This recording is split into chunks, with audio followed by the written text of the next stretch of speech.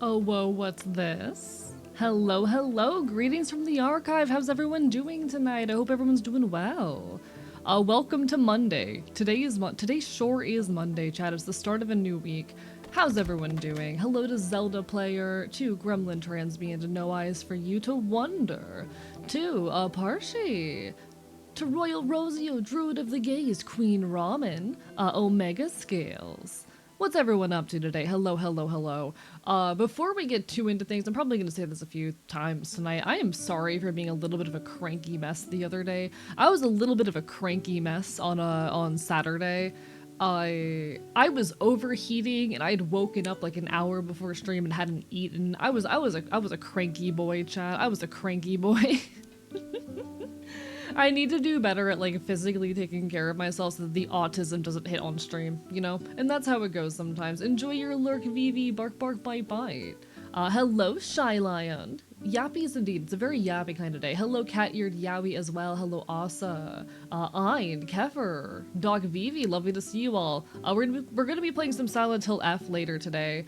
But we got our regularly scheduled yapping to get through first. I am hoping we're going to finish our first run of Silent Hill F tonight. That is the hope.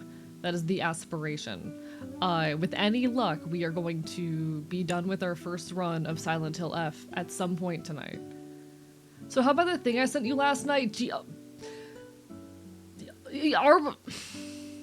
I want to address this? I got sent a very interesting Blue Sky post by Doc Vivi last night. You know what? I will address this. I'm not gonna outright state what is in the vial, but I got sent this really interesting post. You can implication your way around it yourself. Can I do this without turning the audio on? All right. I got sent this very interesting little Blue Sky post.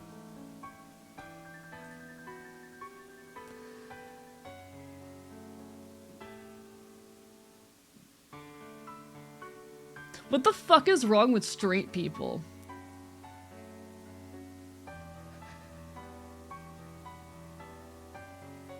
I'm not gonna say what that is. I'm sure you can implication the way around it.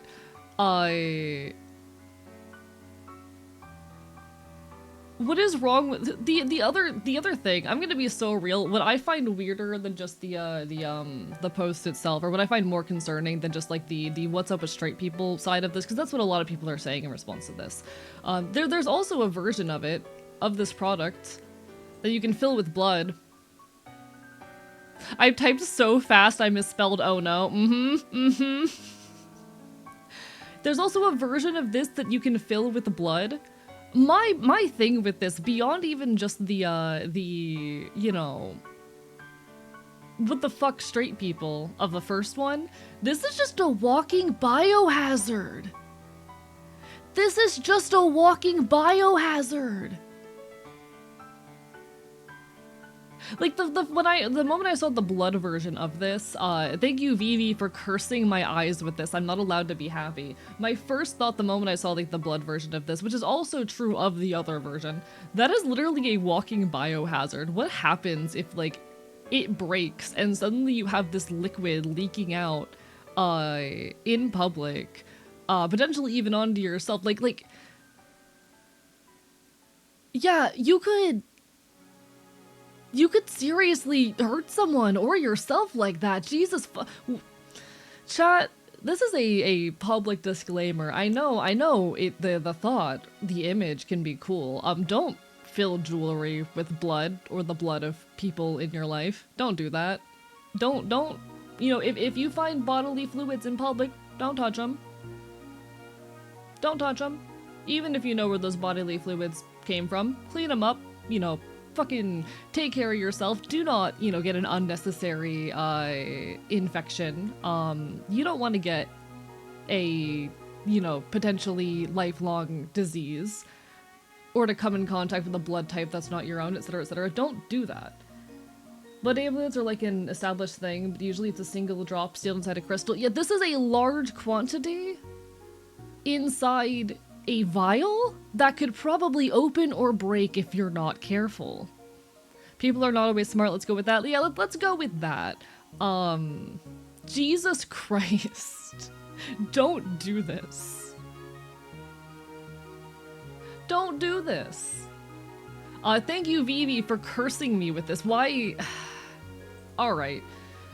Doc Vivi Leondra, last night, what time did you send me this to? Sent me this at like midnight last night. I'm pretty sure I was like sitting in VC trying to get some work done. And I just open my DMs. I get a little ad. I'm like, oh, is someone coming to like co-work with me? Is someone coming to hang out with me? And I am cursed with this now just has to live inside my brain. Resident Evil Breakout when? Real. Alright, let me say hi to anyone I missed. Hello, Araya. Hello. I think I said hi to Druid already. Hello, Scarth! Bark, bark, bite, bite! Awesomely epic guy! Lovely to see you! So sorry to curse you all with this bullshit. Hello, Not Pancake. Lovely to see you as well. I just showed chat something absurdly cursed. I just showed chat something absurdly cursed. Don't touch any strange chemicals in public. Yeah, don't, unless you have proper PPE, don't go touching anything that's like a weird chemical in public. Be very careful. Don't touch bodily fluids. If there's water on the ground, even if it looks like water, don't touch it without like proper equipment. Biohazards are bad. Came in just after the curse. Congratulations on missing it. I'm so proud of you. Hello, CJ. Lovely to see you. Bark, bark, bite, bite. Hi. Blood is a big biohazard. Let's say somehow it has no biocontaminants. Blood itself can cause issues to get in your system. Yeah. Because blood types. Your immune system will react to blood types that aren't your own is the simplest, like, elementary level explanation of it. I hate immunology. Immunology is hell. Chat, I think immunology is my least favorite, like, subsect of biology. I'm so sorry to all the immunology nerds out there. That shit is infuriating to learn about. It's too complicated, it makes my brain hurt. POV, you touched fizzy water on the ground, it wasn't lemonade, it was hydrochloric acid! Just be watching and not chatting. No worries, Wookiees. Take care of yourself. Do what you gotta do. Do what you gotta do. So wonderful way to start off our day. Wonderful way to start off our day. Everyone needs a little bit of curse in the morning.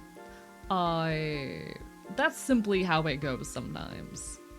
But nah, we will be Silent Hill effing later. I've got a lot of yapping I want to do beforehand. I've got so many thoughts in my brain. I'm trying to figure out where to start.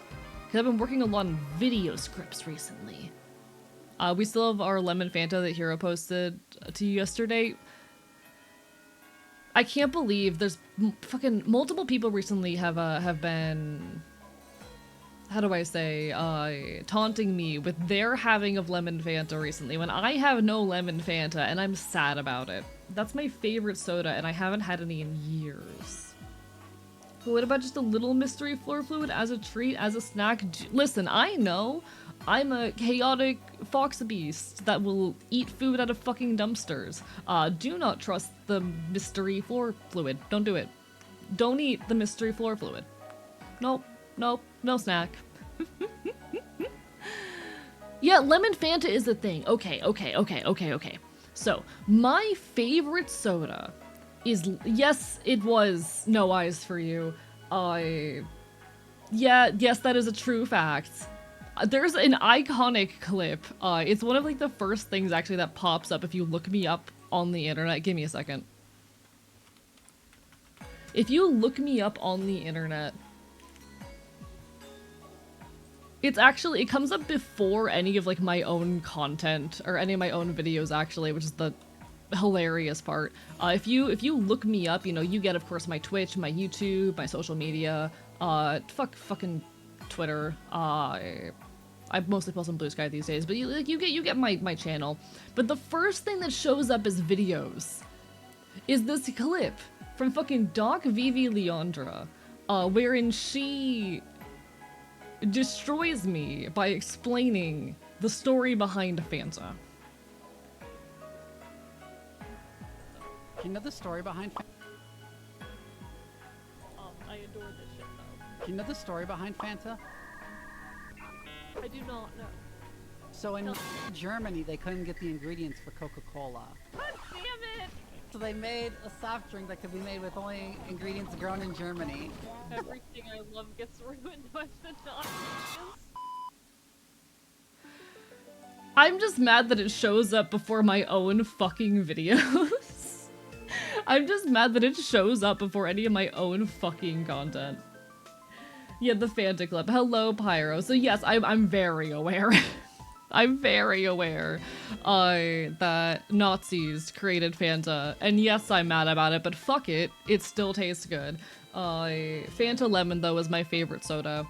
Hello, Caprico. Thank you for the follow. I appreciate it. Bark, bark, bite, bite. Fanta Lemon is still my favorite soda. The unfortunate thing about Fanta Lemon, though, Fanta Lemon was discontinued in the US, I think back in like 2018, 2019, somewhere around there. And in fact, the worst part of this for me personally, I discovered Lemon Fanta 5 days before it was announced to be discontinued. 5 days before they dropped the announcement, I discovered Lemon Fanta. My life with Lemon Fanta was so terribly brief, and I miss it to this day. Anytime I have a friend who visits Europe, I ask them to bring a couple bottles back for me, because they do still sell it in most of Europe. The shit from Spain is the best, by the way. The Lemon Fanta that comes out of Spain is peak. That is the best Lemon Fanta, but I miss it so dearly. Hello, Mortail Shepherd. Hello, Darkwood Rider. Bark, bark, bite, bite. You tasted the golden elixir, and it was taken. It was stolen from me. They did it specifically to piss me off. Are you still being jealous with the Lemon Fanta? Yes, Belladonna. Yes. Hesitated from buying Lemon Fanta in spite of you. You would be, if you bought Lemon Fanta to spite me, you'd be the third person to do it in the last week. You would be the third person this week to do it. Don't really drink soda. If not water, I either drink apple juice or copious amounts of pink Ultra Monster. I mean, valid. I'm not a big soda drinker either, but Lemon Fanta is incredible. And it's not like Sprite. Lemon Fanta, it tastes like carbonated lemonade. It tastes like they just carbonated lemonade, and it's fucking glorious. The best thing to ever exist. I'm so mad. I'm so mad they took it away from me. Why am I not allowed to be happy, chat? Oh shit.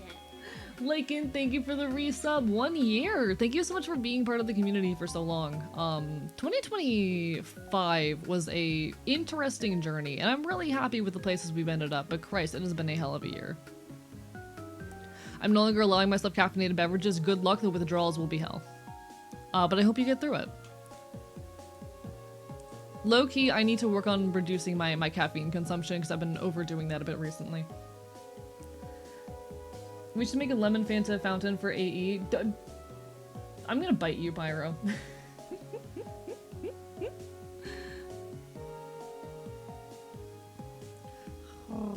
The flame that burns twice as bright burns half as long. I still love Fanta though. Fanta tasty. I'm still a Fanta Orange enjoyer, but it's not the same. Nah, chat, if you're ever in Europe, please try some Fanta Lemon. That shit's absolutely incredible, and send me a couple bottles. I'm just saying. You should totally send me a couple bottles. Please. I haven't had it in so long.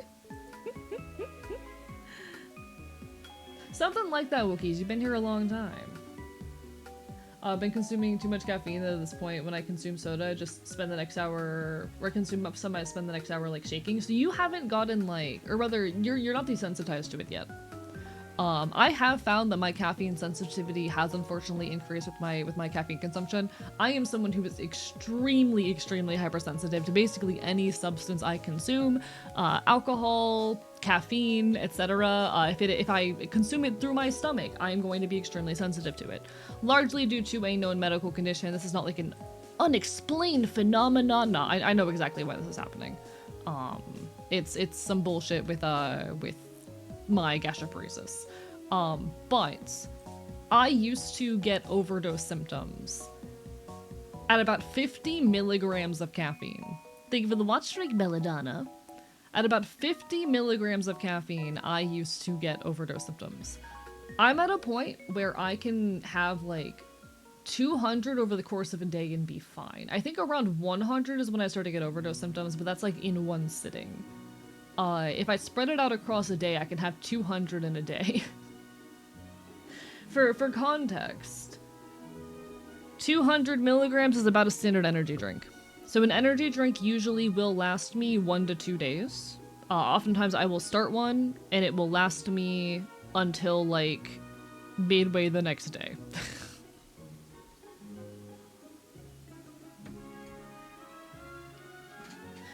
Wookiees, maybe don't admit to having joined the community when you were not old enough to join the community. Maybe don't admit to that.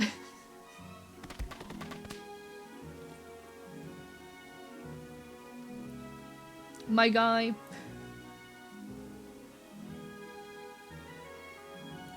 It is an unfortunate fact that no matter what you do, people are gonna lie about their ages, but maybe don't, like, talk about that or reveal that. Like, I as someone who is on the internet, my ideology is that no matter what I do, there are going to be people who sneak into my space, regardless of any age warnings that I list. I can put age limits on my content, and I do have a duty if I find out that people are below those age limits to remove them, but I can't really do anything to keep those people out in the first place. But like, don't tell me.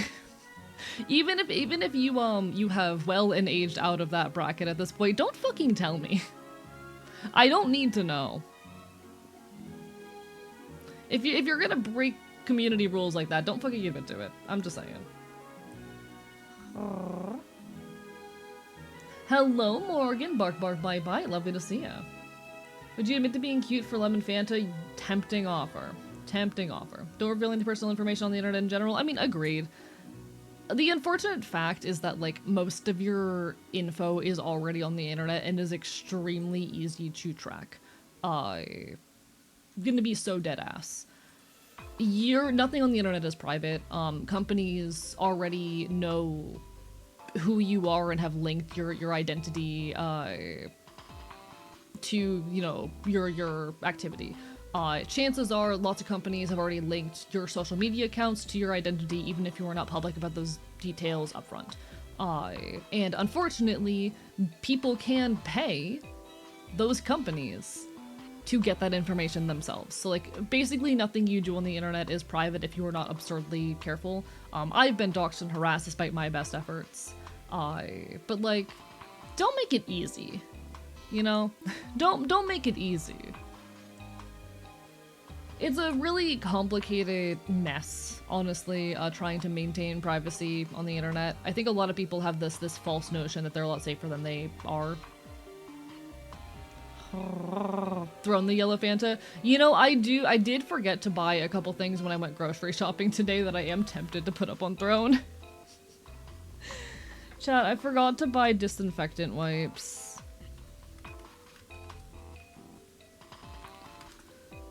I forgot to buy disinfectant wipes.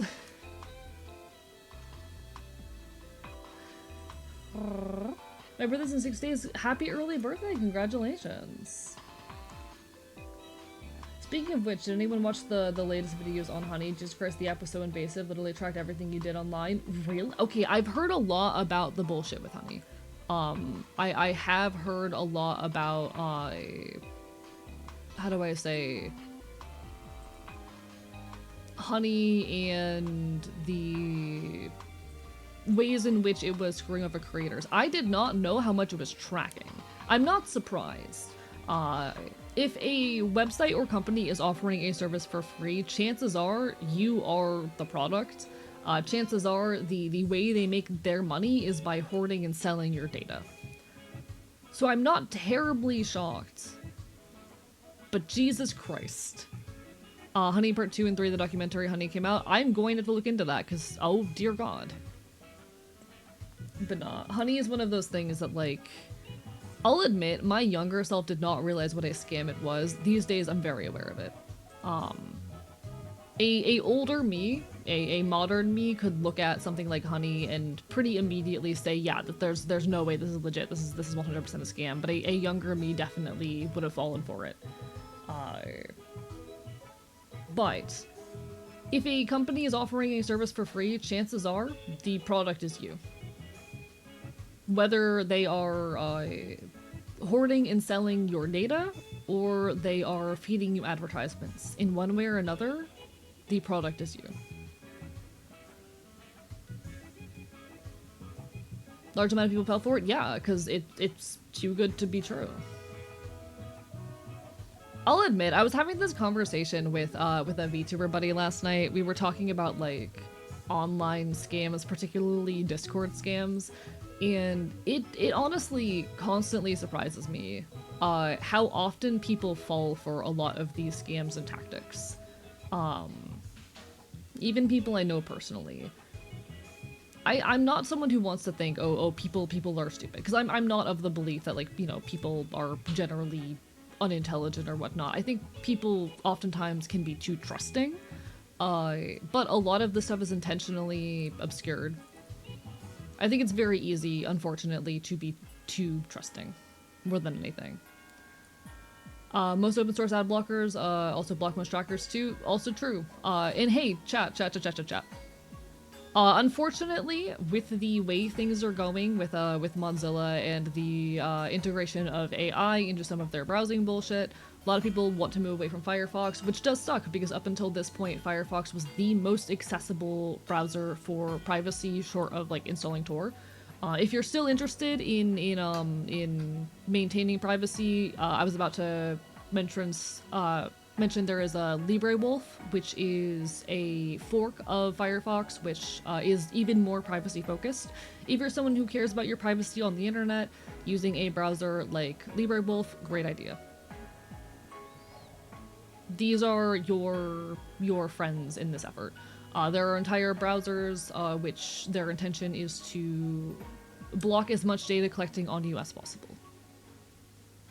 Yeah, fucking the Firefox situation sucks because the main reason people went to Firefox, and this is also why I went to Firefox, is the fact that Firefox is or at least was privacy focused, and as far as mainstream browsers went, was the most privacy focused browser out there. The unfortunate thing with a lot of the alternatives like LibreWolf, unfortunately, is like because they're blocking so much tracking, you cannot upload images or videos off of them. So if you are a content creator like me, you will need to keep a second browser around for those purposes. The way that uploading image and video works, unfortunately, it's required to steal too much of your data. There's a certain amount of data that is necessary for them to collect when you are uploading video and photos, which a lot of browsers like LibreWolf block automatically. So be safe. But it really sucks the way that Mozilla is integrating AI and whatnot into their browser, because, again, the reason so many people turned to it and used it was how good it was for privacy. Hello, Jordan the kitty. Bark, bark, bye, bye. Always called it Libre Fox. Name's a different name. Yeah, it's LibreWolf. I knew what you meant, but... Hello, JC Fail Gamer. Here, Nenara is good based off Firefox. Automatically uploads files and photos. I have not looked into that one. I'm going off the word I've heard from a lot of other people. I'm yet to make the switch just because I've been so busy recently. So unfortunately, I'm still on Firefox. Though I have a lot of settings set up specifically for privacy stuff that like has automatically disabled the AI bullshit as well. I have fine-tuned my Firefox settings for privacy, because I do really care about that shit, but I need to look more into the alternatives. I just know LibreWolf is what a lot of people are recommending. Joking for random charges. Oh, never mind. Thank you. See, this is why whenever people say shit like this or speak on something that I don't know much about, I just go, I don't know much about that. I'm just repeating what I've heard. Hello, JC, how are you doing? My bad for being too fucking autistic for my own good. Hello, Gracie Bacon, bark bark bye bye. God, I was working on my next video essay last night, and I was reworking the segment where I talk about generative AI, and God, I have so much anger inside of me. One of my biggest worries is my elderly parents falling for a scam that clears up their bank accounts. Even bigger fear is one comes along that's good enough to get me.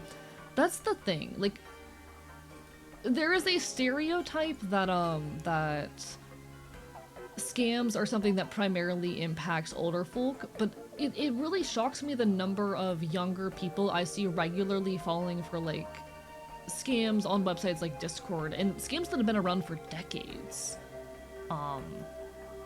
This is something I'm aware of and care about because, like, I run a Discord server.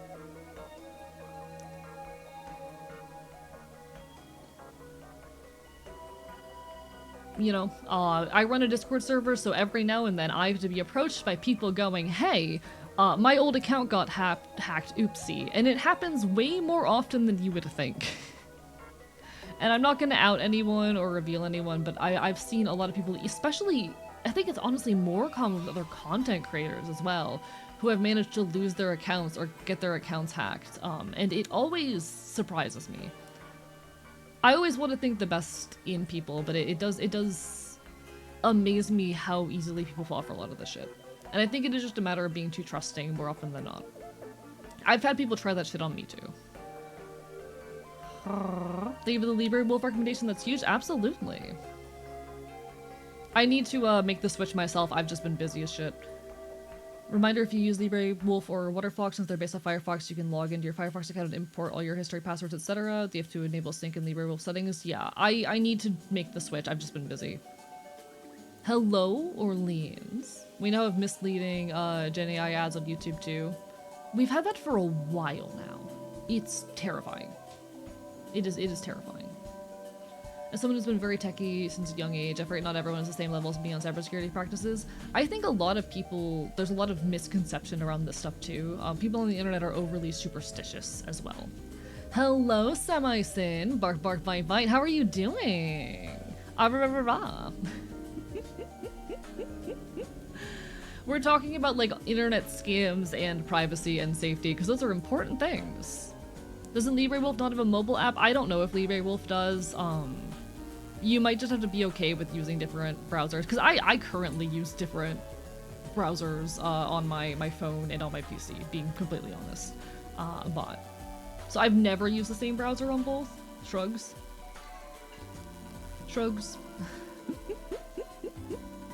But yeah, LibreWolf and Waterfox are both options I've heard good things about. Florp and Fire Dragon, also pretty good, at least 2 years ago, Focus on Privacy. I've not heard of those, but hey, just do your research first, you know? As long as you're doing your research. My recommendation is just move away from Firefox and do your research. Make sure you're getting a privacy-focused browser. Oh, are the bees back? The bees are back.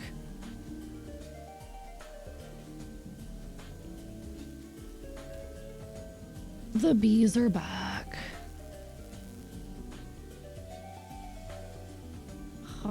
Thank you for the hydrate, I appreciate it.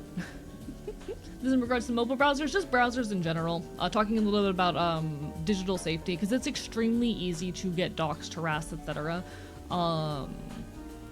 Chances are there are data brokers out there that have already collected all of your information. It's happened to me. I had to work very hard to get all that shit taken down. But there are data brokers out there who probably already have that information, but any barrier you can put between yourself and your safety is something.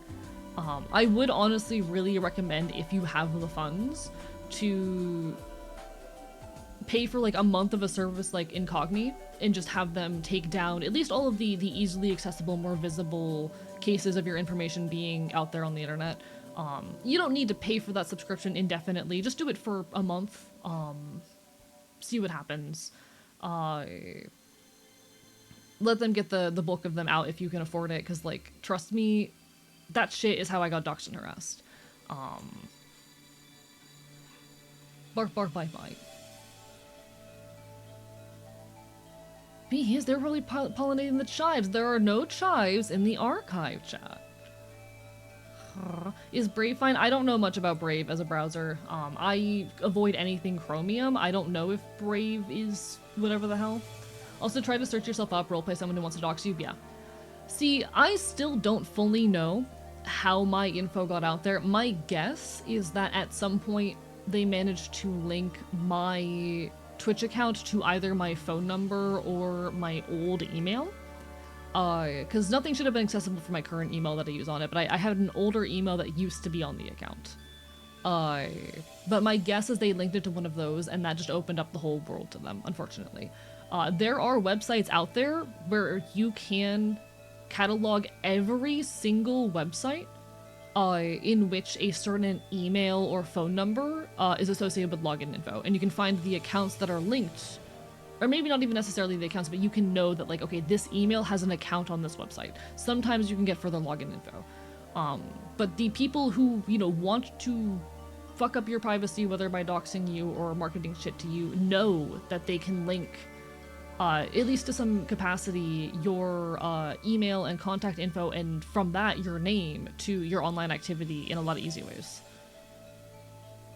I use Easy Opt-out for info removal, since I've also been doxed a while back. But yeah, if you have any kind of public presence on the internet, please do so. I would recommend, even if you do not have a public presence on the internet, just to make yourself harder to market to. Just to make yourself harder to market to at the hands of fucking companies, I would heavily recommend using some kind of service, be it Incogni or Easy Opt-out, just for a month.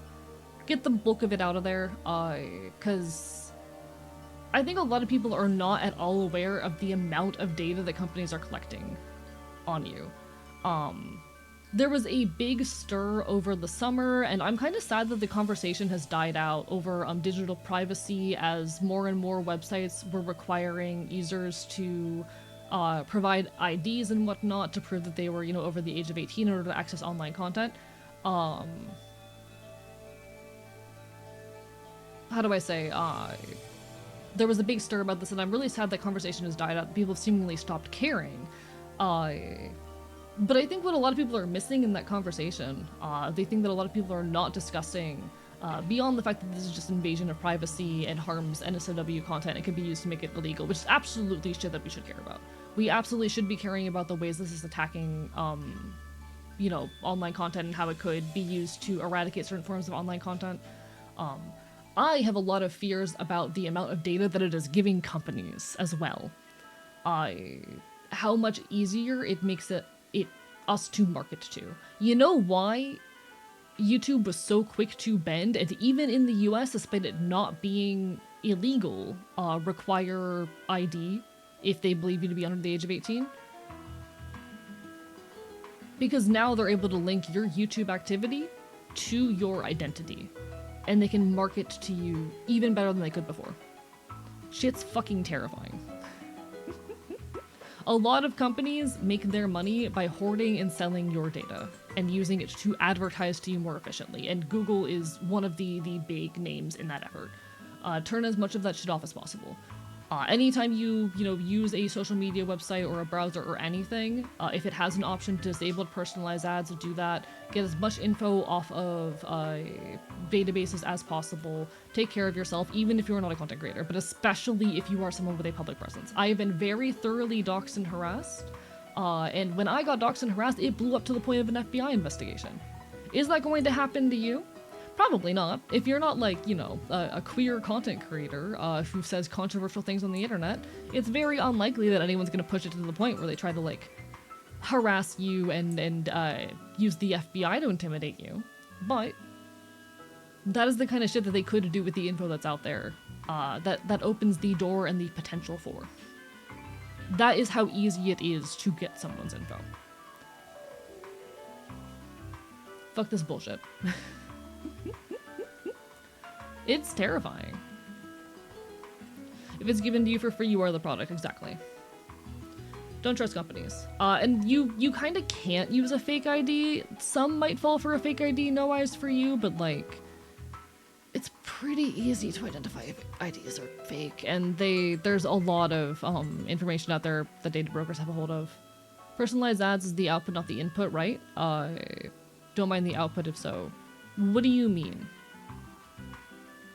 Because personalized ads, like, essentially when you disable personalized ads, it means that they cannot use your collected personal data to market to you, and oftentimes they just kind of stop collecting it. I know in the case of Google, if you turn off personalized ads, they will just stop bothering to create a collection of your data. Not necessarily entire collection of your data, but like I know when it comes to my account, because I have turned off personalized ads, they don't have a profile on me. They have not built out like, oh, this is how old we think you are, this is how much money we think you make. Hello, Alistair Eclipse, welcome on in. But from my personal experience, I don't know how true this is.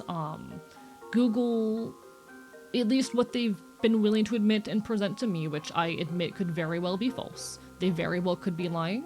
But what they have given and projected and shown to me is that now that I have personalized ads turned off, they don't bother keeping a file on me anymore. Because they don't benefit from doing so.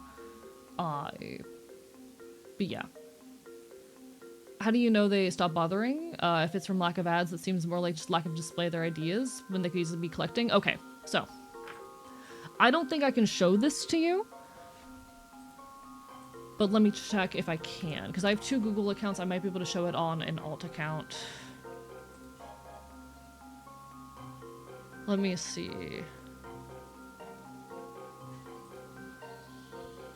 Privacy and safety. Google account settings.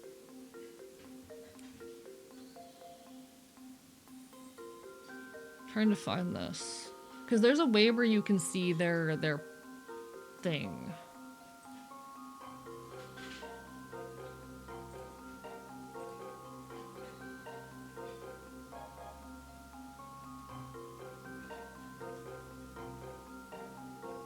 Okay.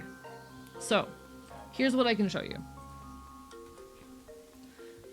Google has their My Ad Center webpage that you can go to, and if you have personalized ads turned off, this is all you're gonna see.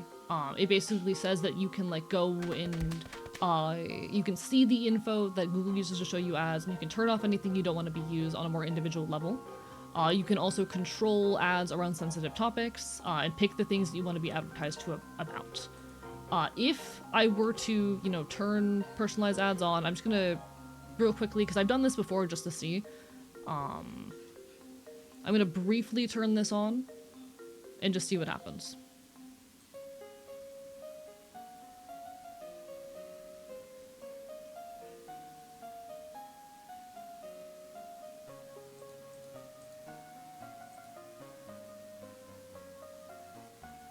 Alright, so I've turned on personalized ads. It's not showing anything too concerning here, so that's perfectly fine.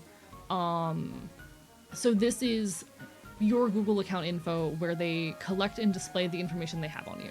Now, they could be lying, but relationships, household income, education, etc., they at least claim to not have enough info because I've had personalized ads turned off, so they stopped bothering to collect things like, oh, are you in a relationship? What is your income? What is your education? The one thing they have on me is an age, just because you need to use an age when you sign on to Google.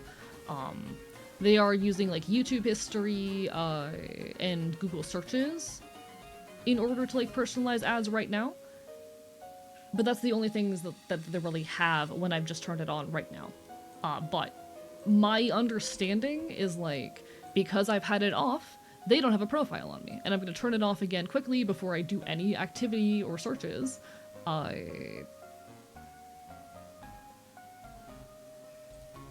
So that they can't fucking do bullshit. That's my perspective on it. Hello, Moxie Punch Rabbit. Lovely to see you. Barker, bye-bye. Now, I'm pretty sure no matter what, they're going to use things like your YouTube input and whatnot, but it'll stop them from using things like data they get from other websites, and it'll stop them from doing things like trying to calculate your income. But yeah, even having personalized ads sent to you is bad.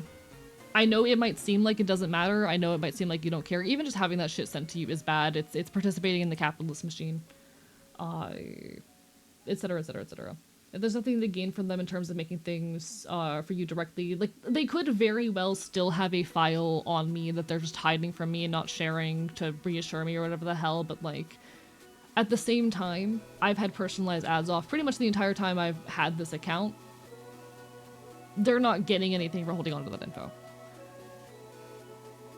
Thank you so much for the hydrate, the stretch, and the curse of scuff, by the way, Lynn. I appreciate it. How are you doing today? Bark, bark, bite, bite.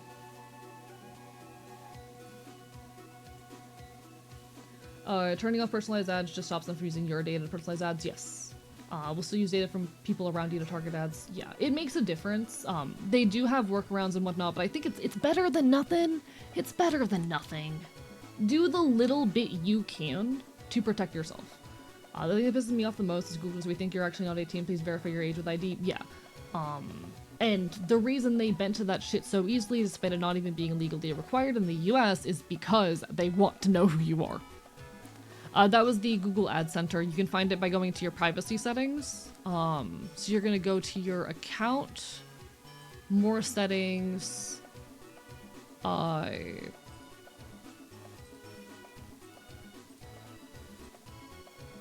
I'm having trouble finding it now. It's somewhere, oh, Google account settings, yeah. Google account settings, and you're gonna go to data and privacy, and you're gonna scroll down to, your My Ad Center.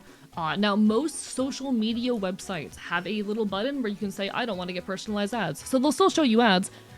Those ads will just not be using any of your personal data, you know? They're still going to show you ads, but they're not going to show you ads that are based on your search history. They're not going to show you ads that are based on your activity. They're not going to do it based off of your, you know, assumed identity and collected data. Because all these websites are trying to predict who you are, and giving them your ID just tells them exactly who you are, so they don't even have to do the math anymore.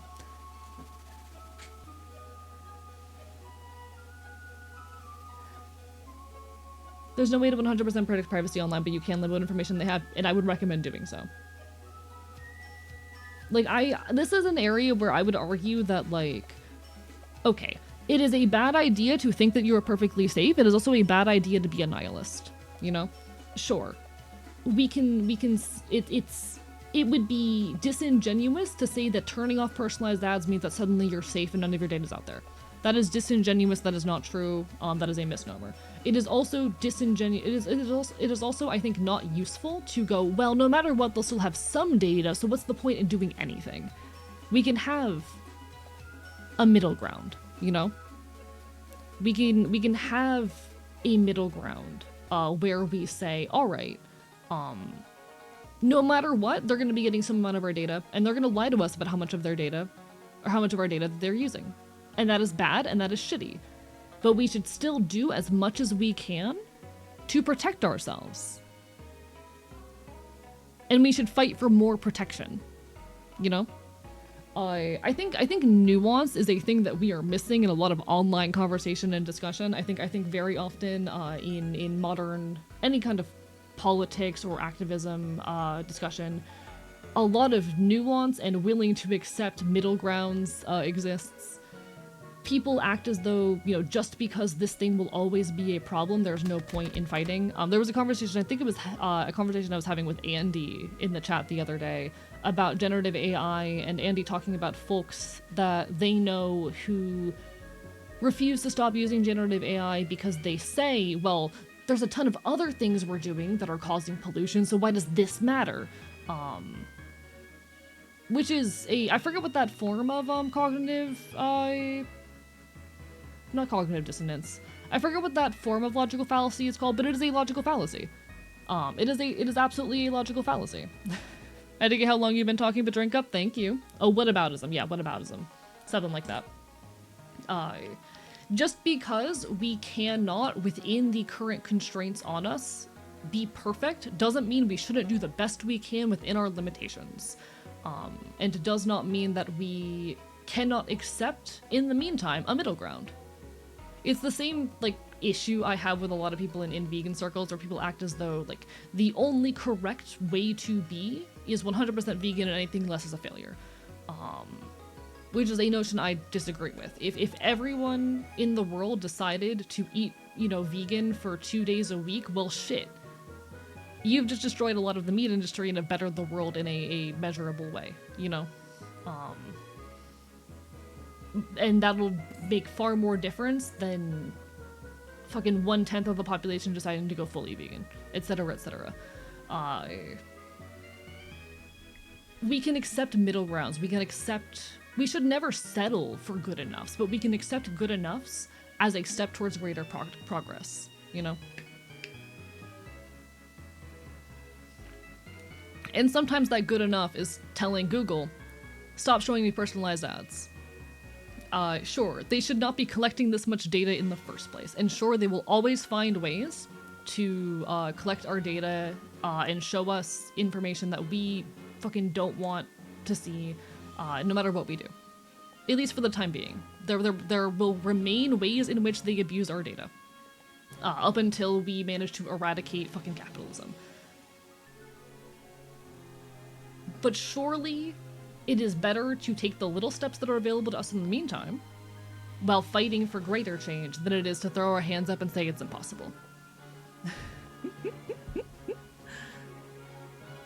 It's better to have 50% of people be 50% vegan than 10% of people be 100% vegan. Same largely goes for boycotts. I 100% agree, Scale Rider. Harm reduction is the final goal of no harm. Agreed. So yeah. Fucking, if you have the ability on a website, go check, turn off those personalized ads. Turn off as much data tracking as possible.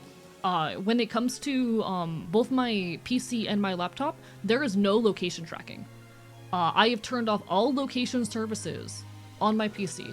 I still have location services on a couple apps on my phone because I need them. But all location services are off on my PC and laptop.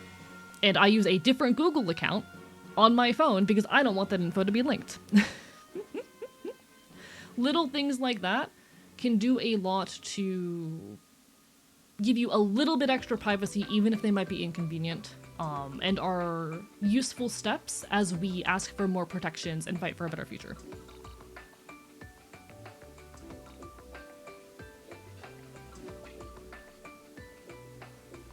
Not something everyone can do, but flooding them with fake is a lot better than taking down info. Also a good option in some cases, from Good Humored Gaming. It's not going to be possible with every company or every situation, but yeah, overwhelming services with false info can also be useful. I've known some folk who have been involved with efforts to basically spam, generate false reports to ICE to try and slow down ICE operations. Shit like that's super valuable and useful as well. Really depends on if you have the technology to do so, though. I expect this AI thing will collapse in 2 years at most. I'm gonna give it like 5 years max. I think I'm hoping by the end of the 2020s it'll be mostly dead in the water. But let's hope. Thank you for the hydrate, by the way, Reggie. Thank you so much for the everything, folks. Absolutely crazy timing for my regular notification asking me to update my Samsung account privacy settings, which I've been putting off doing because I'm sure it'll give me less privacy and I don't need or want those services. Real! Even if we do other things that pollute the environment, like bro, come on, it's super easy not to use AI in any capacity. Agreed. A lot of like boycott and bettering the world is also rooted in like removing non-necessities within reason. Because like, sure, trying to wholly avoid Walmart is difficult because for a lot of places, especially in food deserts, that's your cheapest grocery store. You don't really have a lot of options. An unfortunate thing about living in Florida is Publix is outcompeting basically every other grocery chain, and a lot of local groceries as well. So outside of like specialty groceries that tailor their selections to specific cultures and cuisines, it's very hard for other grocery chains and stores to survive if they don't have like a gimmick. Even the large chains like Winn-Dixie and whatnot are steadily dying out in the state because Publix just has a monopoly on everything, and their only meaningful competitor is Walmart. Walmart is about 1/3 the price of Publix. So I'm not gonna lie to y'all, a lot of my grocery shopping comes from Walmart because it is oftentimes the only viable option for many of the things that I need. And that's going to be the case for a lot of people, especially in food deserts and whatnot. That is a form of harm that is hard to remove. But you know what's a form of harm that's easy to remove? Not buying games that are owned by Microsoft. When viable, equivalent alternatives exist, or when something is a non-necessity which can be easily removed from your life, those are the spaces wherein boycott works. Boycott works by going to your local coffee shop instead of Starbucks, or making coffee at home, you know? When there is an equivalent, equally affordable and accessible alternative, that is when boycott functions. A non-zero amount of my groceries are bought at Walmart, and a non-zero amount are stolen from there too. I won't directly advocate for it, but clap, clap, clap, clap. Listen, I can only say so much on Twitch, but clap, clap, clap. Aldi is a good alternative if you have Aldi near you. The one issue with Aldi is that they're pretty limited in selection. So if you are looking for specific items, it can be hard to find them. This is also your PSA. Stop going to Starbucks. Go to a local cafe if you can. Fuck Starbucks. As a former Starbucks barista, fuck Starbucks. It's where I interact with Google at all. Use NewPipe instead of YouTube. My browser is Quant Plus. Use Mappy instead of Google Maps, and that's absolutely wonderful. De-Googling, great thing to do if you have the capacity. It can be messy and complicated because we have to accept a certain amount of inconvenience in some of our acts of protest, but if you have the ability to de-Google, why the hell not? Go for it.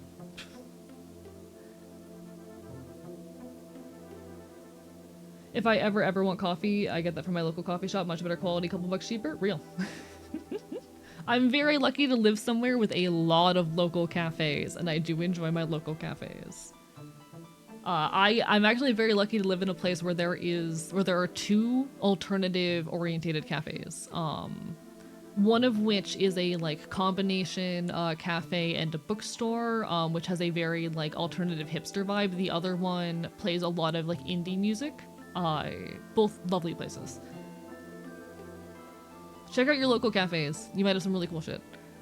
We have Aldi, but we also have IGA, which is a grocery that's supported by local Aussie businesses. Only downside is a tad more expensive. Yeah, the issue with Publix is like 3 times more fucking expensive. You guys have a body like mine where caffeine will just kill me? I used to be like that, Wonder. I used to be like that. Let me guess, they have punk shows in the basement too. See, unfortunately in Florida we don't have basements. Fun fact about Florida, basements in Florida are incredibly real because our ground here is made out of limestone, and the majority of the state is within like 15 feet of sea level. So if you have a basement, 1, you risk flooding, 2, you risk sinkholes because limestone is incredibly porous and incredibly prone to falling apart. It's also why our cities are relatively flat. I one time had a conversation with a friend who was complaining about how like even the cities in Florida are so flat and spread out. Why don't you guys build vertically? You could make such better use of your space. Sinkholes. Sinkholes. The answer is the risk of sinkholes. If you put too much weight on top of one spot in Florida, and you don't spread that shit out properly, you will end up with a sinkhole. And they are absolutely terrifyingly deadly natural disasters.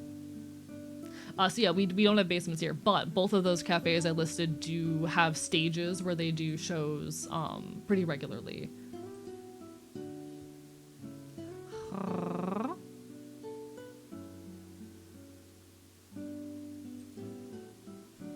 Whole time. In Germany, not having a basement is really rare. Yeah, we don't have basements here because it's straight up not safe.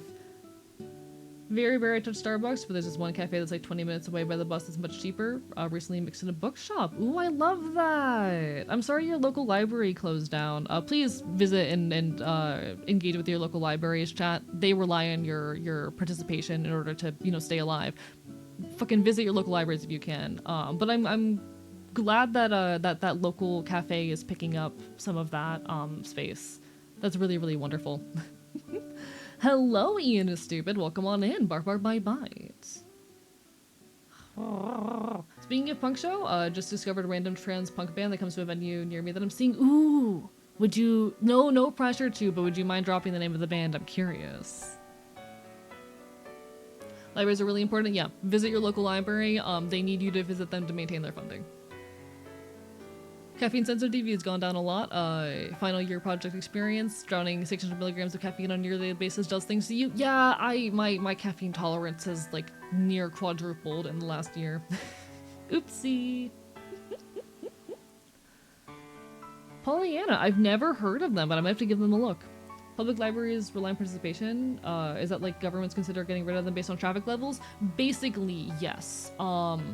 It depends on where you are, but like, if a library is not getting used, that can be used as an excuse to cut its funding.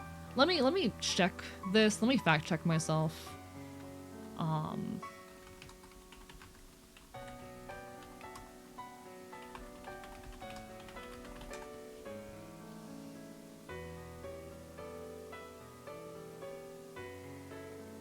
Okay, in majority of, places, library use is not directly related to funding. There is a small amount of it which is, but like still, if your libraries are getting a lot of use, it is a lot less likely to face defunding. They have a lot more arguments to say, hey, the community needs this. How do you acquire caffeine tolerance when it also just makes you sleepy? I don't know. I started doing it to self-medicate because I couldn't get a hold of my Vyvanse, alright? Trying out some PNG chipper designs. What you up to? We're just yapping. We're in our just chatting segment. Streams these days, it's very much like a 2 to 3 hours of just chatting before we hop into the game kind of deal. We're vibing, we're yapping, we're talking about libraries and social services and how important they are. As well as like supporting your local cafe. Stay with Louisiana, basements would just flood, yeah. Because we're both Everglades with high, or with low water tables. Bark, bark, bite, bite.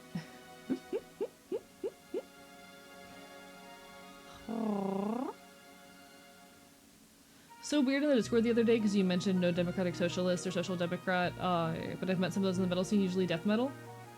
Okay, it was, to be very clear, I was making a joke. For those who missed it, we were having a conversation in the Discord. I think it was Gibbery made this silly little meme. Let me grab the meme. Let me grab the meme if I can find it. I'm gonna have to scroll up a fair bit. Like, I was making a joke. I want to be very clear. Like, I know I phrased it as an absolute. Nothing is ever absolute. There's always exceptions. But Gibbery made this fun little meme. The punk purist / rebel alignment chart. Which, this is a thing that I kind of talk about in more casual terms a lot. The notion of like what counts as punk, because I'm very much a punk. I'm an extremely loud punk. In this little chart, for the hell of it, we have like the two axes being aesthetic and ideology. And the argument is like, oh, okay, in order to be valid as punk, what matters? Aesthetic, ideology, both. Currently homeless, and if I didn't have a library to go to during the day, I'd probably be dead. Living in my truck with only half a foot after sepsis amputation, library is a blessing.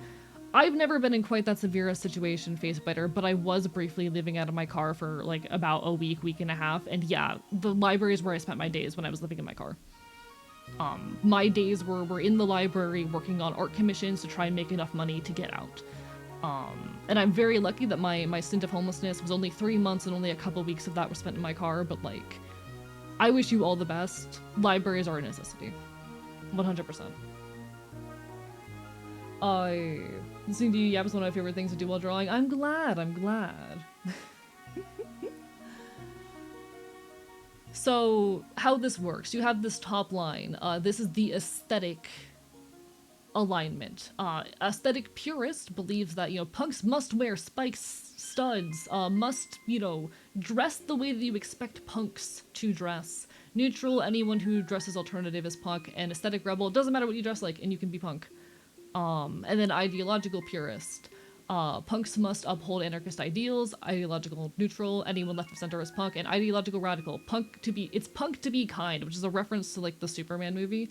I hate that bullshit so much. I hate the whole it's punk to be kind shit, because while yes, like kindness and community care are like absolutely parts of the ideology, it is not in and of itself punk. If people are wondering where I sit on this like frame, how I present, I am aesthetic purist, ideological purist in that, like, you know, I uphold anarchist ideals to the furthest, and I very much dress overtly punk. But like what I believe to count as punk, I am an ideological purist, aesthetic rebel. It doesn't matter if you listen to the music, it doesn't matter how you dress. You don't gotta. You can be wearing a fucking pink sundress for all I care. If you are a hardcore leftist who is willing to punch a Nazi, you're a punk as far as I'm concerned. You know? That's where I kind of sit in this whole chart. But we had a whole side tangent about the placement of metal here as ideological neutral. Because for those who are unaware, the metal scene has a long history of having a Nazi problem. If you've ever heard of skinheads, this is where a lot of that conversation comes in. In the metalhead and skinhead community, for a long while there was a big issue with Nazism and white supremacy within those communities. And while it's very much petered out these days, it only exists in tiny little offshoots of the community, it is very hard to ignore that history in our conversations. My defense of metal as ideological neutral in the situation, when it comes to metal bands are either hardcore anarchist, just aesthetic, or Nazi, and there's no in-betweens. That's my defense of metal as ideological neutral here. Metal can be anarchist as shit. It isn't always. And more often than not, I would say it's more on the aesthetic side of things. And I made the joke that I've never met a metal musician and had them say, yeah, I'm a democratic socialist, because the majority of them are either anarchist or don't give a shit and are apolitical. At least the ones that I've interacted with. But yeah, that was the joke. I know I said it in absolute terms, but just because there's like 2 or 3 exceptions to something does not mean that, you know, the joke doesn't have validity to it. I'm just saying. I don't know. Oftentimes you'll say something as a general trend. Someone will point out a general trend, and someone else will point out, oh, but here's an exception. And 1 or 2 exceptions don't disprove a trend, you know? 1 or 2 exceptions don't suddenly make the trend disappear. One's like my phone screaming at me.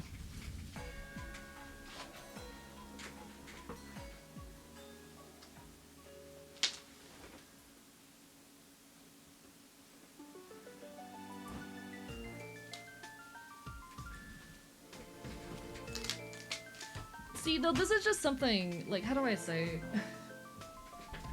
This is something that does get on my nerves as a content creator when I'll make a joke about, like, something and to use absolute terms in it.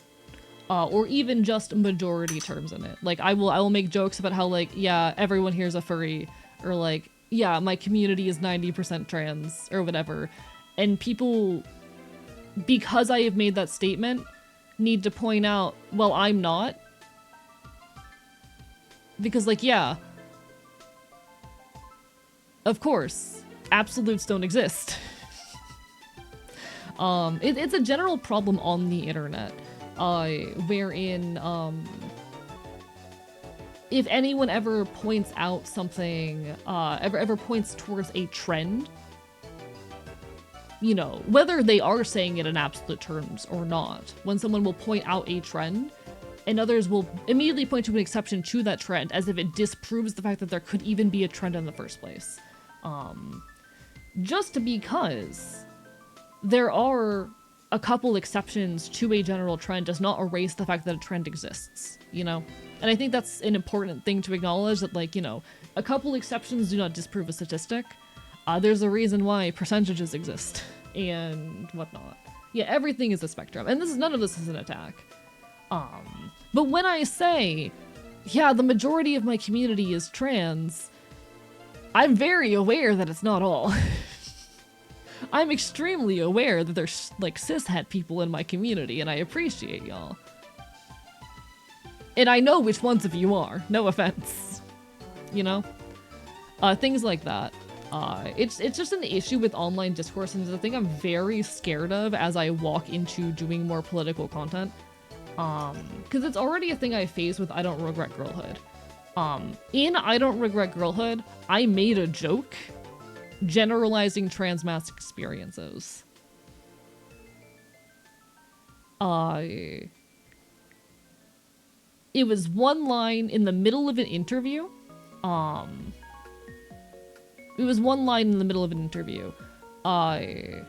asked one of my interviewees the question, like, did you have a girlhood? As one of my trans mask interviewees. And they go, oh, absolutely. And I start laughing, and I'm like, I love that that's always the answer. And it's a joke, obviously. Not everyone says, yes, absolutely, but the majority of people who I have spoken to have, and it is still a meaningful trend that I've seen in my interviews, and I found the immediacy of it extremely funny. So I cracked the joke in the middle of the interview, and I included that clip in the video. And there have been a bunch of people, both in the comment section and on Reddit, who took issue with that and got mad at me. Because how dare I say that everyone experiences girlhood in that specific way? Because how dare I make an absolute statement, even if it was a hee ha ha silly joke referring to a trend that impacts probably like 70% of the community. So I had some people in that like 30% get mad at me, you know?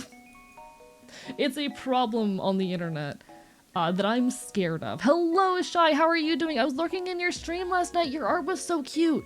Who's that one? Okay, there was one boy you were drawing, Shy, last night. Very blue, had some magic shit going on. I don't know if you were actively drawing it or if you were just showing it off, but he was really cute. Bark, bark, bite, bite. Like, and I realize this is an incredibly autistic problem. What I'm referring to is very much an autism tendency that people have.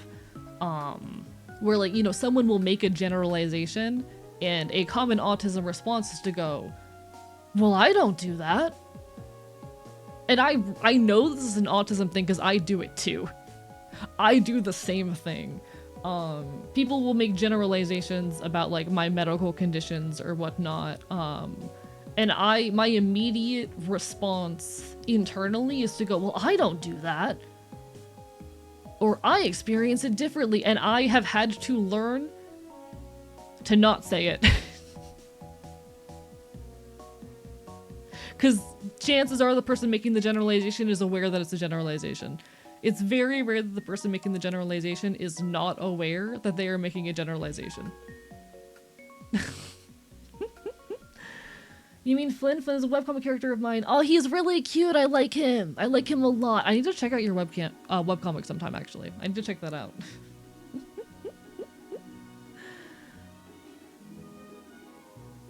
You know, yeah, like, I'm very aware that this is an autism thing that a lot of my community does because they're autistic. It's a thing that I do too, and I've had to learn to stop doing because people don't like it. I've had to learn to stop doing it because it's not productive, and, like, in the majority of cases, people don't like hearing it, you know? There are obviously always, and that is why you catch me making so many disclaimers in what I say.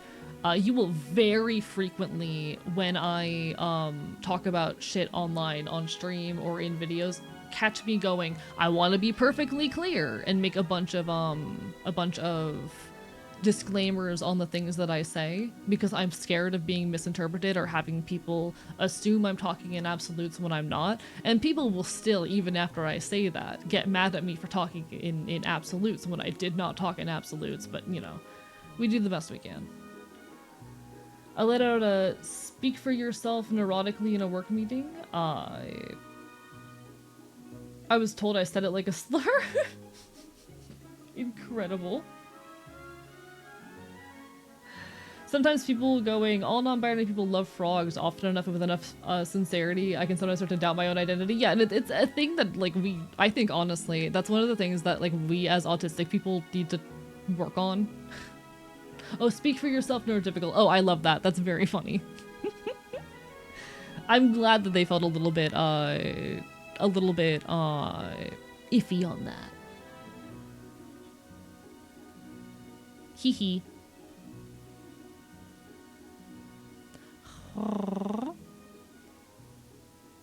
Hee hee. But nah, 100%. I think that is one of those habits that I think the wider autistic community, myself included, needs to work on. The tendency to see a generalization and go, that's not me, and feel the need to correct the generalization as if, you know, a 70% isn't still a majority that is worth pointing out or acknowledging, you know? How much did you think about ancient Rome today? The only times I think about ancient Rome are when I'm listening to the song Francesco by Bug Hunter. I do have some important stuff I want to yap about. I'll get to that soon, I promise. There's a conversation in chat that I kind of want to address, but I need to scroll back up to catch it. From Queen Ramen, punk is inherently anti-fascist, anti-authoritarian, anti-establishment. Left of center includes some sock dems. I'd never consider them punks since they're still pro-establishment. I agree. Yeah, I agree.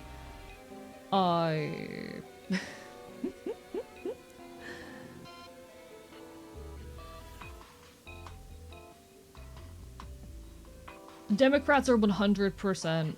like, well, okay. Social Democrats, they are... how do I say this? Okay, I think we need to clarify the distinction here between democratic socialism and social democrat, just because I know those terms get overlapped a lot. I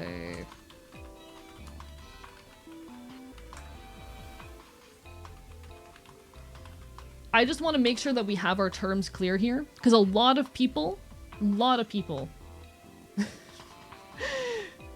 Vivi, I'm biting you.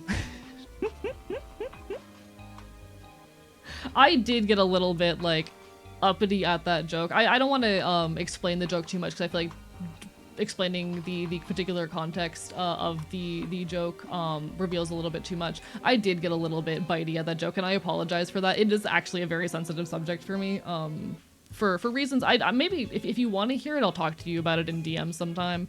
For personal reasons, it is actually a little bit of a sensitive subject. I apologize for getting a little bit bitey at the joke, though.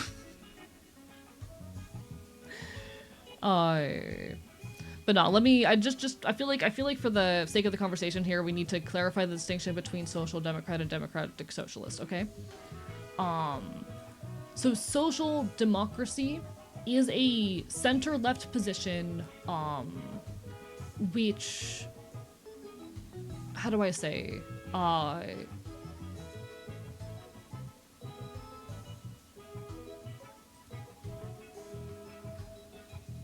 I'm trying to figure out how to explain the distinction between these.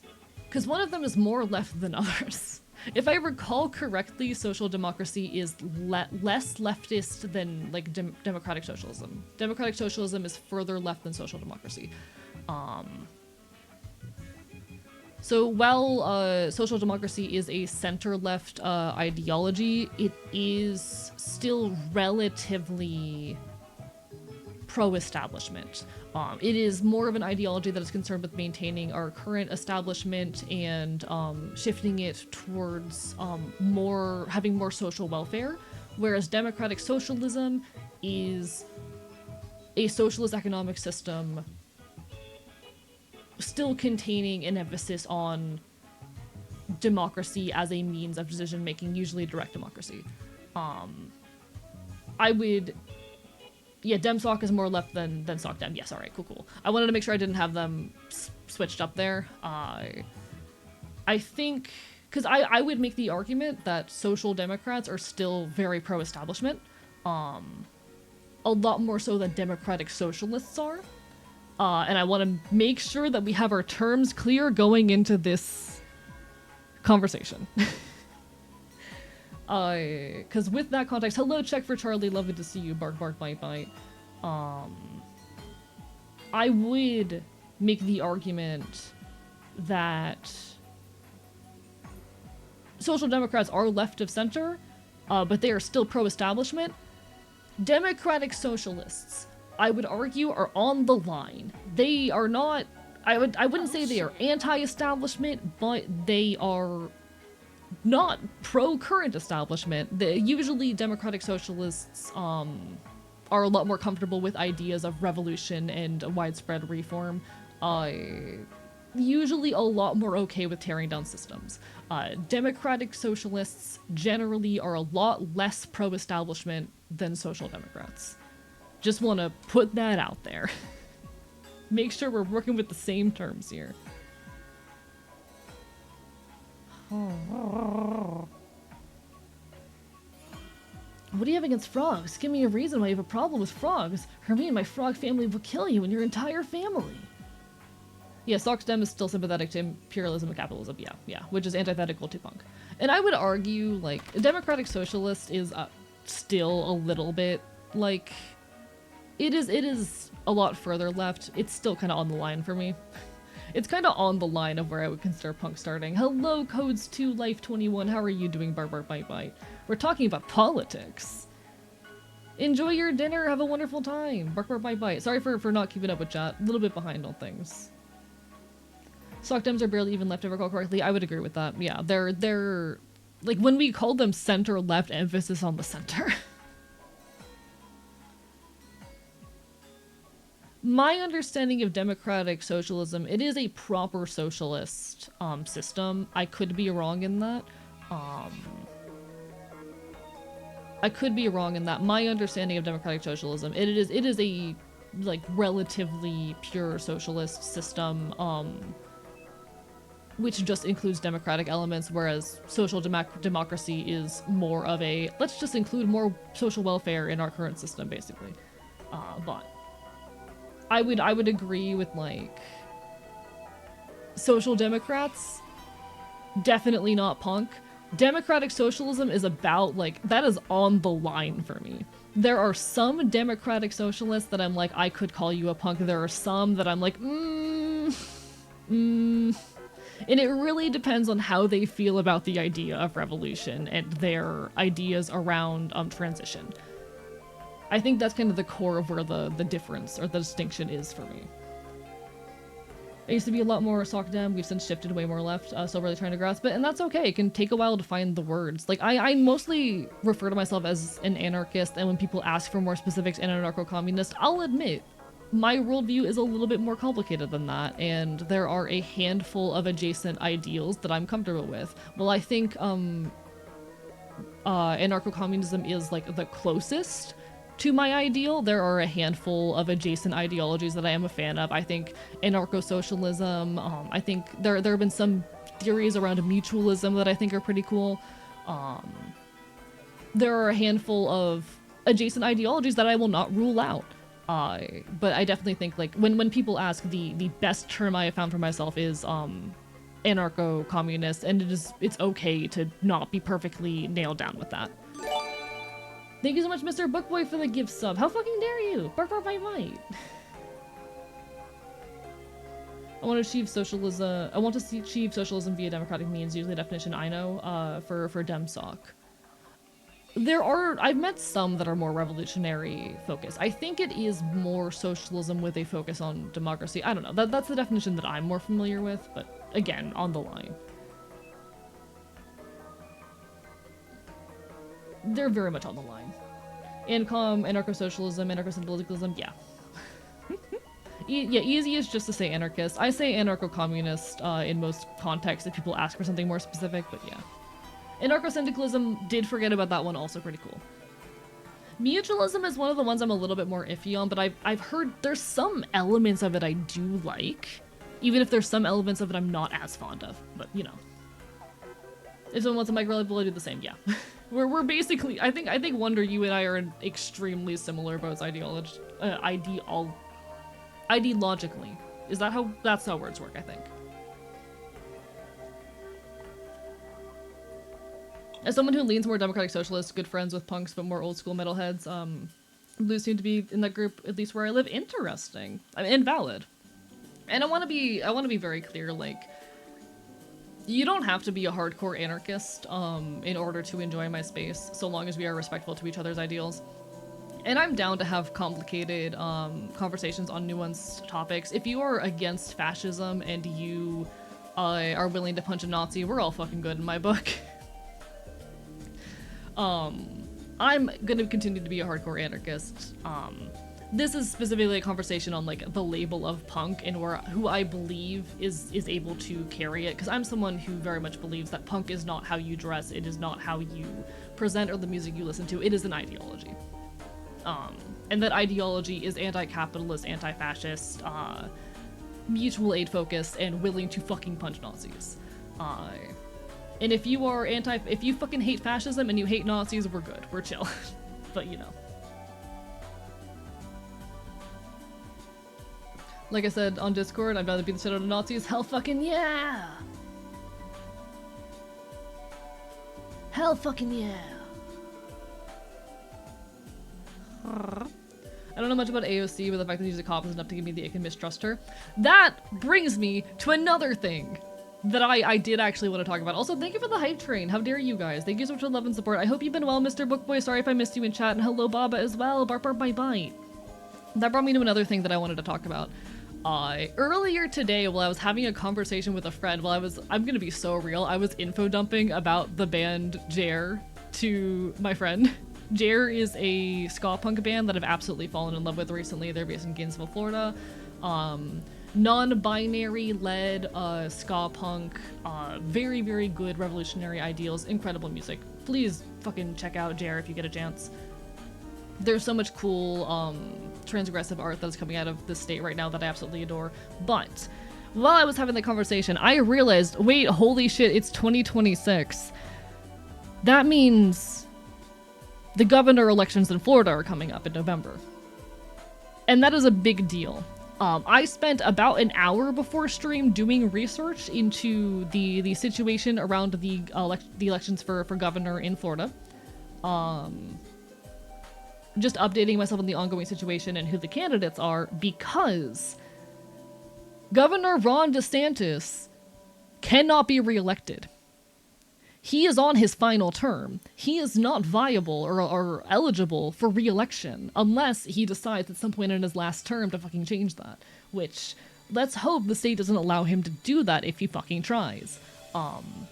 This is both exciting and terrifying. This is both exciting and terrifying. Because fuck DeSantis, I've said it before, I think DeSantis is one of the biggest threats out there in the Republican Party aside of Trump. While a lot of the like mainstream public not a big fan of him. Thank you, General Honored Glory Queen. Thank you for the follow. Hope you're having a wonderful evening. While I know he is not super popular among a lot of the Republican Party, he is very Trump-esque in his ideals, and the way I understand and explain DeSantis to people who don't know much about him, he's basically like if Trump was more competent. And he is very interested in running for president. I'm very scared that when Trump is out of office, that Ron DeSantis is going to end up being the person who takes the mantle. I don't know if it would run down like that. I think he is one of the most likely people to be able to unify the Republican Party and to make waves, but that's a whole conversation we've had before. It really depends on like if he is able to properly win over the Trump crowd. But in any case, he is a real fucking threat that has been wreaking absolute havoc in Florida for the last while now.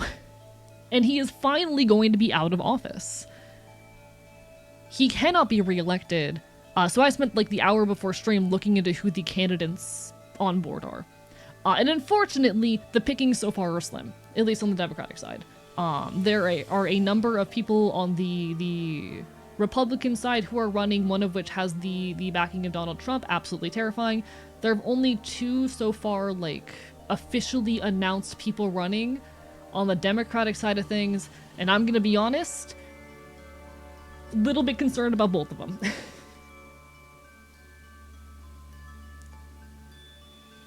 I think DeSantis in 2024 could have done it, but after the primaries, he wouldn't be able to unify a post-Trump Republican Party. I want to hope that, Belladonna. It's still a fear of mine. It's still a fear of mine. Also, thank you everyone for the hype train. How dare you? Bark, bark, bite, bite.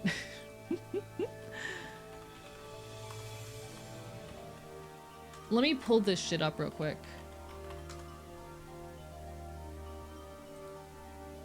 Let me pull this up. Alright, so.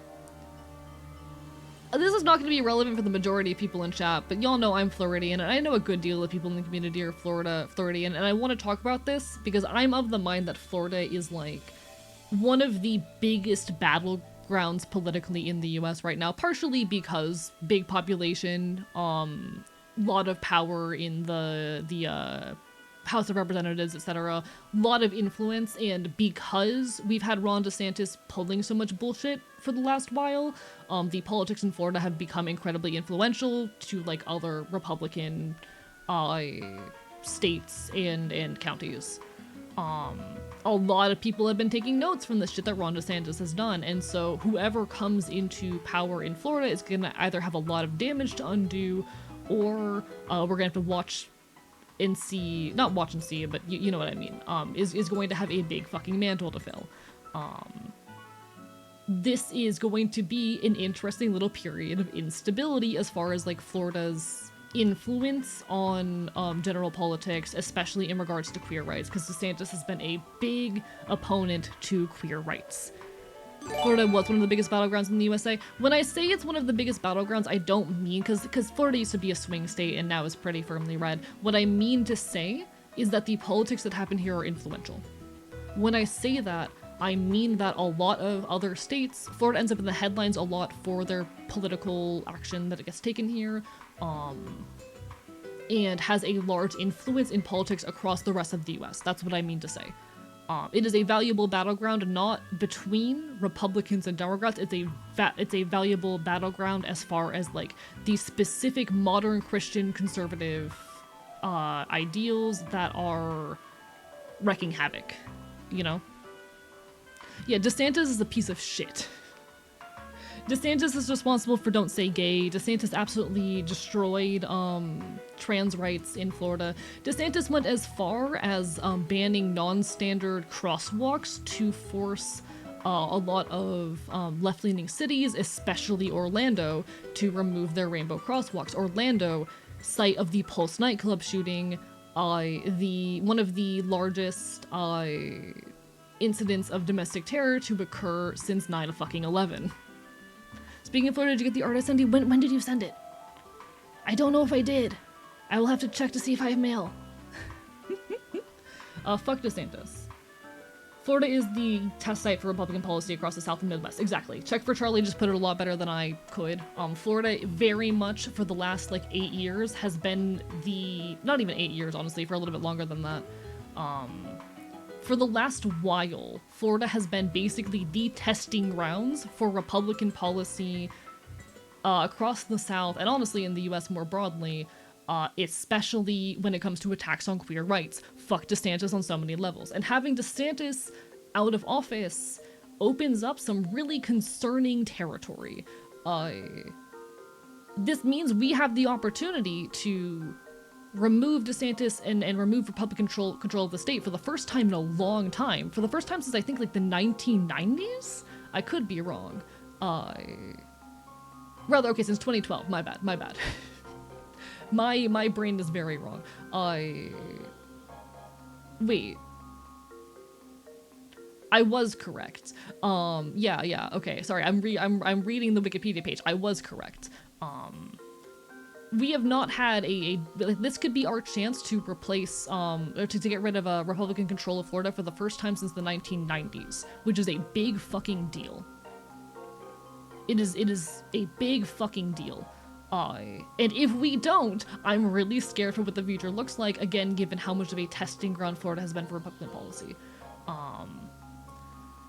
We have a lot of Republicans up on the ballot, the most likely one to win being Byron Donalds. I haven't done a whole lot of him, but given the fact that he is well liked by both Donald Trump and by Elon Musk and Rick Scott, not a fan. Those are 3 names that I never want to see endorsing someone. Don't like that. I have not had the time to look much into him, but fuck him. just implicitly fuck him. And on the Democratic side, we only have 2 currently declared candidates. Neither of which I feel particularly great about either. We have on here Jerry Demings. He is the mayor of Orange County for a while now. He is a pretty run-of-the-mill Democrat. My hesitancy around here, and the reason why mention of AOC brought this up to me, he is a former sheriff for Orange County. He is an ex-cop. And fuck him for that. But we look at his current opponent, David Jolly. David Jolly is a former Republican who shifted over to the Democratic Party due to his distaste of Trump. And I have not looked a whole lot into his ideology beyond that. Like, I don't know how he feels about queer shit. I need to do a bit more research into his specific ideology, and I am still hoping a better candidate is going to come around. I am generally someone who is all for, like, conservatives changing their mind and coming around. Very supportive of that, generally speaking. I've said before that, like, I would trust, you know, a former conservative who turned around over someone who grew up a leftist their whole life in a lot of situations. Especially those people who act as though crimes of the past determine you now. That said, I don't know how I feel about someone who was a Republican up until 2017 and only shifted ideals because of Trump. Again, need to do more research into his ideology, but we're facing 2 choices that purely on a surface level, not super huge on. Good thing, interesting thing to note though. Orange County is, speaking frankly, one of the best places to be LGBT in Florida. Yeah, I'm usually very chill with people who have had massive, like, political shifts, but specifically with politicians it gets messier. But in any case. I think it is worth noting, as much as I have hesitations around a former cop, and I'm definitely curious for anyone who is in the state of Florida who may have had more time to do research into this, because I only started thinking about this a couple hours ago, because I completely forgot that it was 2026 until a few hours ago, and that the election was happening. I'm very curious if anyone in the state has other thoughts. I'm very nervous about a former ex-cop gaining control of the state. It is worth noting, I always try to say this, we are never going to fix the world via electoral politics. We cannot defeat fascism and overthrow the government and create the kind of lasting change we need via electing good politicians. We can, however, do things to make the conditions under which we are organizing better. We can do things to improve the conditions we are living under and make it easier for us to organize and fight for greater change. We can do things that will save lives in the meantime. And for that reason, I think it's very important to point out that Orange County is one of the safest places to be LGBT in Florida. Interesting thing is going on in Florida. I will keep y'all updated. Chances are, as the election in Florida grows closer, I'm going to start getting really loud about this. Do not be surprised as primaries approach, etc., if you see me up in arms posting about this constantly, trying to get people informed. I think that with how close to home this is a very meaningful ground for... Because, like, one thing I want to do this year, I want to get a lot more politically involved, both in and outside of my content. I want to do more mutual aid, and I want to kind of pick up the mantle of older, independent media efforts. I don't think I could ever become what indie media was in the past, but I would like to think that I could be one of many sources of independent news that is helping people keep informed on leftist issues around the US and the things that go into us fighting for change.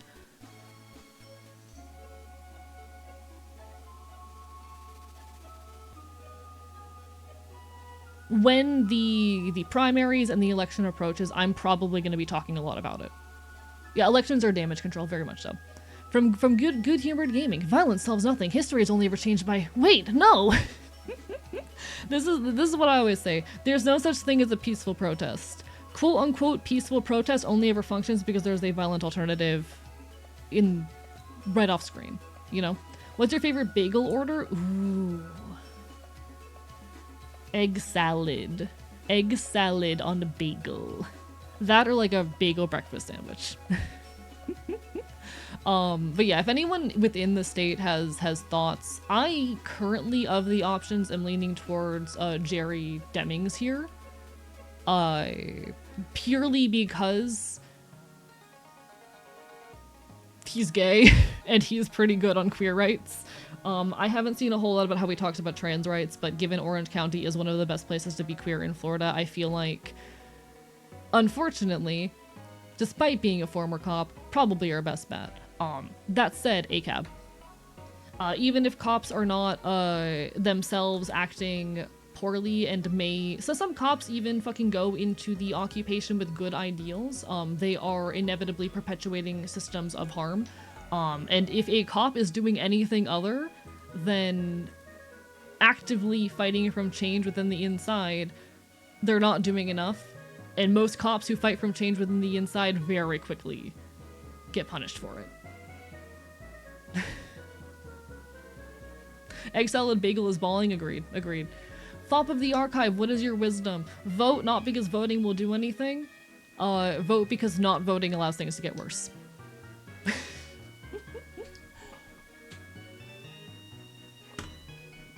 I need to do more research. These are just my initial thoughts after a couple hours of digging.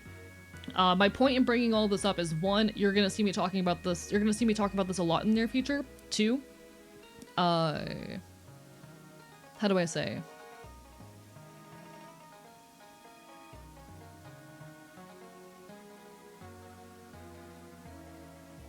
My brain just died mid-sentence. I bring this up, one, because I am going to be talking about a lot in the near future, preparing you all for that conversation continuing to exist and fester and perpetuate. Two, this is going to be really meaningful, I think, to general US politics. You know?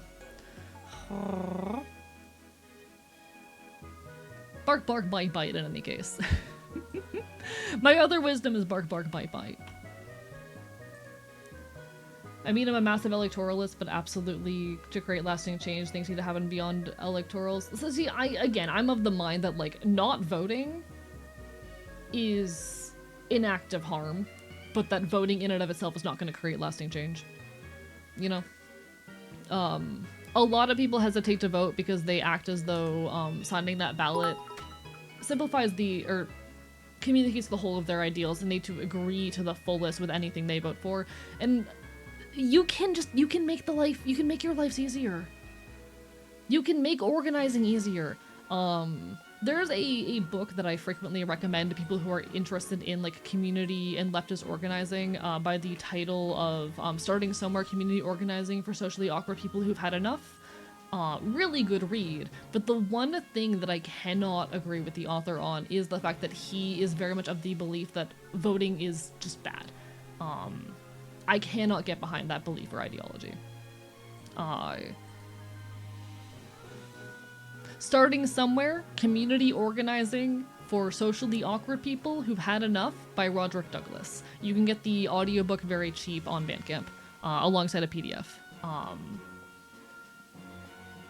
Again, really good book. I think it's full of a lot of very useful information. But I cannot agree with his take that voting in election is an act of violence. I understand that the electoral system is rigged not in our favor and perpetuates a lot of harm, but Jesus fucking Christ, I would like to not I would like to be able to access healthcare, you know? I would like to not get arrested for being on HRT.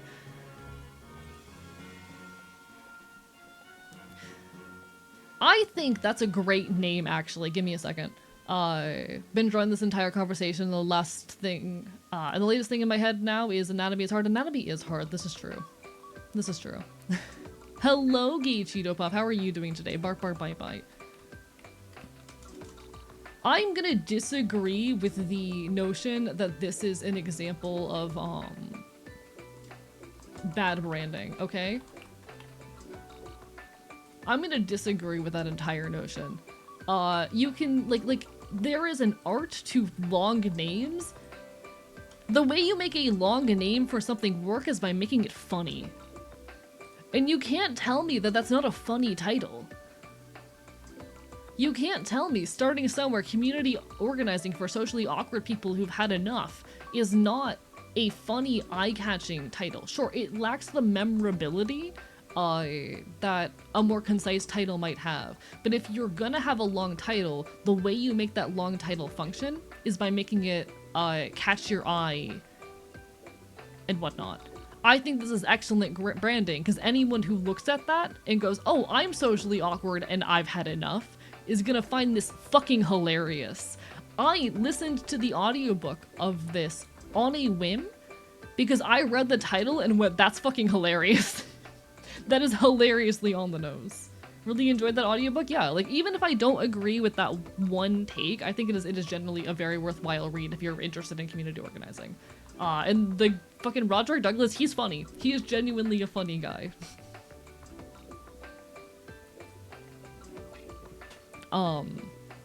You can get it pretty cheap. Fuck Spotify, but if you have Spotify, the audiobook is free with Spotify Premium.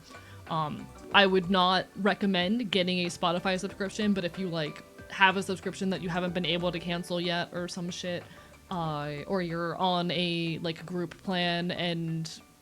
Because my situation, I'm gonna be so real. The only reason I still use Spotify is because I am on a group plan and I know the people who are paying for the plan are not going to cancel it because they don't give a shit.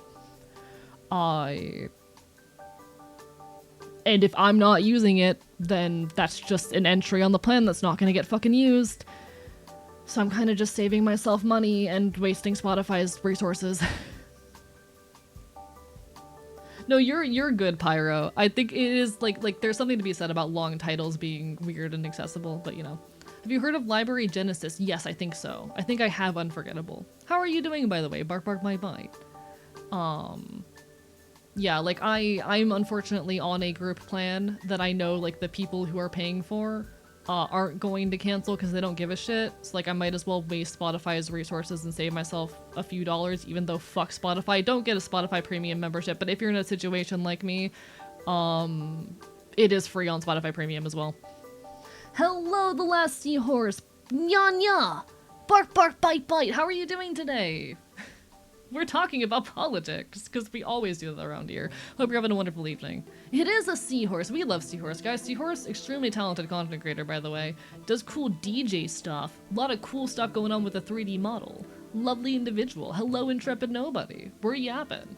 I just spent way too long talking about the upcoming Florida governor election because I genuinely believe it's an important one that's going to have major influence given how Florida has acted as a testing ground for the Republican Party for the last while.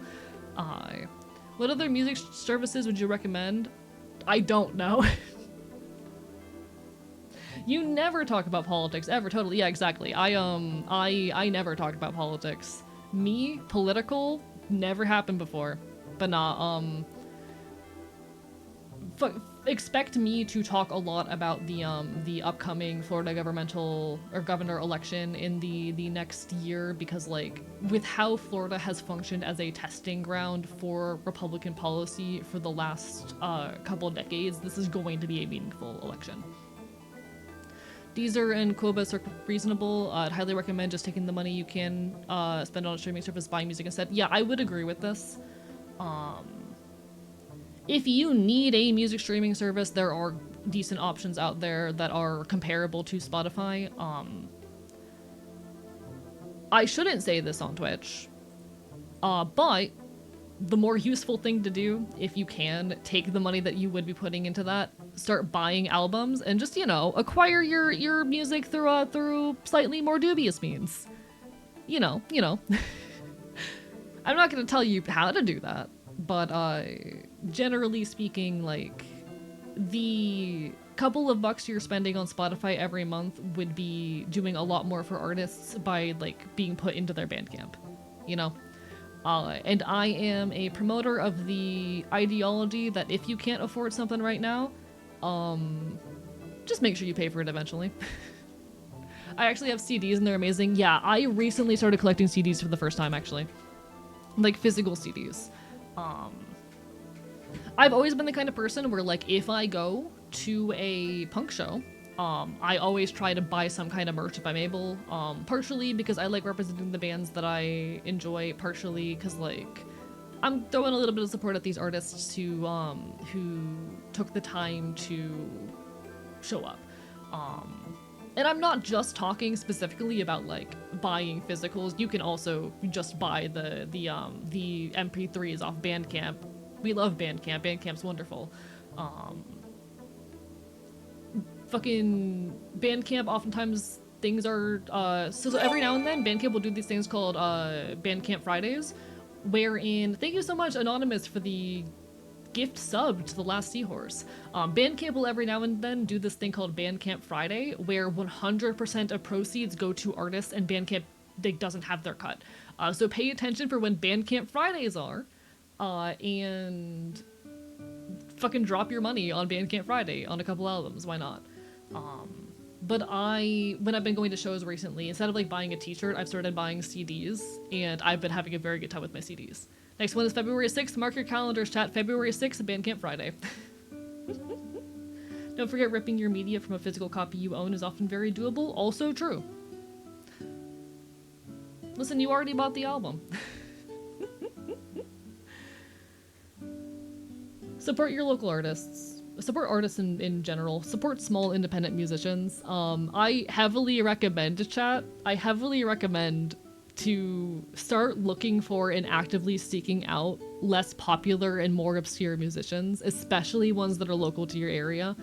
Most of my favorite bands are Florida-based. It's wonderful. I listen to a lot of artists that, like, again, fuck Spotify, but I listen to a lot of artists that have, like, less than 1,000 monthly Spotify listeners and live within an hour of me. It's incredible. CDs are such a vibe. There's just something different about dropping a CD and listening to a whole album. I agree. I've always been very much a listen to albums back to front kind of person. Don't get me wrong, I will occasionally, like, hyperfixate on a specific track, and I'll pull that track out, and I spend a lot of time just, like, letting my light songs shuffle and whatnot, but very big enjoyer of just the experience you get from listening to an album back to front, because there's probably a reason why the artist chose to put those tracks in that order. A lot of albums have narratives or themes. Wonderful stuff. But AE, I grew up in the center of folk punk, everyone knows those bands. Okay, listen. I'm gonna shoot you with a gun, affectionate. There's actually a lot of, like, small, lesser-known folk punk bands coming out of fucking Michigan. And, not Michigan. Pennsylvania. There's, like, 3 big centralizing points for folk punk. It's primarily Philadelphia, but there's also, like, Lansing, Michigan, and, like, somewhere in fucking, Washington. Those, like, the big central parts, but. Thank you, Anonymous, for the gift sub to Hannah Hart as well. Sorry, front to back, my bad, Hannah Hart. But no, there's absolutely, a lot of worth, I think, in listening to albums back to front, or front to back, rather. I love that shit. A lot of my favorite albums tell stories, same. One second, let me check where Frog Legs is from, because Frog Legs has been a recent favorite of mine.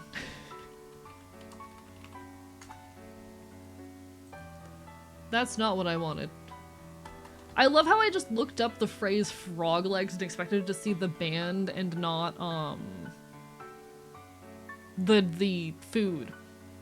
Yeah, Frog Legs, they're also a lesser-known, Pennsylvania, from Pittsburgh folk punk band. I'm just saying, they're around. I love Frog Legs. Is there such thing as classical punk? Probably. I'd imagine like someone out there has put like punk themes against the classical styling. I'm sure it's happened. Been listening to Wichita Talk on repeat. Wonderful, wonderful song.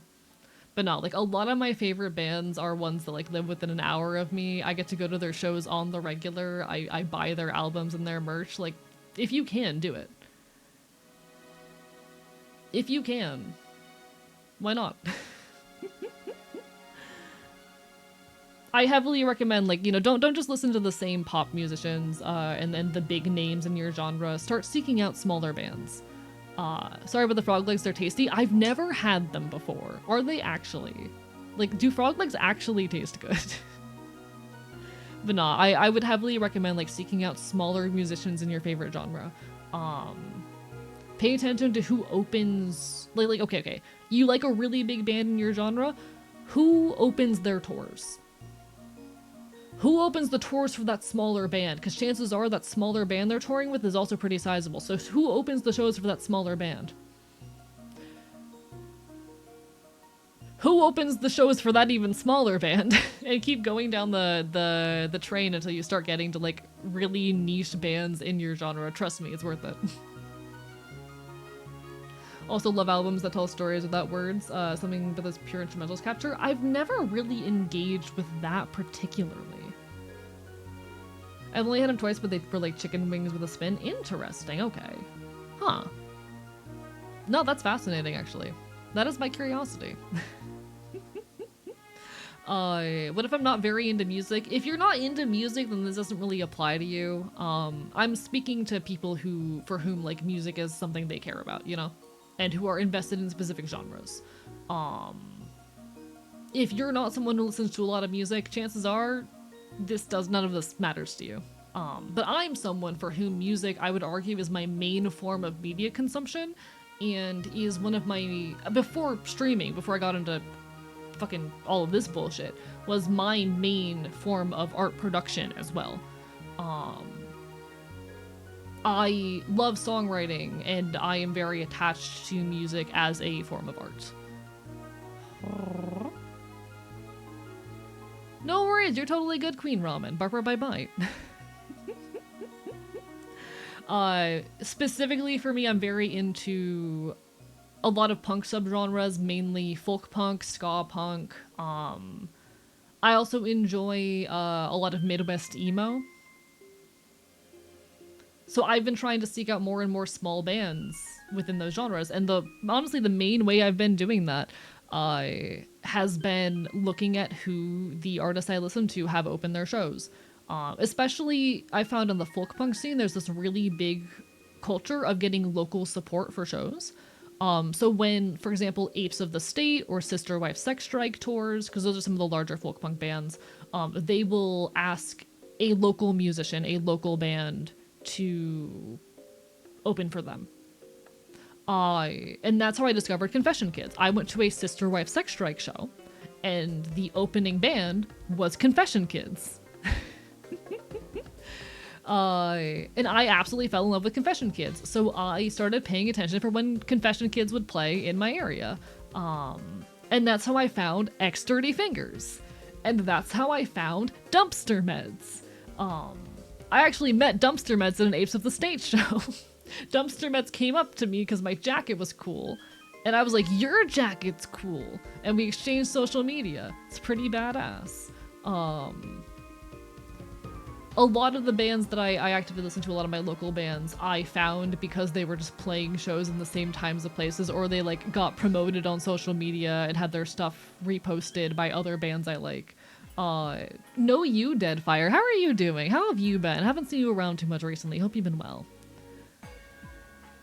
Unfortunately, not always viable if you can't go to shows or don't want to listen to foreign bands. Or if you want to listen to foreign bands. I mean, it's not always viable, don't get me wrong, but like, if you are devoted, I'm talking about a very specific situation. If you are devoted to a specific genre, I heavily recommend that people invest more time into smaller bands, especially those in your local community. And this is specifically advice for finding bands in your local area.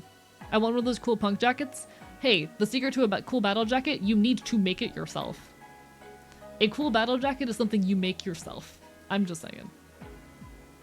I have one.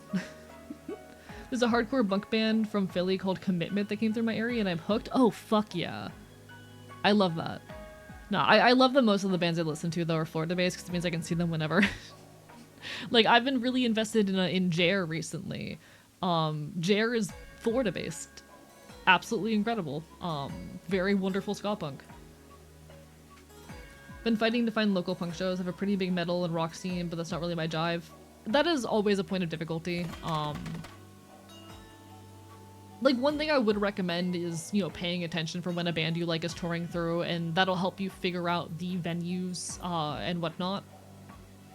It can take time though, absolutely. Suppose I just need to scavenge secondhand shops more. Hello, trooper. Bark, bark, bye, bye. One sec. Do I have? I know I have a photo of my jacket somewhere.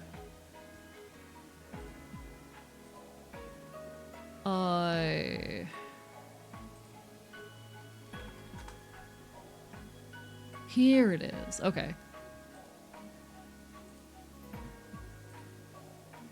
I'm just gonna show this off for a moment. This is the current state of my whole getup. So we have my battle jacket. It's still a work in progress. Got whatever makes you feel alive along the hem, the compost and training patch, and then some patch pants with some patches, and then my boots. Still a work in progress. I've been actually working on this jacket for like 4 years and it's not done yet. It'll get there eventually. But like, it's something you gotta make yourself, you know? I buy most of my patches from local artists and whatnot, or make them myself. Just saying that some artists I follow can't travel.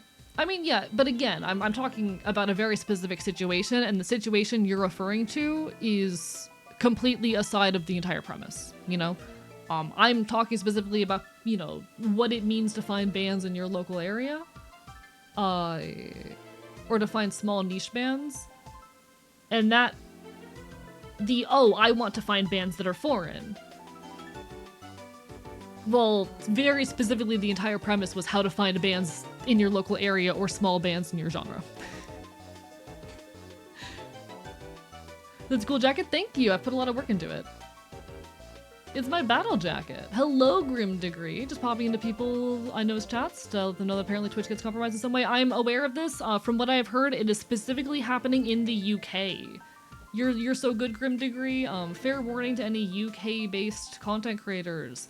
There is a new issue that is occurring where some content creators are having their payment info changed.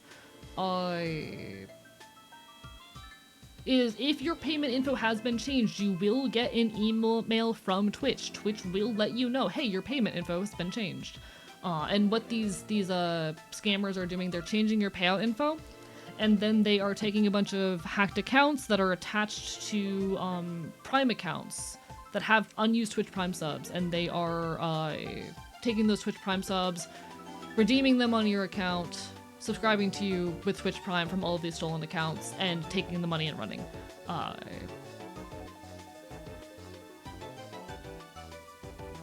Twitch will send you an email if your payout info gets changed. Pay attention for that, but if you're nervous, just go and check to see what your payout info is. From what I've heard, it is specifically an issue that is occurring in the UK. So it is not, how do I say? It is specifically, like, not a thing, or rather, it is specifically, to my knowledge, a thing happening in the UK.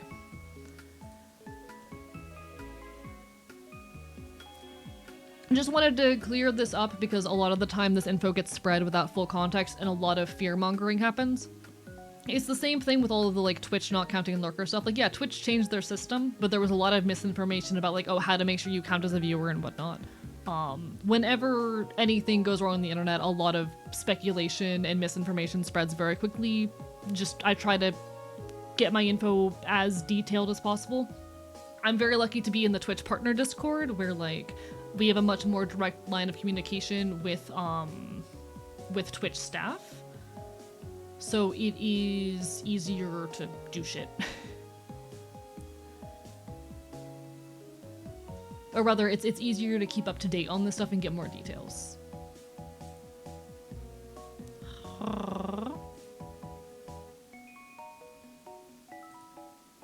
Thumb up.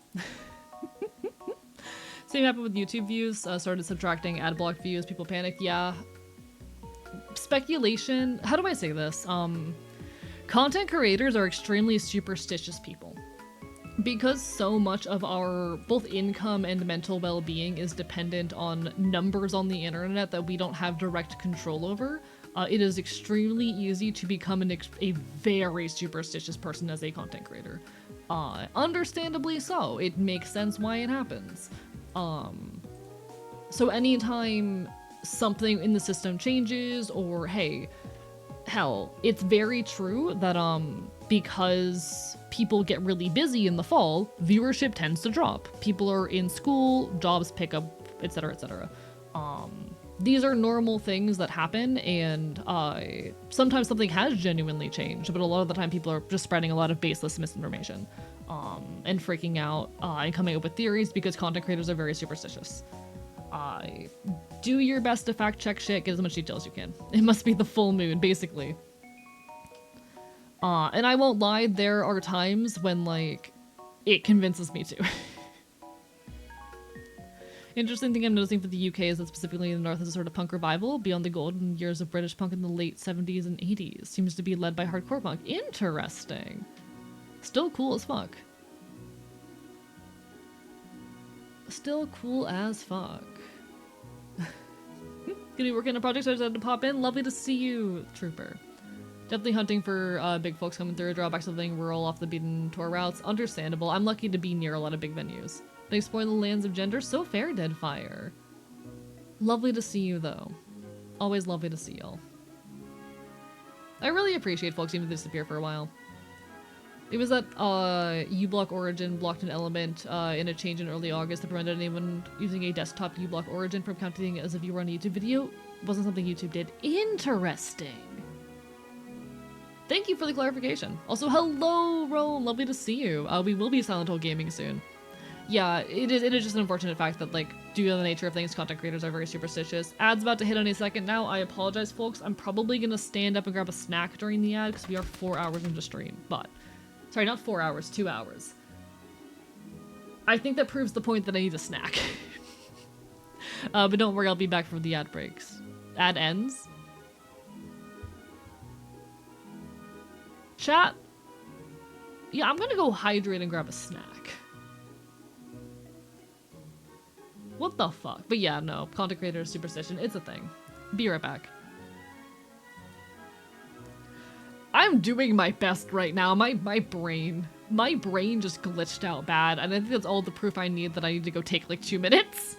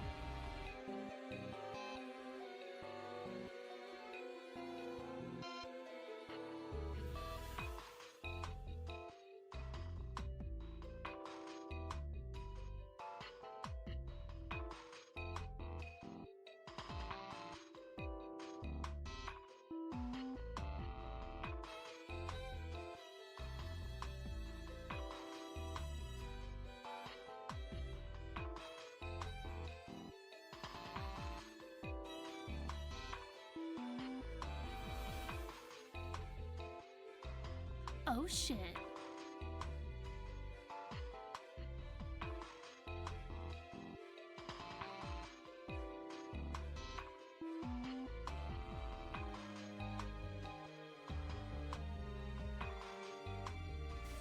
Alright, I return.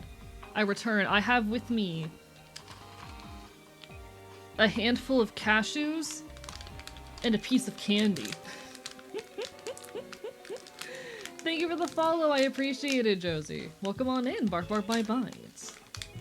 I have with me a handful of cashews and a warhead.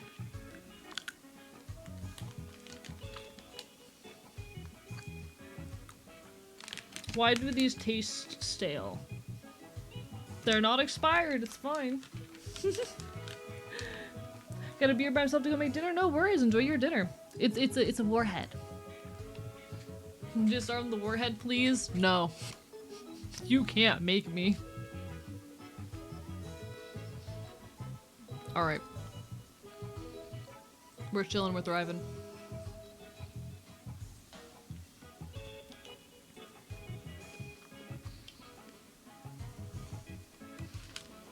That posting in the Discord is probably into W with battle jacket, but underwear is amazing. The thing is that I've seen people put patches on some really cool things. I know someone who has a patch couch that I think is really cool. And one thing that I want to do when I get into a bigger living space, I want to have a beanbag chair or something of the sort, some kind of like little comfortable, ideally beanbag chair, but equivalent place to chill and sit. Something with the aesthetic and vibe and comfort of a beanbag chair. And I want to cover it in patches. Patch beanbag chair to sit and do my content with to like write scripts in. I think that would be ideal. I think that'd be very good.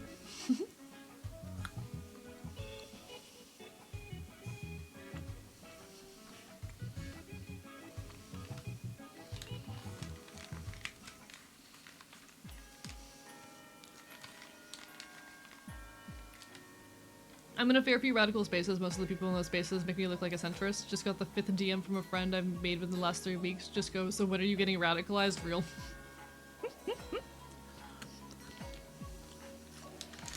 It'll happen. It was 2020 for me.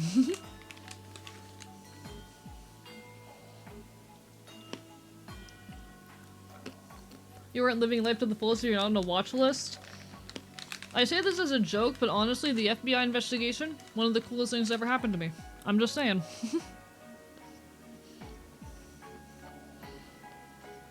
Would I want it to happen again? Not really. It was pretty cool, though.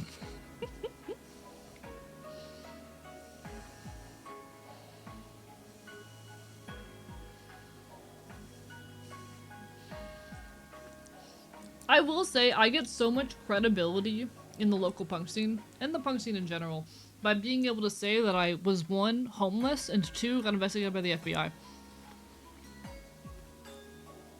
I say that shit to other people in the punk scene, and they immediately go like, alright, you're good. You're one of the real ones.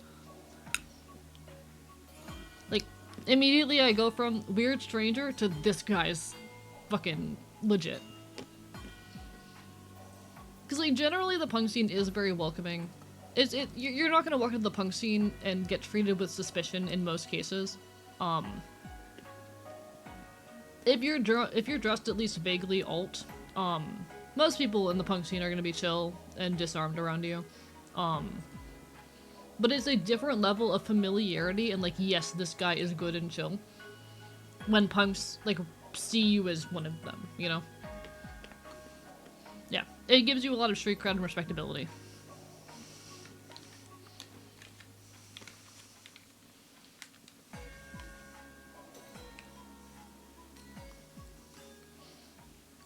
Weird Stranger has evolved into legit Weird Stranger, yeah.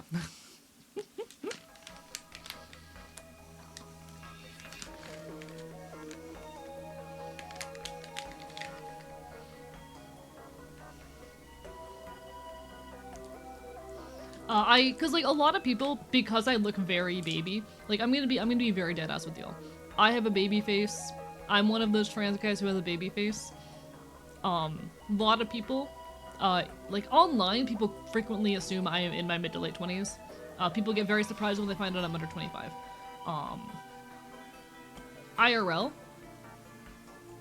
a lot of people assume I am like 20 max. Because I do, despite the fact that I am fucking 5'10", I'm in that weird androgynous zone. Where I very much look like I am like 19. So a lot of people look at me and they assume baby punk. And then they hear me talk about like, oh yeah, I was homeless, I got investigated by the FBI, etc., and they're like, no, okay, you're legit, you're experienced, you know what you're doing. You are not a baby punk. I'm by no means an elder punk, don't get me wrong, but I am solidly punk. Hello, Max. Bark, bark, bite, bite.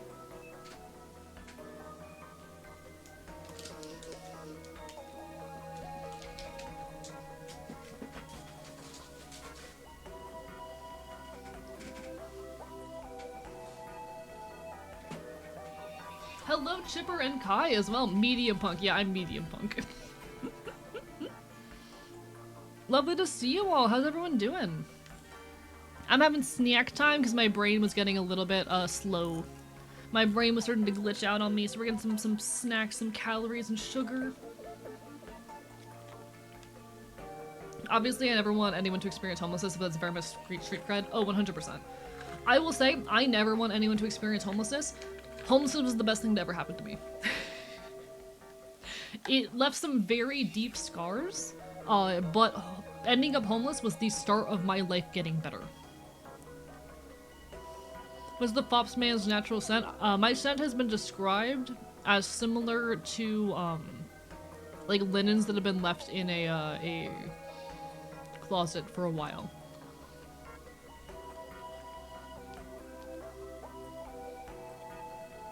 But yeah, I would honestly say that ending up homeless was the best thing to ever happen to me because it opened up the door for my life to get better in ways that I never thought it would.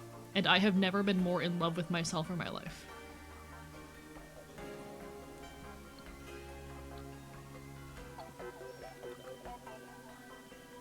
There's something about the total, like, reset of your life, getting out of a really gross situation, feeling devastated for a while, and then finally ending up safe again, even if it was really hard. I do think homelessness was simultaneously the worst and the best thing to ever happen to me.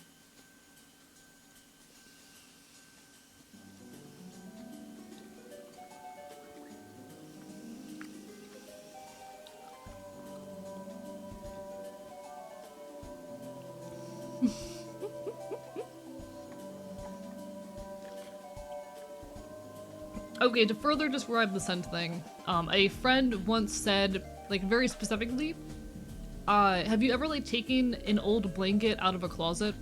And it's got that smell that's, like, it is a fabric-y smell, it's a little soft, it's a tiny bit, like, musty and dusty, but, like, not in a necessarily rancid way. It's, like, it is a comforting, but aged scent. If that makes sense.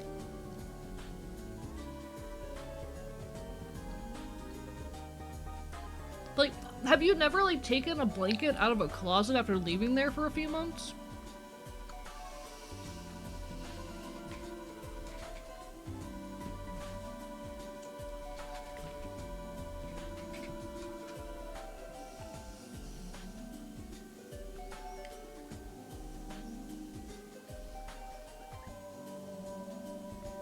What do you mean, no?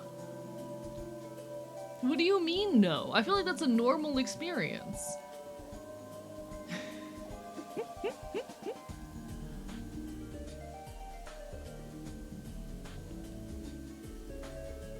Alright, in any case. From Max, kind of makes me mad whenever someone goes, if you're LGBT, you go to hell because you're sinning, like what happened to not judging. It's literally, like, hypocritical. It's hypocritical by its very nature. You're pointing out one of the, like, deepest points of hypocrisy found in, like, most modern Christian circles.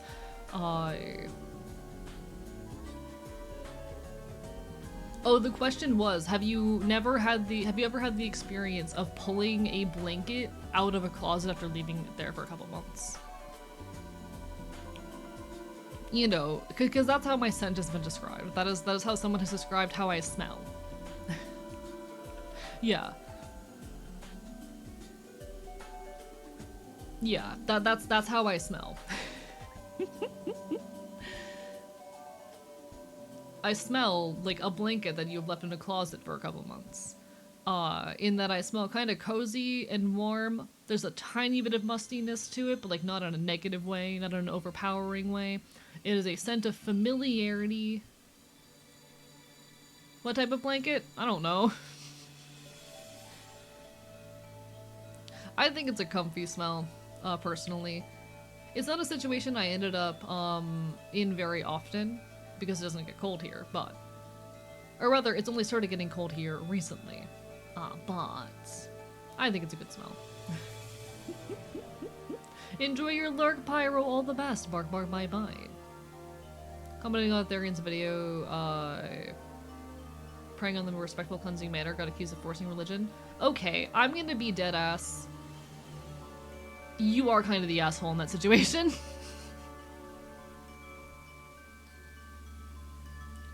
I will be dead ass. How do I say? Don't walk into someone else's space without them asking for it and send religious comments, you know? How do I say this? Like, especially... Yeah, like, it's one thing in a situation of, you know, oh, someone has died or there's a big grief you're facing. If in very specific context, I understand where it comes from. And if my religious friends in those contexts, you know, there's been a death, a loss, or something, tell me that they're wishing me the best and are offering prayers. Like, I know for them that is how they display care in those specific situations. But outside of those very specific cases, and to be fair, I don't have the full context. Don't walk into someone's space, especially if they are part of a marginalized population which is not largely religious, and be like, I'm praying for you, especially outside of contexts of like death. Because very often that has been used as a means of attacking people. You know?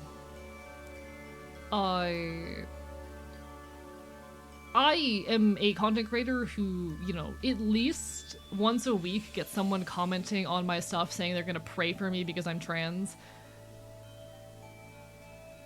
And sure, they're trying to help, but they're also being transphobic. Yeah, praying for someone to get better implies that there's something wrong with them. If I'm missing some specific context, like, oh, this was a post about someone dying, that's a different situation. But if it's like, oh, I hope you stop becoming a Therian or some shit, like that, yeah, no. Because that's how that, at least without the full context, reads.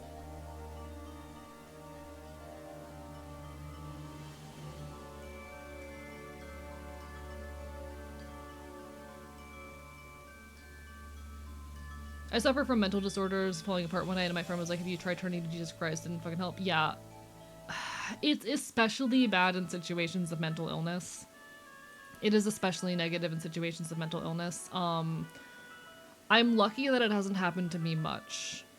But, like, if I am talking about my experiences as a schizoaffective person and someone tells me they're praying for me, that hurts really deeply.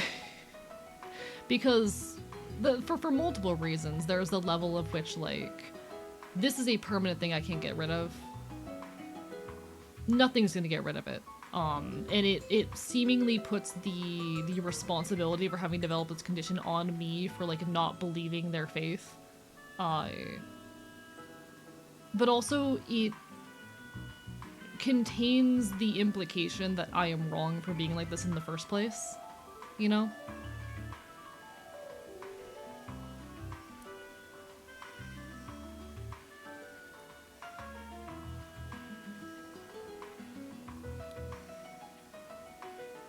The one situation wherein I think it is acceptable are situations of like, oh, someone that you love just died, you know? I think the primary situation wherein I find that to be an acceptable thing to say is someone talking about they had a loved one who died. And while it may not be directly helpful, I understand that for people in religious communities, that is how they grieve and how they cope with grief. And in doing so, they are trying to both cope with the grief for themselves and alleviate some of my grief. And I appreciate that, even if it's not the means by which I handle grief. But outside of that, especially when it comes to like personal characteristics or lifestyle choices, or illnesses, etc., generally not a good idea.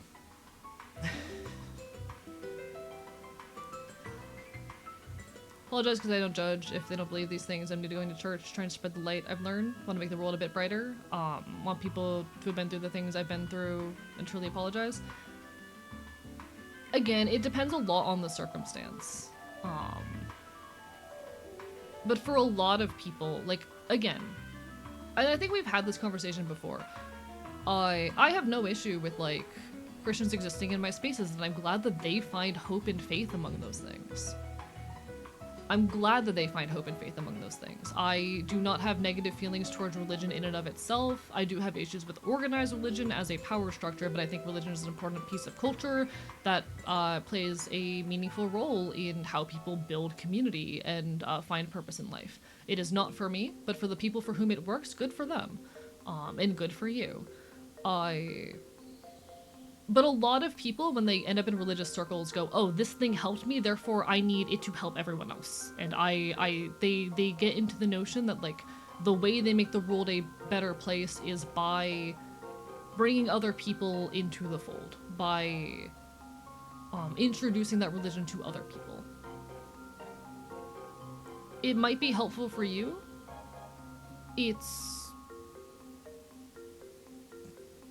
There's a lot of people, especially in specific circles, who have been hurt by it, you know? And I think, again, one of my handful of problem points with religion is when people go, oh, the way that I make the world a better place is by introducing more people to my religion.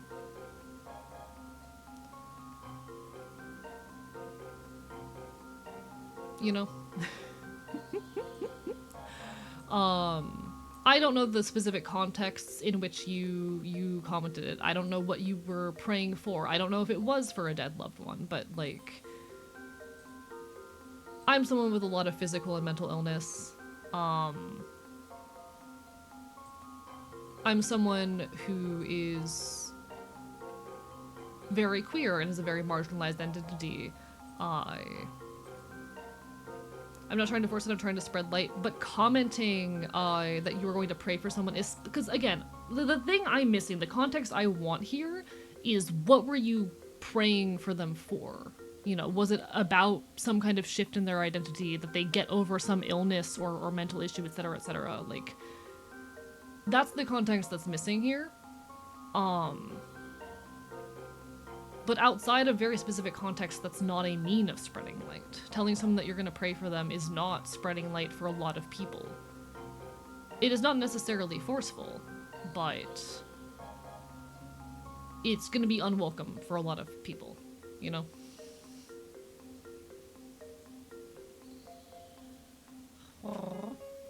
It's a very, very complicated situation, though. It's a very nuanced thing, and, like, no offense, I can tell that you're relatively young, or at least I'm assuming that you are, based off your behavior. You probably just haven't learned the social cues yet, you know? I imagine that you haven't learned the social cues to know when it's appropriate, and I don't blame you for that.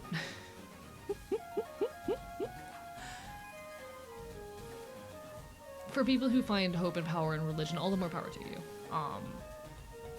It's something that I prefer to keep my distance from. And a lot of my issues are not things that I want to be prayed for.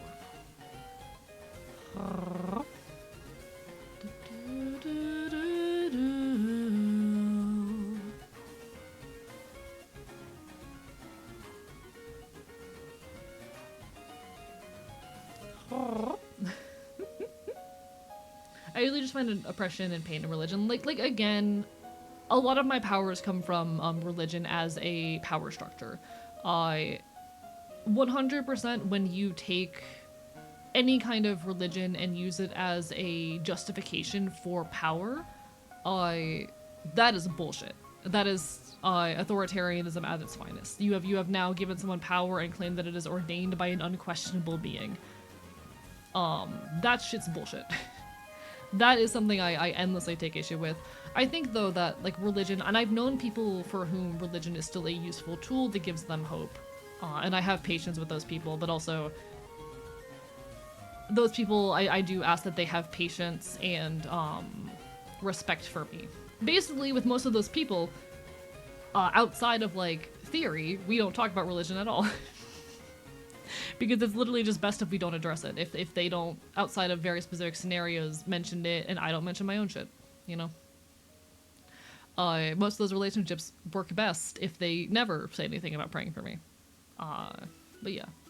That's a thing. That's a whole thing. Think I'm gonna disappear in the shadows for tonight? No worries, Belladonna. All the best. Bark, bark, bite, bite. Don't cause an accident that causes your DNA to be replaced with licorice rolls. Yeah, please don't do that. That's very bad for you.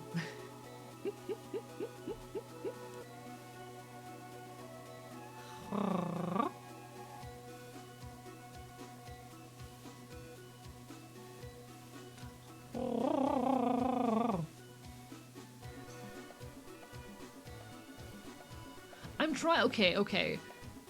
So this conversation brings up some shit from the video essay I've been working on, but I'm trying to figure out how to bridge the gap between those conversations, because how do I make the transition between, yeah, religion and engaging in religious conversations with other people is very complicated and nuanced. It requires a lot of social cues bullshit. How do I jump from that to talking about necroviolence? Because it makes me want to talk about necroviolence. I've been working a lot on the script for my next YouTube video, and I think I finally nailed down the section where I, like, discuss. And the reason this is relevant is because, like, so much of necroviolence, because I started talking about, in the conversation about religion, about, like, how I find the one acceptable case is when you know, loved ones have died, because that is how these folks grieve. And that brings up necroviolence, because necroviolence is all about the denial of proper mortuary ritual. And I care so much about this bullshit. We're getting teasers now? Yeah, I posted a little teaser in the Discord looking for some advice from people. I've had a lot of necroviolence on the brain recently because I wrote like 300 words about necroviolence last night. And religion plays a big role, and the validity of different religions plays a big role in necroviolence. Necroviolence is a subset of necropolitics, and necropolitics in the simplest terms is the use of social and political power to dictate the ways we understand, discuss, rationalize, and ritualize death. It is the tool by which states justify death in times of war. It is a systemic cheapening of lives deemed less desirable. We see this when the lives of disabled people become acceptable losses in the midst of a pandemic, or like, you know those trolley problem games? Where they give you like two absurd scenarios and ask you to pick which person should live? Like, oh, it'll start off a child and an elderly person who lives, and eventually it evolves into like, oh, but this one woman is currently working on their PhD and is gonna eventually become a doctor who might cure cancer. Is gonna be a cancer researcher versus like a CEO.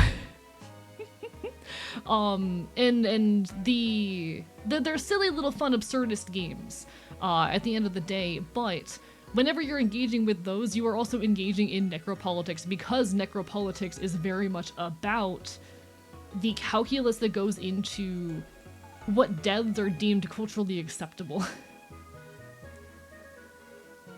It is... necropolitics is deciding who gets to be grieved and who doesn't.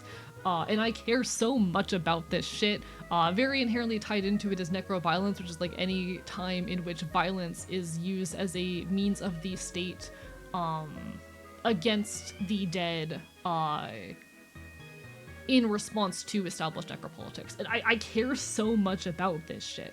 Because what I would argue one of the lesser recognized but most important and impactful forms of necroviolence is the denial of proper ritual. It is cases wherein someone has established the ways that they want to be ritualized, oftentimes on cultural grounds, and those ways are dismissed and gone against.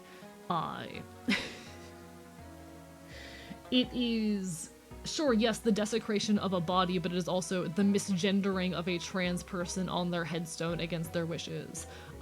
It is the mass burial of AIDS victims in unmarked graves. It is when the practices, the cultural mortuary practices of a group are made illegal by the dominant culture in their nation because they are seen as improper or gross for favor of more widely accepted means of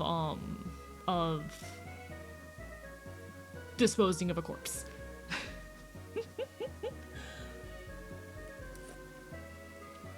And I think there's an interesting argument to be made, particularly in the case of the US, how there's a lot of necroviolence inherent in the extremely limited ways we are allowed to die. The very limited ways you are allowed to have your corpse disposed of. You can have your corpse cremated, you can have it fucking buried, and there are very few alternatives, and there are so many niche cultural practices that have been made illegal in what I would 100% argue are acts of necroviolence, and this shit's fascinating.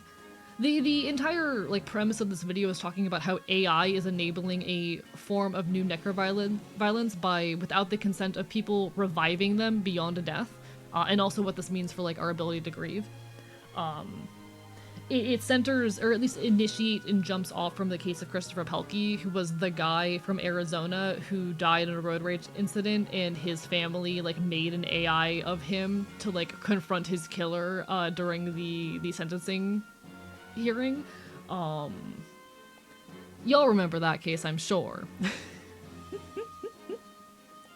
Which is such an interesting case because he's not the kind of person who is normally a victim of necroviolence, but I want to make the argument that AI, by not allowing people to stay fucking dead, is literally fucking enabling necroviolence the way it is being used to forcibly revive people's loved ones or actors or celebrities or whatnot, and what this means for the wider internet.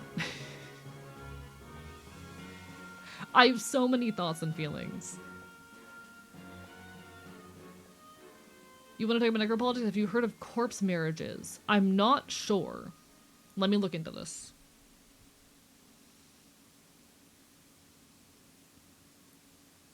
Would personally love to have a fruit tree on my burial. Want to keep giving to my friends and family after I die by giving them fruit, if that's a possibility. I'm not sure specifically about a fruit tree. There are some practices and options that do include planting a tree over where you were buried, though. Corpse marriages are traditional rituals primarily in China where deceased individuals are married often to ensure family lineage, comfort spirits, or fulfill societal expectations for the unmarried death. But the practice has led to grave robbing, human trafficking, even murder as demand for brides. Interesting! This is fascinating. Posthumous marriage is a marriage in which at least one of the participating members is deceased. Huh. Okay. That is really fascinating. That is really fascinating. Okay. I'm gonna make a very... So this is a difficult topic to address because whether or not this is necroviolence is extremely contextual, I would make the argument. I would make the argument that this is extremely contextual.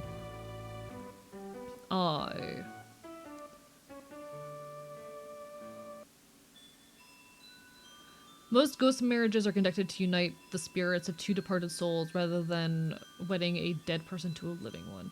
Because I think there is importance in acknowledging that the majority of death rituals exist to, you know, comfort the living. There is a lot of mythology about how these rituals serve to protect the soul or make sure the soul passes on and is not angered.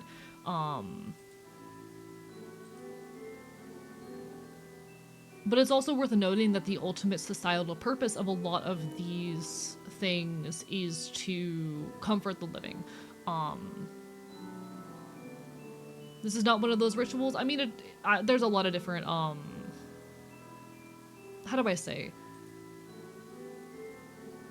That's not necessarily what I'm reading here. I need to do a lot more reading and research into this, absolutely.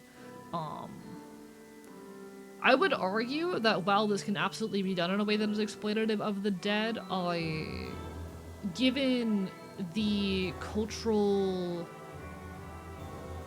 value that is placed on legacy, I think there are cases where I can understand how it does serve an actual, like, ritual purpose, you know? Celebration of life, honoring them for who they were, and remembering the good of my experience. I mean, there's a lot more to it than that. I think a lot of our like, that is a very Western perspective on what a funeral is. Oh, we're talking about necroviolence. We're talking about necroviolence. Glad to have provided a topic for you. We're absolutely non-supportive, and especially the number of times it's done against the bride's family wishes. That is where I would have a problem with it, Asa. I need to do more research into the origin of this ritual, its specific cultural purpose, and the wider, like, perception of it within the culture. Absolutely done with against the family's wishes, 100% garbage. That is necroviolence. I would argue that if it is in a situation wherein both parties are for it, and it is a cultural expectation, it's not necessarily necroviolence in that case. Does it speak to an objectification of women? 100%. But it's not necessarily necroviolence.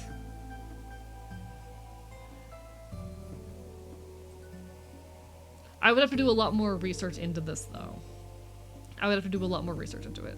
For women in traditional Chinese culture, ghost marriages are often performed as it's considered shameful to be parents of an unwed daughter. Got it. Yeah, okay.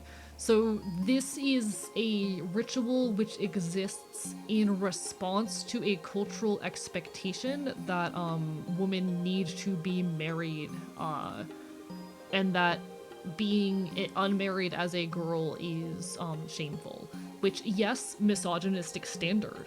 But this is kind of a workaround by which a culture alleviates that shamefulness.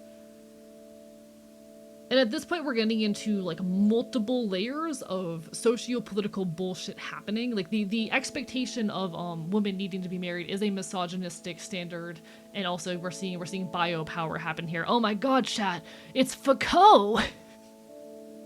We're seeing biopower happen at that point. Biopower is one of Foucault's great theories, which basically refers to the various means by which nation states control their populations, and the expectation of marriage is absolutely one of those.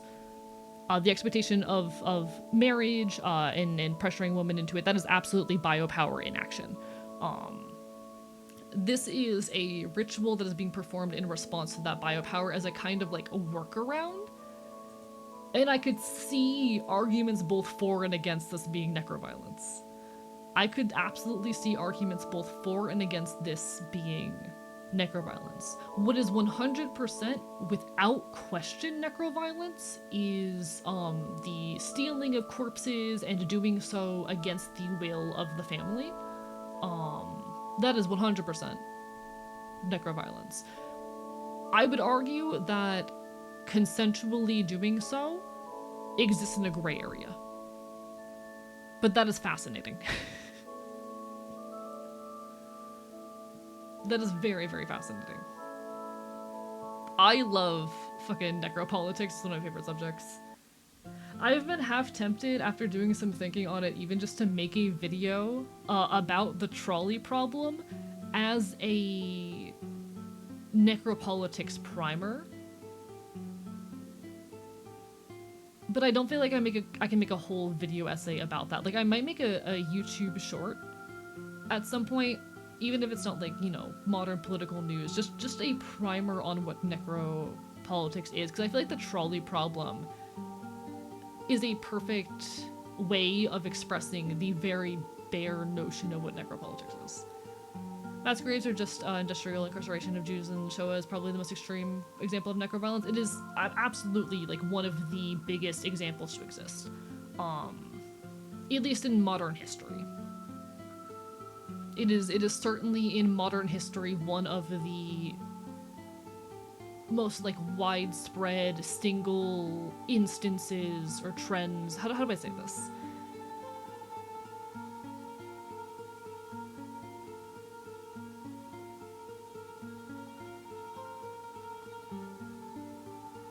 It is certainly one of the most like widespread, long-lasting, not long-lasting necessarily. How do I am hesitant to like put the word most in front of anything because like there's a lot that goes into that. But within the context of like modern history, it is one of the most extreme. But there's also a lot of stuff to note about like everything that's going on in Palestine right now. Like there's a lot of necroviolence happening there. My point being like it's hard to put a value. This is a hard thing to say.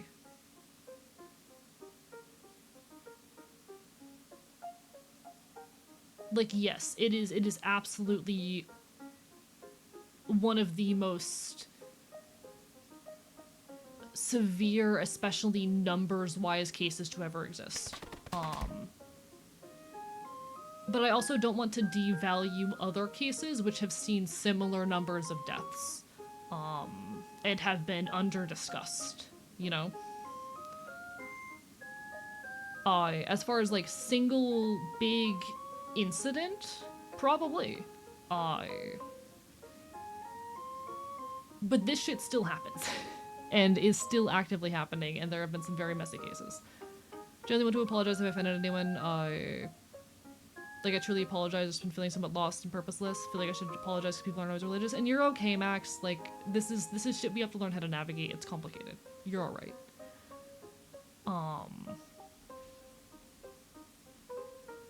Because, like, there's a lot of, so one of the biggest things you'll see talked about when you talk about, necroviolence these days is everything going on in Palestine. And necropolitics are very much on display in the particular case of Palestine, because are very much in display in the ways in which life is being horribly devalued, and it is not being discussed nearly widely enough. That is like one of the big, long-lasting, sustained cases that we're seeing in the modern day. You know. Necroviolence, necropolitics are extremely complicated subjects. Like, even slavery in and of itself is an example of necropolitics in action, because it was the systemic devaluing of the life of an entire, like, race of people. And a lot of necropolitics and necroviolence happens, it is heavily racialized, you know? I don't have the numbers in front of me, and I think it is difficult to put, mosts on specific situations, especially when it is such a broad subject that covers so many different forms of, oppression and acts of violence, but certainly up there, you know, at the very least. If that makes any sense.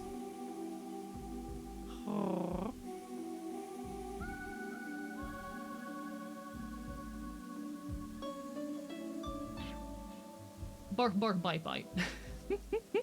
Hello, Rylike's been proven wrong. There are a lot more trans VTubers. Yeah, a lot of trans people are in the VTubing space. Hello, hello, hello. I mean, a lot of us turn to VTubing because it gives us a lot more room for self-expression.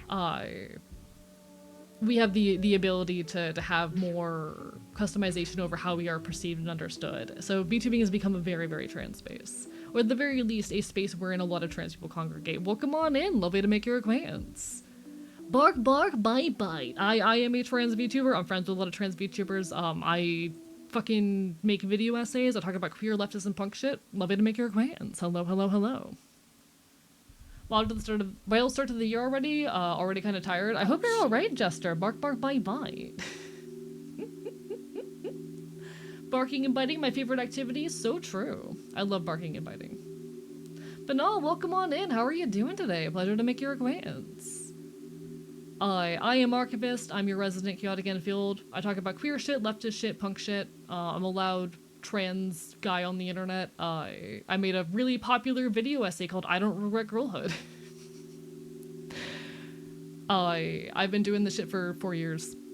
Welcome on in.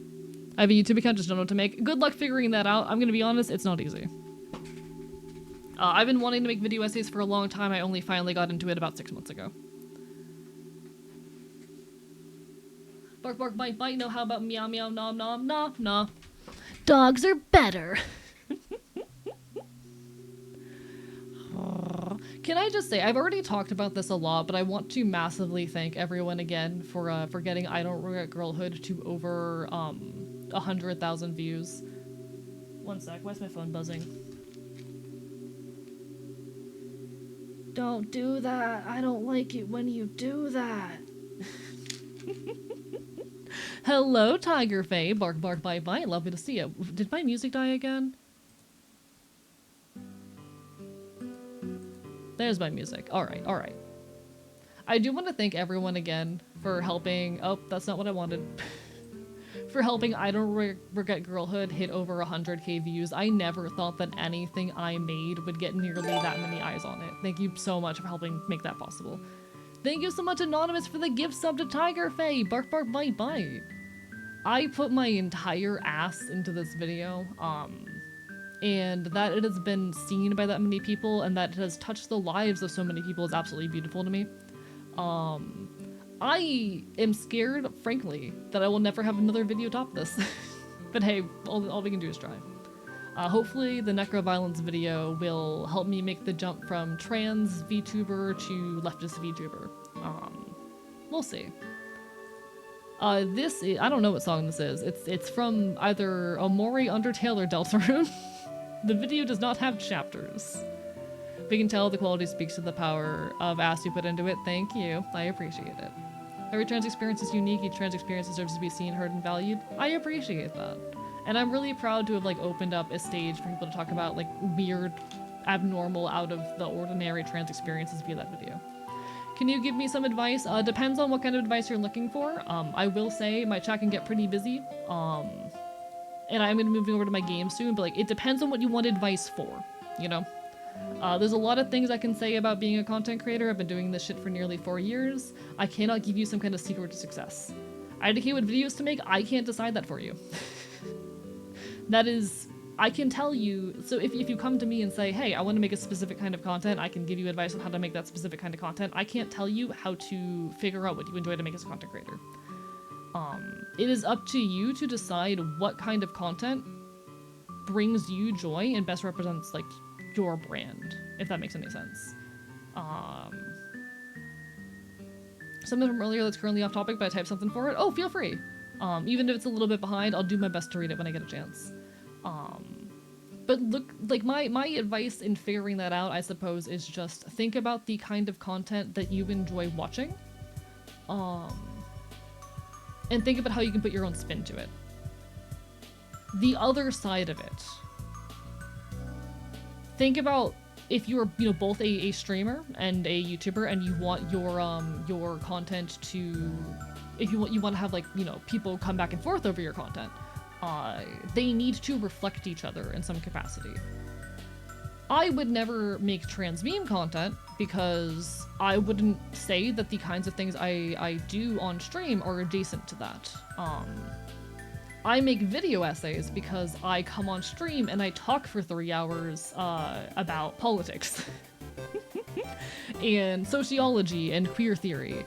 and anthropology. I just went on a long rant about necropolitics and talking about my next video essay subject, which is about artificial intelligence and it's related to necropolitics.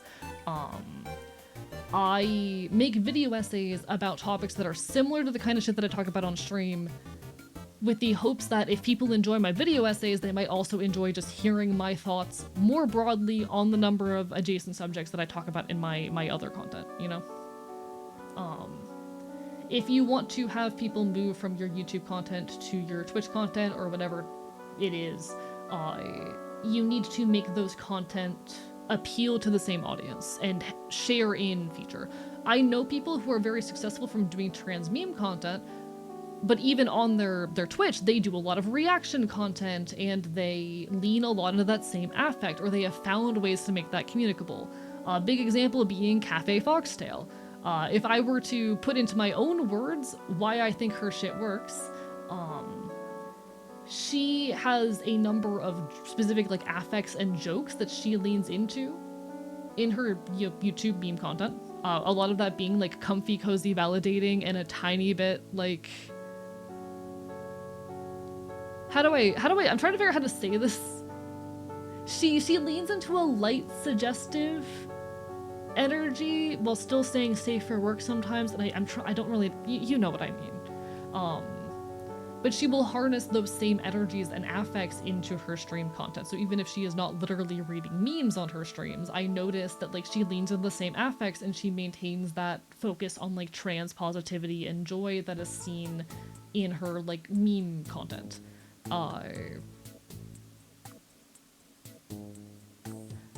But because I'm not the kind of person who, how do I say?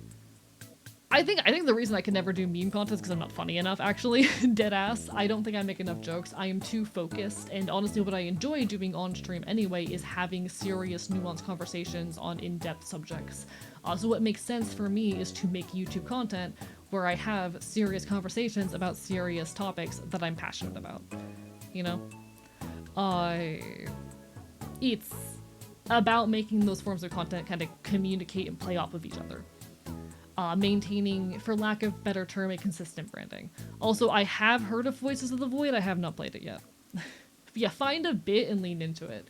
And even if you're looking at like other content creators' work and you are inspired by them, think about like what you can do to make it unique. I follow a lot of video essayists that I'm heavily inspired by, and to be honest, I have not yet figured out what I think makes my video essays unique.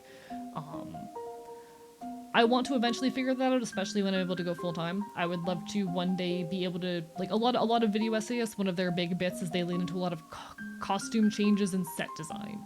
And I would love to one day have the time and energy to be able to put more resources into, like, making costumes for my models and custom backgrounds and whatnot if my videos ever make enough profit, to, you know, be able to emulate that in my content. But as far as what makes me unique, I feel like the most unique thing about me in my video essays is just the fact that I'm a VTuber. And I'm still trying to figure out where I want to lean into that. I know subject-wise, I want to lean more into punk culture than a lot of video essayists do. And I want to talk a lot about personal experience shit, but I'm still figuring that part of the equation out. That said, I know very much what makes my streams unique. Because most people, even like the video essays who stream, don't fucking talk about the shit that I talk about. They aren't the 3-hour yappers. There's very few content creators for whom their primary focus is not just sitting in the just chatting content category and talking, but talking about complex nuanced issues. Shrug.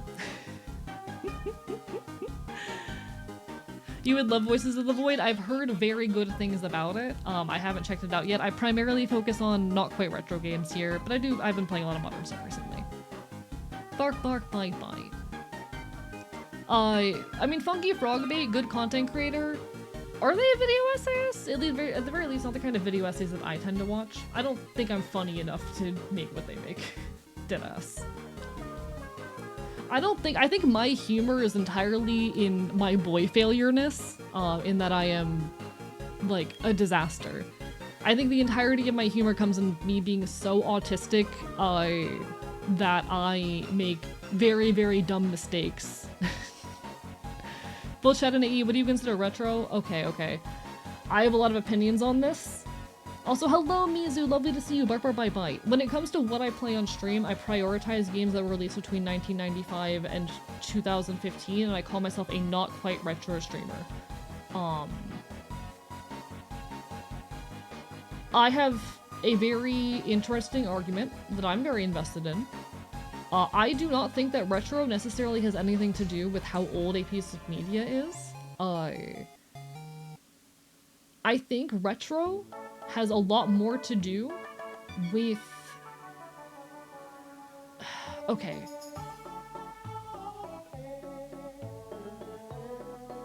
Retro is, in part, a measure of a game's jankiness.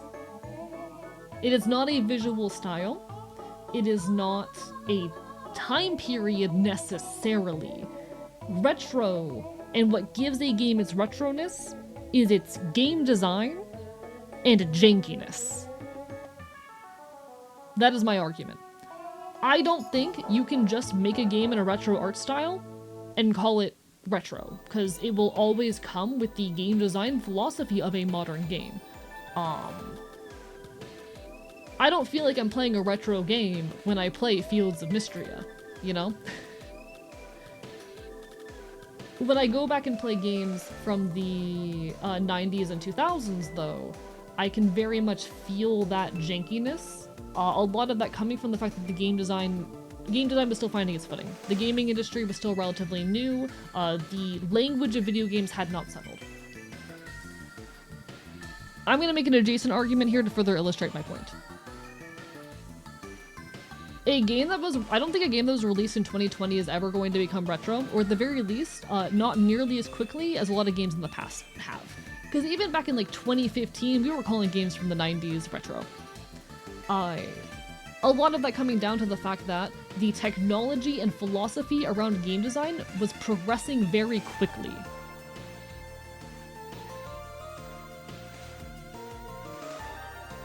It was such a new art form that hadn't really found its footing, that just between console generations, we were seeing massive shifts in the capability of consoles, in the philosophy underlying game design, in how game devs communicated with their audience, in how games got updated, if they did at all. I want to make the argument that in the modern day it is a lot harder and takes a lot longer for a game to become retro because the philosophy around game design moves so much more slowly. Game design has found its footing. It has not shifted very much in the last decade.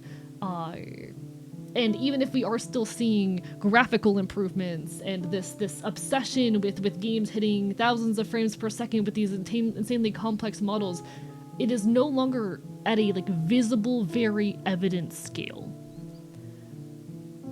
A game from the 1990s you can tell is a game from the 1990s because there is a very different philosophy in how games were designed back then than how they got designed from 2015 onwards. You know? There was a lot more jankiness, there was a lot more messy, unclear game design, there was a lot more willingness to experiment. Just look at the DS. I would argue that the DS and 3DS got a retro feel a lot more quickly because they were so experimental and inherently had more jank than anything on PC. And video games released on PC a lot earlier than something on the DS are going to feel less retro because they inherently come with less jank for how inexperimental or how stationary PC has been as a gaming platform. You know? My hot take, retro has less to do with a given year and more to do with game design philosophy and how game design philosophy has stagnated, as well as jank. And until we see major revolutions in gaming technology, as well as game design philosophy, a game that was released in 2020 is probably not going to feel retro for a long freaking time. There you go. My checks are sending, I think they're too long. Probably, unfortunately. Twitch does have a cap on number of letters. Character limit, that's what it's called. I see where you're at with this and I get the vibe. Also, hi, Stack Smith, Barber by Bite. It's why the Switch, especially Switch 2, will never be retro until we see, like there might be a day where it happens. Don't get me wrong. There will probably come a day where the majority of gaming is like in VR and handheld consoles are like rare and out of the question. And if that day should never come, yeah, it'll probably be retro then. If we see an era where game design philosophy jumps massively, and we have entirely new mediums, sure. I think it is very difficult, though, for anything on the Switch to become retro until then. Also, hello, Paige! Lovely to see you, Barber by Bite. No one's gonna make a Wii Nunchuck thing in this day? Yeah, unfortunately. For a Dimension got a PS5, congratulations! Also a run-on sentence, why they get that bad? It happens, Chipper. Bark, bark, bite, bite. It happens to the best of us. I think AE can be funny, but I don't see AE doing meme content. I don't think meme content would be very communicable to what I do on stream, is my point, you know?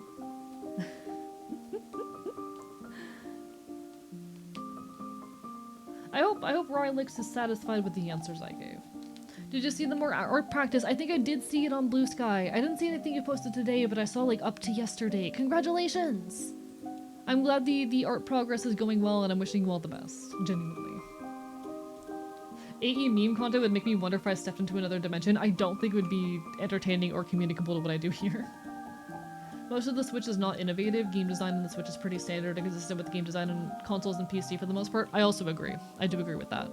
There's generally not a ton of jank. Yeah, and I want to be clear, when I say jank, I don't mean like glitches. I think when people hear that, they think, oh, it's glitchy. I mean like, have you ever fucking played something with a GameCube controller? That shit's janky as all hell because it was designed in the midst of a gaming industry that was still finding its footing and hadn't been standardized. It's weird and hard to control, even on if you know, move everything onto a modern controller. Not to mention the fact that the controller was already inherently fucking weird. Have you tried using 3DS motion control? Yeah, that shit's janky as all hell.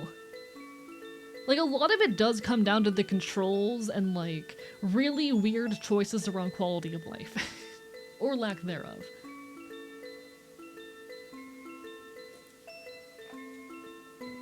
So yeah, a lot of people are like, oh, retro is 15 years, disagree. Joy-Cons are definitely going to be retro real soon if they aren't already. We'll see.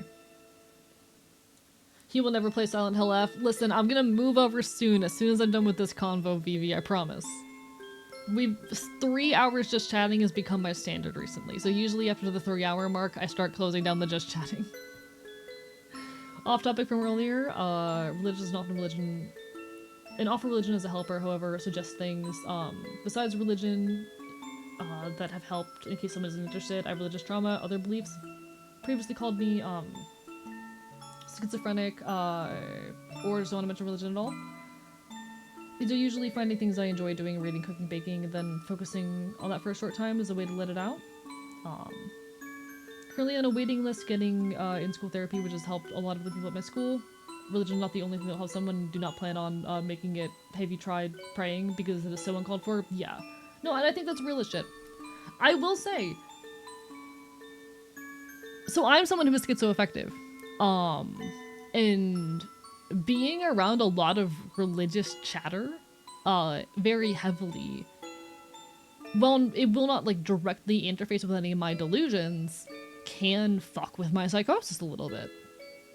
I am not a believer in anything particularly religious, but like part of why I stay away from it is actually psychosis. But yeah, it's messy, it's complicated. Horror games, let's get spooky. Alright, we can start opening up Silent Hill F. Hello, Pizza, how are you doing? Bark, bark, bite, bite. I hope you've been well. I hope you've been well. I hope you've been good. Where the fuck is Silent Hill F? There you are. Alright, give me a moment, chat, as I get things set up.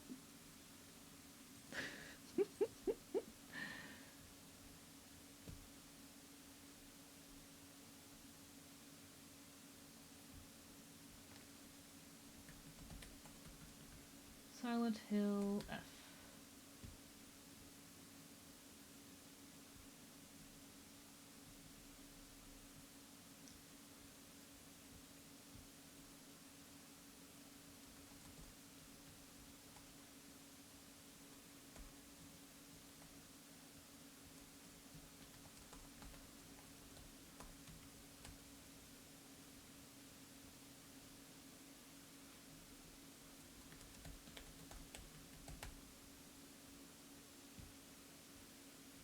Alright. Game, are you open? It is opening. Alright. Hello, video game. Hesitated for so long before trying to send it, it's not even funny. Hey, that's okay. And you're totally alright. Like, you are fine. Nothing you have said is a problem in my eyes. Alright. Please work. Where's my content warning? Mods, if any of my mods are around, someone please pin the content warning that we have in the thing. Actually, fuck it, I've got it. Alright, dropping this in Twitch chat. That's not what I wanted.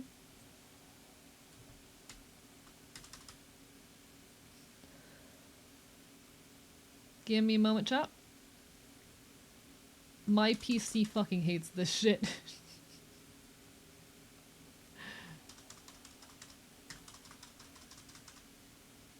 Oh, the main screen is real fucked up. I love that so much. Oh, that is beautiful. Alright, content warning, pinned, manually unpinned or end of stream, hide for yourself. End of stream. Alright, so there should be a pinned message now with a list of content warnings. I will now read those content warnings out loud. Alright. Silent Hill F does contain depictions of discrimination, child abuse, bullying, drug-induced hallucinations, torture, and graphic violence. Please mind your own well-being and take care of yourself if needed. Alright? Your well-being comes first. Things are I'm gonna call on the stream. No worries. Take care of yourself. Do what you need to do. If anyone needs to head out because horror games are not your thing, not your cup of tea, no worries. Do what you gotta do. Usually, if we can sense a particularly bad scene is about to pop up, we will try to give additional warning, but in any case, do what you gotta do. I'll be back to crash the stream another day. Of course, take care of yourself.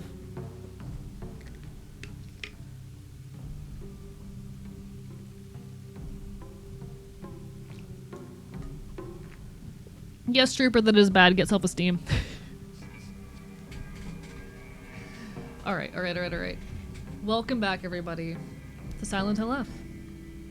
If I recall correctly, I was in a weird situation where I couldn't find an item I needed and was having trouble.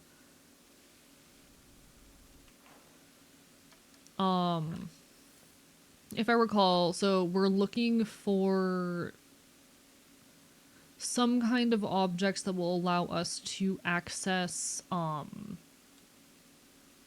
these couple of rooms, metals or something, and we were having a very hard time oh, my frames. Oh dear god, where are my frames? Hello?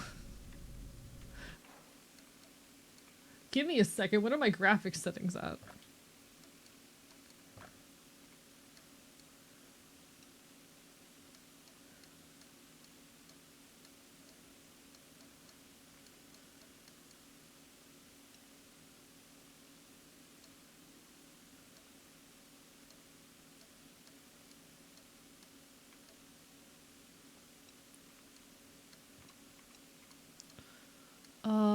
Ba-da-da-da-da-da-da.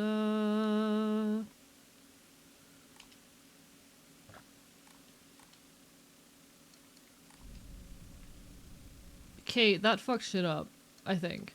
Give me a second. I've not seen much of this gameplay. It's an incredibly good game. For those who were not here last time, we're making good progress through this game here.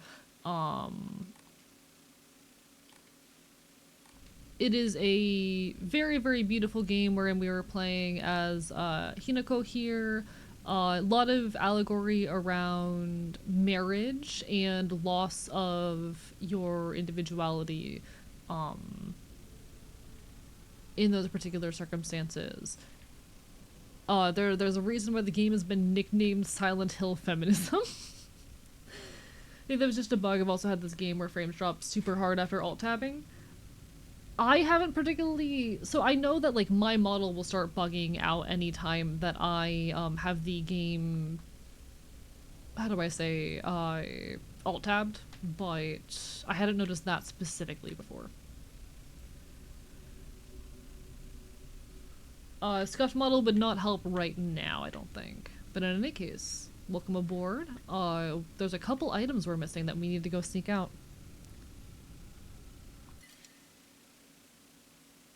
Oh, I didn't think about the fact that this we would have an item here. Damn.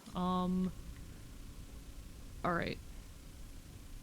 So we need to find the items that are going to allow us to open those doors. We've explored every room here and I'm not entirely sure what we've missed, but like, we'll figure it out.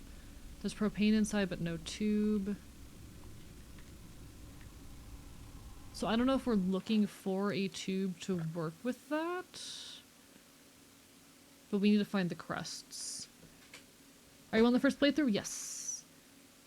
Did you find the calendar? I don't know if I did. Would that be in my journal? Oh, my room. Okay, so that's the stuff for that thing. Did I find the calendar?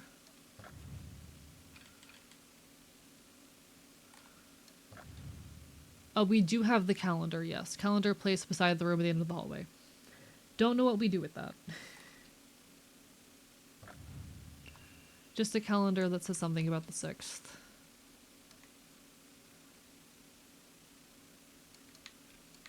Let me reread the puzzle thing here.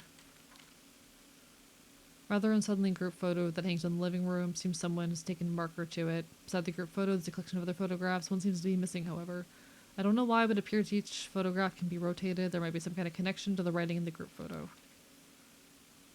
So there is that puzzle that we didn't solve, but there was one photo missing. The sword and the fox fought, battling upon a set of scales. The heavens themselves shuddered at the ferocity of their struggle. Day after day, the sun rose behind the fox's back and set behind the swords. Yet their fight knew no end. The scales upon which they fought, however, were no more, having been destroyed long ago.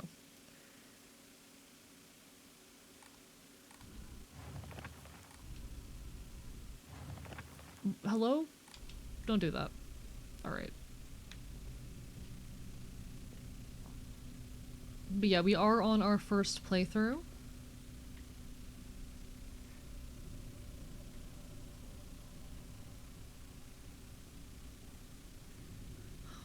Might help you to know this is a really long multi-stage puzzle. Delicious! Yeah, I'm gonna guess at some point we are going to have to find an additional painting. Because like we have a number of paintings here. We have the 3, but we're evidently missing a 4th, and I don't know what that 4th one is. Is there any other text here? No.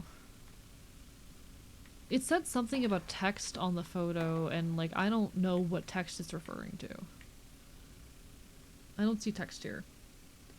This whole area is one puzzle and various sub-puzzles. Got it. Yeah, I've not figured out any of it. It is yet to elucidate itself to me.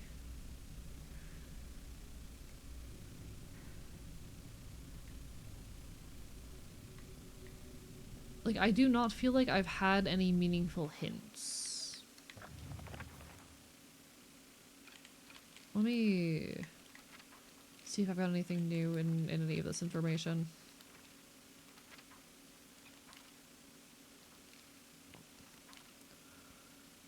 Hideous monster covered in countless skin cysts. It spawns monster after monster from the dreadful smelling clumps of flesh it drops. Filthy and repulsive. The wonders of birth do not apply to this. Nothing new here. You got something new on the park. I think this is the park I used to play a lot when I was little. I feel like all my memories of fun times and hard times took place here. Playing house with girls, playing dodgeball with boys, but kids will tell you that it's weird for girls to play with boys. They told me they wouldn't let me play because I hung out with the boys. I remember that moment of rejection and denial crystal clear in my head. Why do Showa kids try so hard to keep boys and girls so clearly separated? Is it truly such an awful thing to be part of both groups? I did find the calendar, yes. I found the calendar. We have the calendar. Did it disappear? This is already unsettling me and I'm very easily influenced. No worries. That's why we got the content warning. Take care of yourself, okay? Horror's not everyone's cup of tea. It may be mine, but I know it's not everyone's. From what I remember, there were friends in the story that got. Oh boy, a lot has happened. A lot has happened. I have a feeling you misunderstood the part with the calendar. I don't understand what the calendar's for. I just picked it up.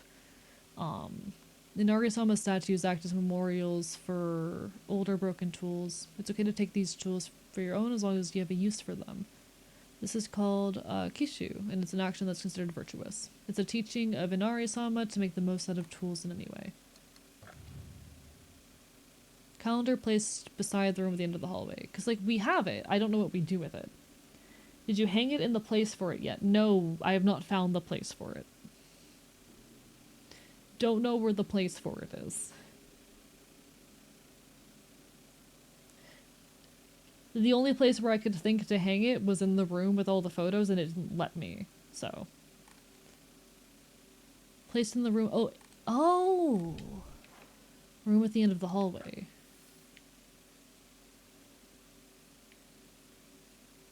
But which one is...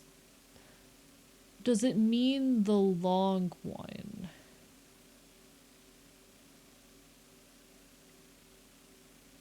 There's too many hallways. No, you take care, cat-eared. Alright, the long out-stretching one. Delicious. We're going back that way. The one way I don't want to go. Cool. Alright. But no. For anyone who has not... I know it's not you, but like... Yeah.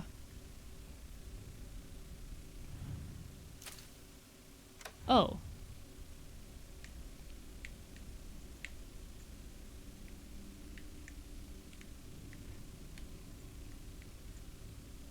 Okay. Alright.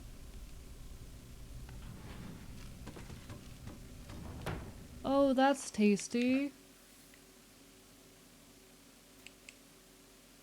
Fascinating. I hate that.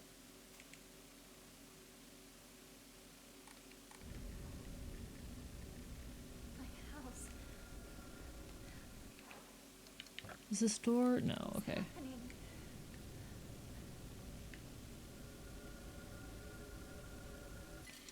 Now I understand. Got it. Okay. Oh, my own shadow scared me. Oh my god, my own shadow scared me. Oh. Fucking hell. But no, for those who haven't like pieced it together, I've been very intentionally with my streams these days, doing 3 hours of just chatting before we start the game, kind of limiting myself to 3 hours if I don't kind of naturally find a stopping point before then. I've been finding that's been working well for me recently to make sure that I am still getting into the game with plenty of time to do stuff while also getting my yapping time. Because I know the yapping time is what I and most of my audience prefers most. Any tips for dealing with overusing my phone? That is a difficult one. I have that problem as well. Oh! Don't like you.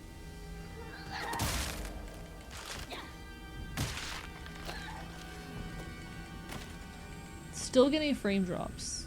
Not fond of that. Still getting frame drops. Okay.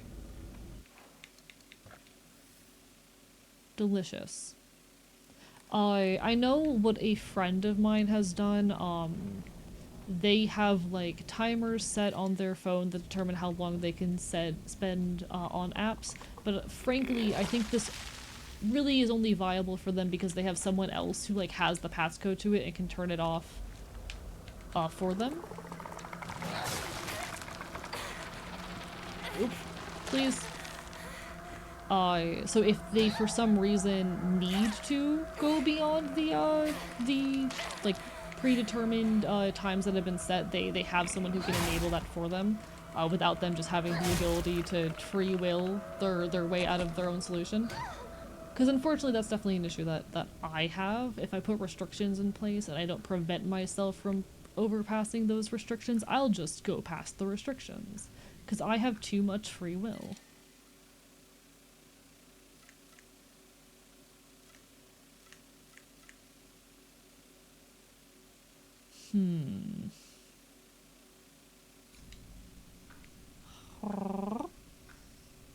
Yeah, I did miss the calendar opening additional iterations of the house, yes. That is what happened. Whoopsie. So if you don't have someone else in your life who can, like, you know, turn the restrictions off if you for some reason need access to your phone in a situation where you would otherwise be locked out of it, that doesn't really work. One very useful thing to do, just put more barriers in the way. Putting more barriers and obligations or obstacles between yourself and a bad behavior can make it a lot harder to continue performing that bad behavior. For example, apps that, you know, every 5 minutes you spend on YouTube make you do a puzzle or some shit. That force you to take a couple minutes and extend effort before you're able to continue a negative behavior. There are apps and tools that can do that for you. I am very prone to, on days where I am really tired and worn out from like all my responsibilities, just kind of spending the whole day on my phone, which is not ideal. It is a behavior that I'm trying to do something about. And the tool that I have, the issue for me is oftentimes like I end up in this situation because I am so low on energy after getting home. I don't really have the capacity to do much else than lie in bed, so I end up lying in bed on my phone, and instead of meaningfully resting, I end up just kind of extending the exhaustion in ways that prevent me from getting things done. For me, that simply meant putting more barriers between myself and my phone. Idiot! How many times Oh do my I fucking have god. to tell you? I'm very jumpy today. So sorry. I'm so sorry. Did you even taste this? Yeah, alternatively, reducing It has no barriers flavor. to... You're making me drink mud! You can't even do something simple like this? And What kind of a oh, I worthless woman see. can't make me so soon? Stop it! You do this all the time! Cut it out! Shut up! Dare talk to your father that way. I understand They are the now. same. You Okay. tolerate this, Mom. Why don't you stand up I for understand yourself? now. And you, Dad. But yeah, the other thing that could be helpful is Make your own. reducing You're gonna cook barriers it, aren't you? between yourself and the things you need to be doing. So one thing I will do, and this is not smart, you should not leave your PC running overnight. You But just focus if I on know school. that I have trouble getting up in the morning, I'm going to be tired in the morning, I'm not going to want to get up and do work Knuckle, because I'm going to be don't tired. talk like that about your father. In order to prevent myself from oversleeping or like spending the entire morning on my phone, I reduce the barriers between myself and the work I want to get done by leaving my PC open with the project open. Is that bad for my computer's health? Yes. Am I more likely to actually get up and get the work done? Also yes. So sometimes I will, if I know I'm going to be up early in the morning and not going to want to work, I will just leave it open in order to reduce the barriers between myself and the work I need to get done. And also make sure that I already have like my morning medications set out and ready to take.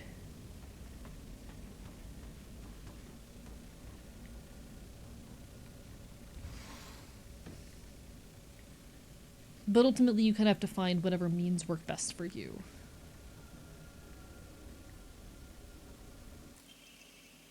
Her coming to her mother's defense against her father and her mother going, no, actually I'm in the wrong, deserve to be abused is so real. Yeah, no, I cannot speak to how relatable that is, but oh boy. It is very saddening. Also, thank you for the watch streak, both Semi and Host. A very, very unfortunate and true thing. Absolutely the ways in which domestic abuse and misogyny can be reinforced when it's been so deeply internalized. Specifically use a password to unlock my phone. I don't have biometrics, not just because of privacy as costs, but because it makes me put in effort to get on my phone. Valid, real. Candigo's diary.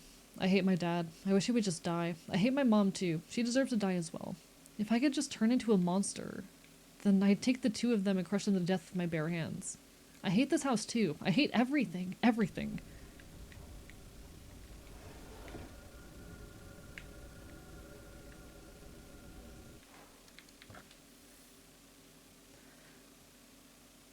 I will say, one of those like little bits of deep childhood damage I admittedly have.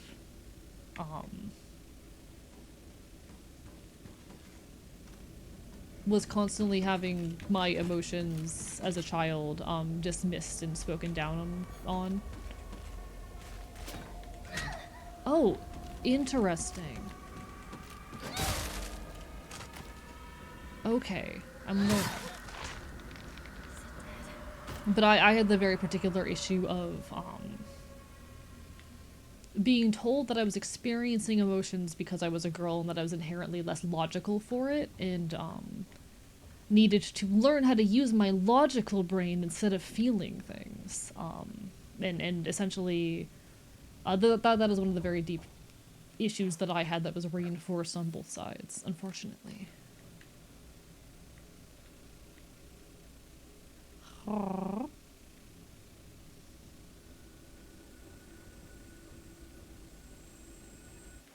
Terrifyingly long hallway. God, Silent Hill has really mastered the art of spooky long hallway. Can't open it. Okay. There's gonna be something around the corner. Yep, there's some kind of monster. Or some kind of sound. There you are. Fuck you. I keep instinctively hitting the left trigger to like focus on the enemy, and I don't know where I'm picking that up.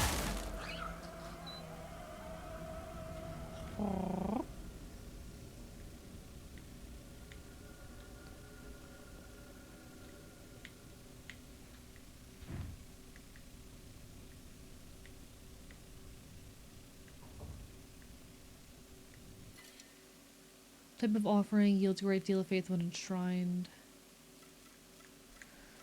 I don't know what's worth. The thing is, I know I don't need all these healing items because I've been fine, but like, you know, fuck it. Nope, not what I wanted. Hello, Tiger Faye, Bark Bark Bite Bite, and hello, Monster Kicker as well. Lovely to see y'all.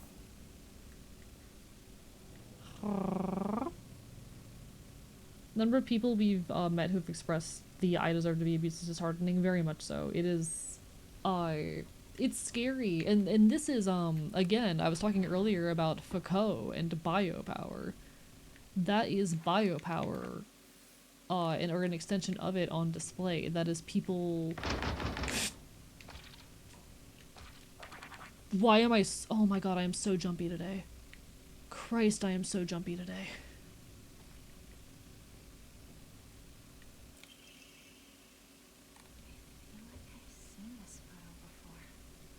God, I'm so jumpy today. I can't remember.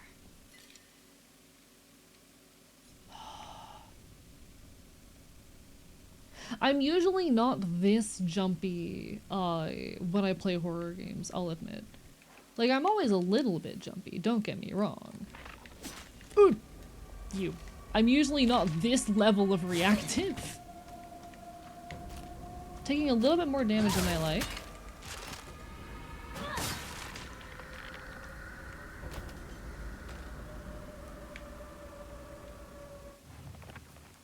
Wrong button as well. Oh, my weapons are not looking so hot, okay. Yeah, now I do have the portrait indeed. Where's my... What button is that again?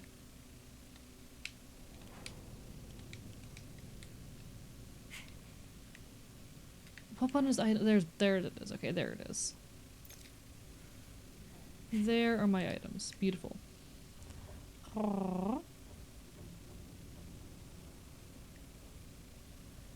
Don't like how my weapons aren't in good condition. I do have toolkits if I need them, though. Which I probably should use soon. Relied more on my emotions before I started estrogen. Everything I do is more logical now. Probably more about growing up than it is about hormones. Yeah. I don't know if I properly finished my point. I was just speaking to, like... Okay, so biopower, I spoke to a little bit previously. That's a Foucault theory. It is about the ways in which, governments and powers normalize expectations to a point in which we... Thank you so much, Margot, for the follow. I appreciate it. To a point in which we internalize them and then project them onto ourselves. And the kind of situations we're kind of talking about here, wherein in the case of this game, a gendered expectation is at a point where it's being reinforced by the people whom it is targeting. There we go. That is biopower on display. And it was a frustration of my youth having constantly reinforced on both ends this expectation that I was inherently less capable of intelligence and logic for being, as I was perceived with people around me, a girl. And having that constantly projected onto me, and always not taken seriously for that reason. Fuck that bullshit.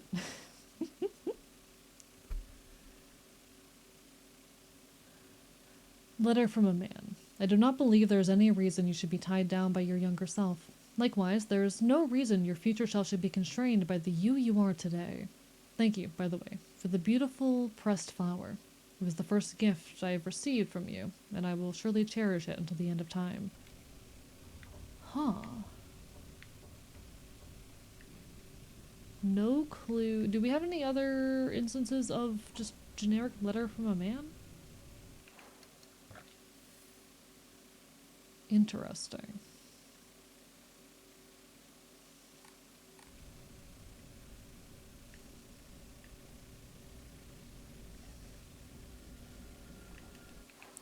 Hallway.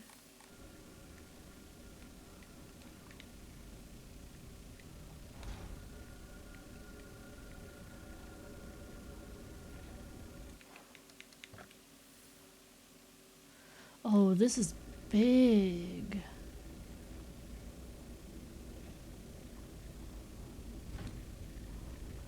I don't like how big this area is. That's spooky. Oh, hello, sir.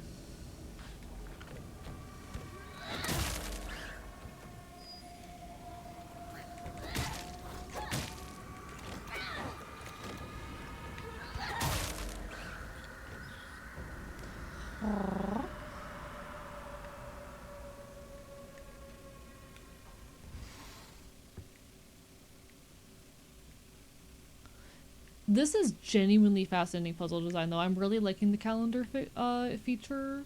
I'm really liking the feel of this puzzle. It is terrifying. And I mean, we're playing a horror game, that's certainly a win. Nothing of note in here, it doesn't look like. Nothing that I'm encountering anyway. Alright. Interesting, interesting, interesting. Just the kudzu tea. Nothing with a mirror. Okay.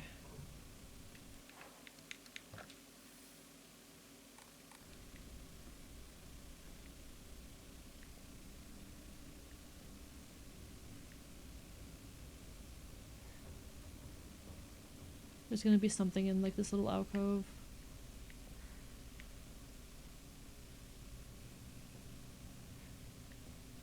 Surprisingly not. Alright.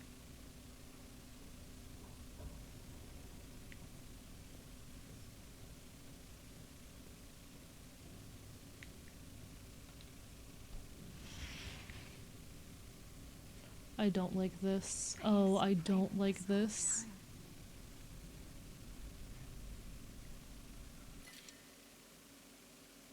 Oh, I'm not a fan of that.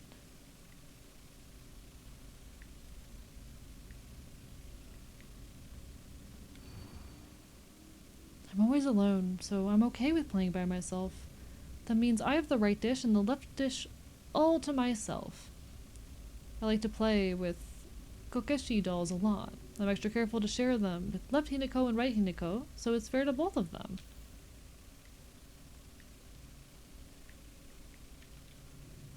It doesn't feel right. I feel like someone is watching me. Looks like this opens here. Interesting.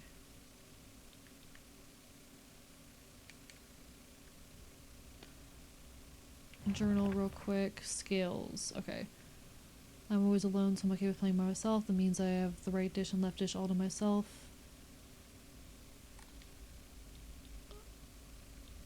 That's all the information we're working with right now.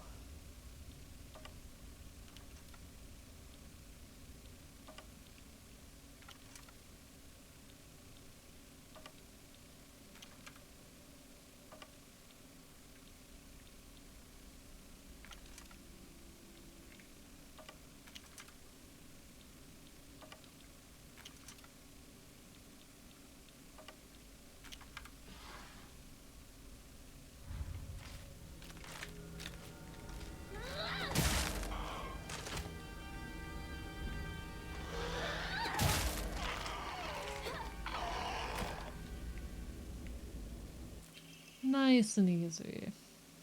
What's this? Nice and easy. So I suppose now we just go back to the start. Not bad. There's probably gonna be a bunch of enemies along the way. I'm just gonna run for it. I'm a little bit nervous about new enemy spawns after that. Please don't have enemies in the main home now. No? Where do I go then? Let me save first. I'll record progress. Oh, wait. Let me first actually enshrine this. Look at the faith off that. Alright. And we can record. Now I need to figure out where the fuck we go from there. We found one of the crests. We also have a lot of shit. We could increase... We can't increase our Amori slots right now. Fuck it, I'll increase my health real quick. Just in case, just for the hell of it. Okay. Now how the fuck do I get out of here? How... Oh. Okay, wait.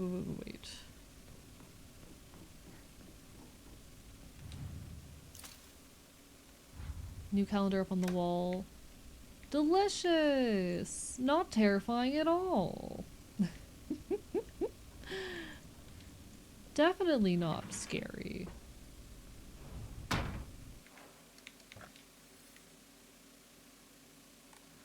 Oh, I hate this. Oh, this is horrible. Oh, this is some like derealization bullshit right here. Errand request. Hinako, I'm sorry to ask, but could you drop by Shu's house and buy that stomach medicine for me again? Also, please let his family know that I've been getting better thanks to them. Traditional medicine truly is better than all those modern drugs, and herbal remedies are far gentler on the body.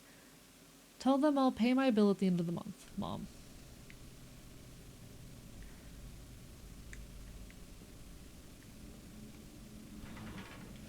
Fucking hell.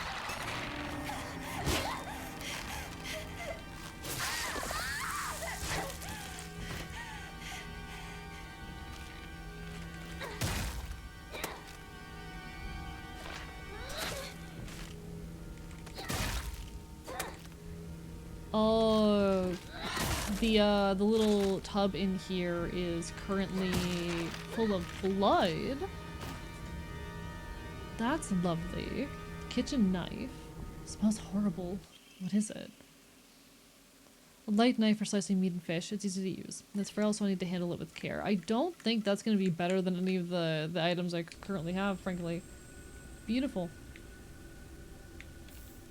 Very beautiful. Gonna go ahead and take the pill because that should be about the right amount of HP. Incredible. But what we seem to be doing at this point is traveling the home at different points in time and at different states of disarray. So like we just saw a little glimpse from our childhood for a moment there. And I'm going to guess we are going to just be getting more insight into Hinako as an individual and her home life here.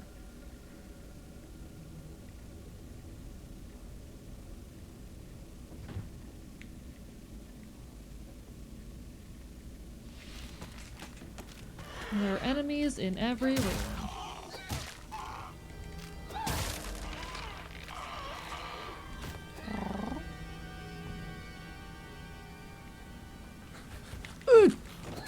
Christ.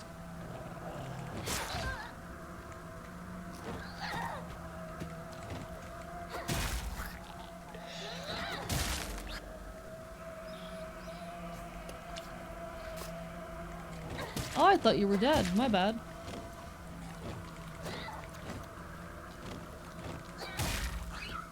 I hate the way this enemy is constantly seemingly trying to get behind me, and I'm going to go out on a limb and assume that is intentional. Not fond of that.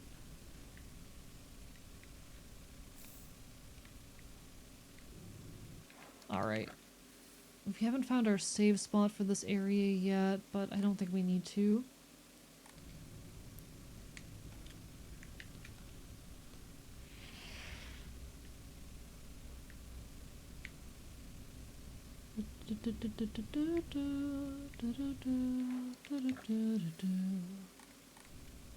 So that room was like unnecessary.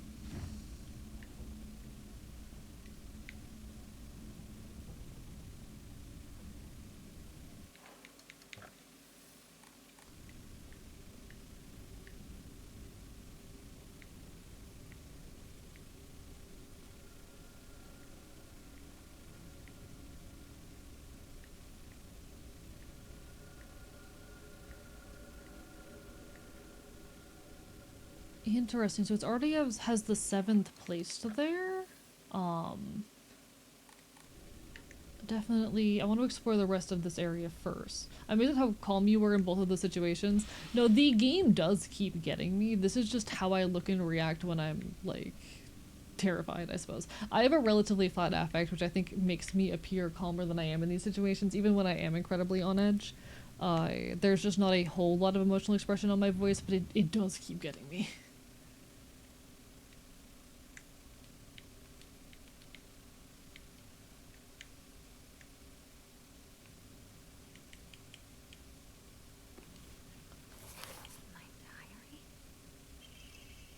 Block of wax. A semi-transparent block of wax placed in my diary for some reason. There seems to be something stuck inside. Interesting. Very interesting.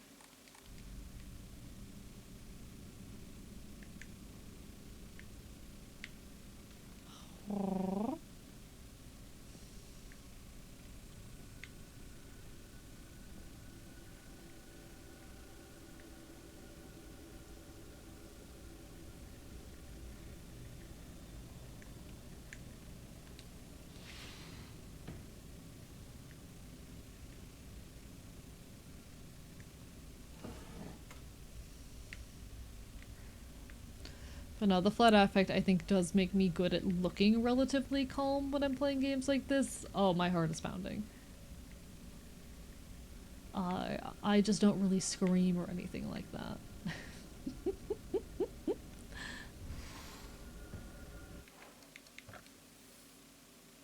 Okay, I'm gonna go explore the rest of the other area before I go through what looks to be infinite hallway.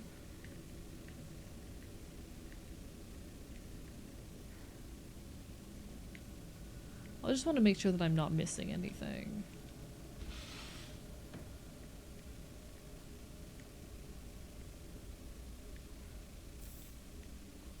Bandage.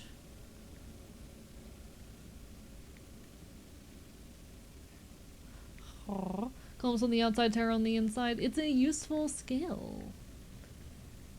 I say skill as if it's literally not just like my form of neurodivergency. It's a funky little thing that you'll find in both like autism and schiz. I don't like that. It's a funky little feature you'll find in both autism and schizophrenia. Just having a flat affect. So I have, you know, two separate conditions that both hit me with doesn't express much emotion disease.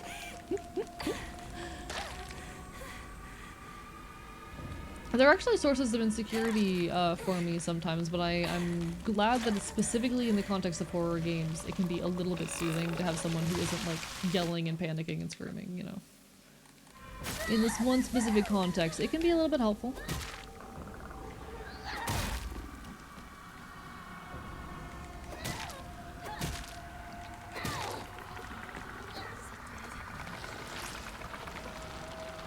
Get off my ass! Enjoy the lurk, Tiger Faye! Bark, bark, bite, bite. This is such a long fucking hallway, Christ.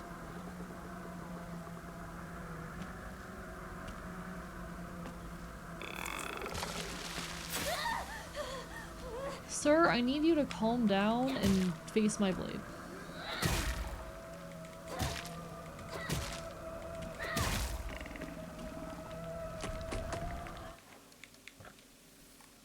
Delicious. Okay, there's a weird bird pattern there. Interesting. We're back in the kitchen. Okay, so there's a toolkit here. What I'm actually gonna do is fix our weapon and then grab the toolkit. There we go. Propane tube.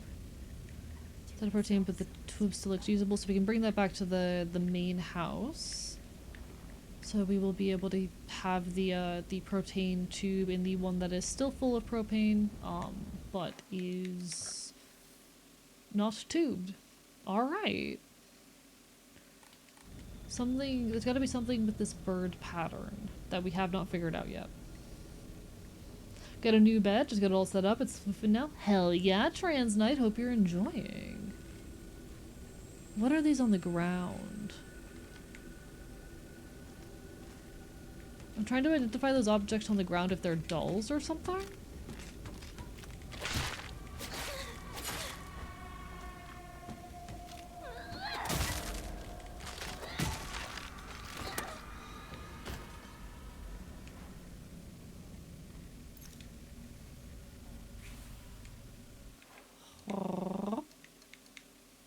Sir, calm down. Fucking cop moment.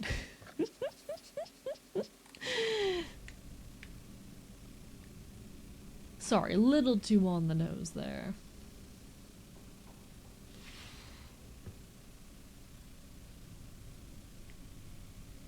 Fascinating. The eye. Oh, the eye. I should leave right away.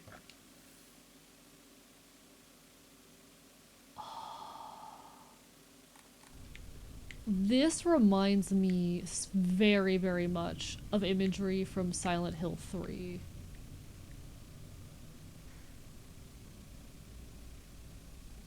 Sorry, Silent Hill 4, rather. There is a segment in Silent Hill 4,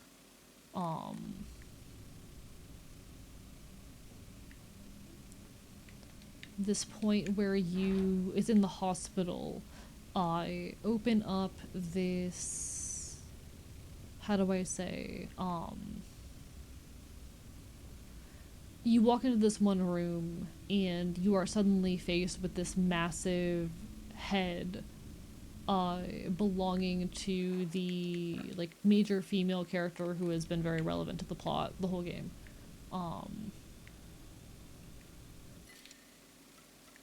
Where she had been like you'd been with her the whole time. She just kind of had started following you in the most recent mission, and you randomly just come across a giant head of her staring at you menacingly. And I'll be honest, I don't know what the symbolism of that particular spook is, but I know it got me. I don't know what that scene was supposed to mean or represent. I just know that it got me.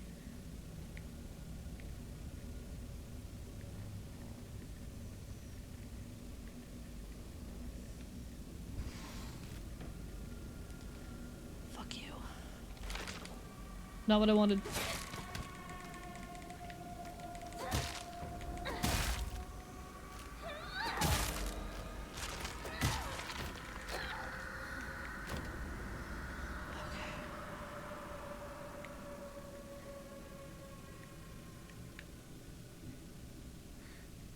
My weapon's about to break. Red capsule.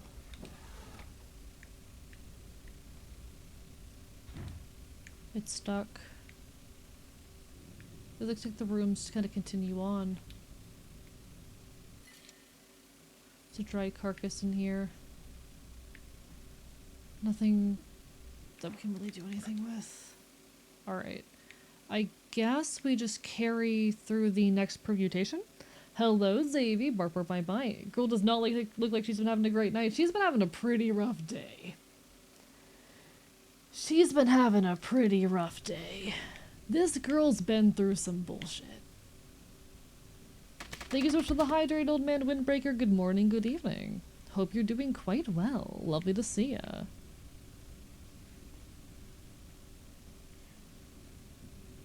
She's been going through it. Alright, I'm gonna hope... Oh, there's our save point. Okay. I would like to save. And then we're gonna carry on to the next permutation. It seems the save points at the very least are in predictable spots. I just don't know what we were supposed to do with the big bird.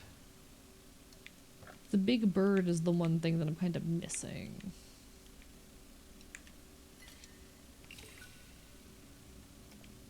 Really late, but the person who asked for an explanation back when we were talking about privacy-focused browsers posted a deeper explanation in the general channel of the Discord. Appreciate it, thank you. No, this community genuinely means the world to me. I was having this conversation actually with another content creator last night. We were sitting in VC, and I was talking about how, like, as a content creator, there is so much just love and grief to be found in, like, fostering a community. Cause like y'all mean the world to me. Y'all do so much to genuinely enrich and improve my life. I've been enabled so much joy and self-love because I have you all in my life. Oh no, there's enemies here. Fuck me. Oh, that is such a well fucking timed scare as well. Right as you're like wondering if you're safe because you're in familiar territory again. Oh, I hate that. Oh, I hate that. Beautifully executed. Fuck you.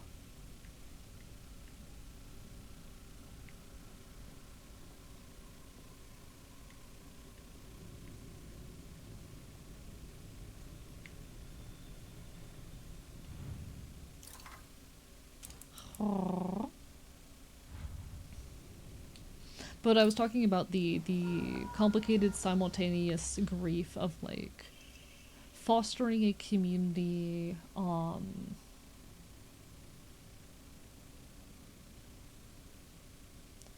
because like as you grow any kind of community on social media, you gain people and you lose people. The way my community looks now is very different from the way that it looked 6 months ago. Because people join, people leave. Some of those people stick around for a long time. Some of those people don't. Some of those people become, permanent community members. Some of those people you'll only see once or twice. Some people, the responsibilities of their life change in ways where they, even if they're still around, can't catch streams as often. Or they have a new hyperfixation and they disappear for a few months. It's really interesting growing a community and watching the ways it shifts and changes over time. It is a wonderful experience, don't get me wrong. It is an experience I'm eternally grateful for. But I also won't lie and pretend that it is never one without hardship or fear. We were reminiscing, this content creator and I, about the people who have come and gone from our spaces. There are a lot of people who have been really meaningful parts of the community and for one reason or another have lessened their involvement with it. And I hope to eventually see those people back in full force someday. There's also people who, for one reason or another, have exited, and there's a lot of people who have gained. I don't know. There's definitely, as a content creator, a necessity that you never grow too content and to never grow too attached to how things exist at any one given moment, because they will change, and that's not always going to be a good thing or a bad thing. It is simply... What was that sound?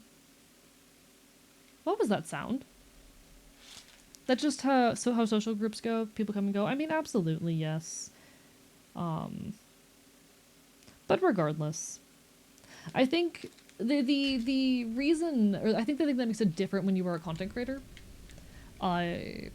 is like when you're just an individual who is part of a social circle, you have more personal connection with those people, and you have more capacity to interact directly with them.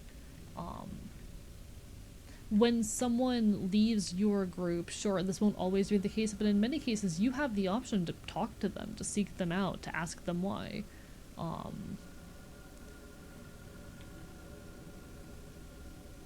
And oftentimes in the case of a content creator, people just leave, and you just have to be okay with that. There is no space to ask, there is no space to question it. It just kinda has to be okay. This room is... Oh, underwater. That's interesting.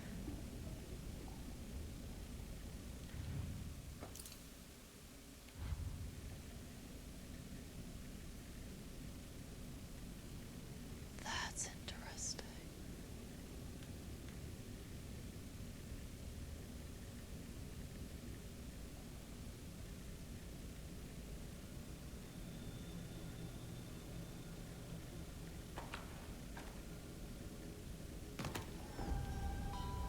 The controller rumble there. On that note, a year of lurking, archive walls are rather cozy. I'm glad you think so, Xavi. I'm glad you think so. Genuinely.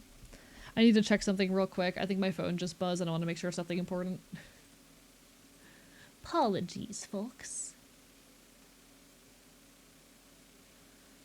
But I will say, one of the things I love the most about my community is the way that you all just sort of centralize in our voice chats and whatnot. I think it's been a little bit quieter recently, understandably so. It's been holidays, people have been busy. But it brings me much joy the ways in which you all have kind of become a community in your own right. That I, more days than not, see people hanging out in the voice chat. It's very meaningful to me.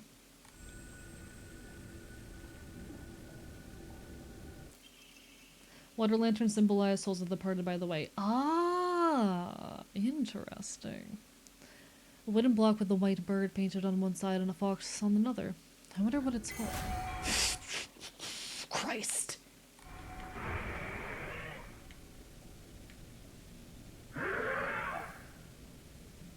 I don't like that.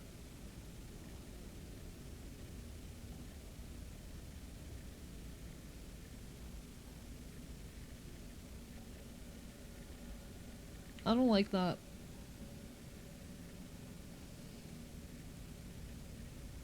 I don't like it. I didn't like that noise.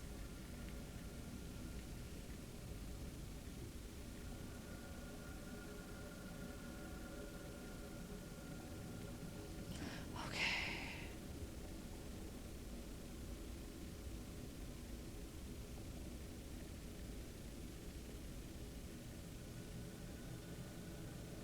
Holy shit. Sorry, I need to take a second after that. Looking forward to yapping in VC once we move into a new place. Currently, living situation is hard to speak openly about career and function, understandably. And I hope that when you're able to move in that new space that it becomes easier, genuinely. I wish all the best. I genuinely wish all the best.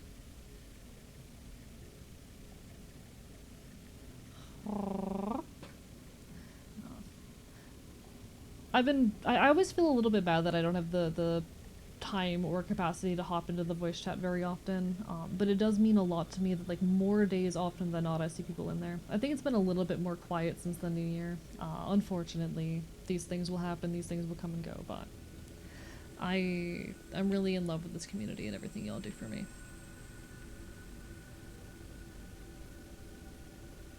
In any case, ad is about to hit like any second now. Apologies. Twitch does force me to run ads, you know the deal.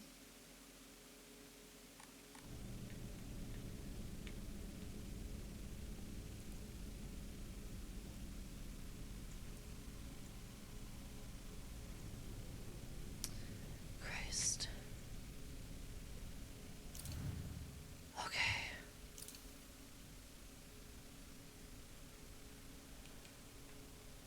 Now, I don't know if we're looking for a third plate. We might very well be. We might need to seek out a third one. But let me look at our journal. The sword and fox fight, battling upon a set of scales, having themselves shudder to the ferocity of their struggle. Sun rose behind the fox's back and set behind the sword, yet their fight no new ends.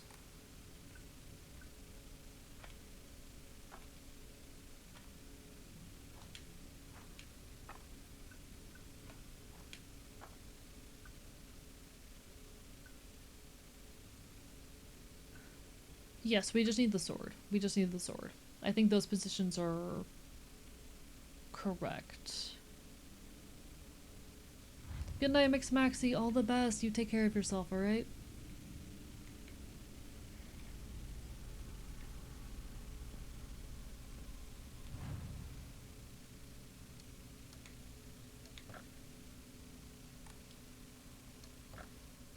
Okay.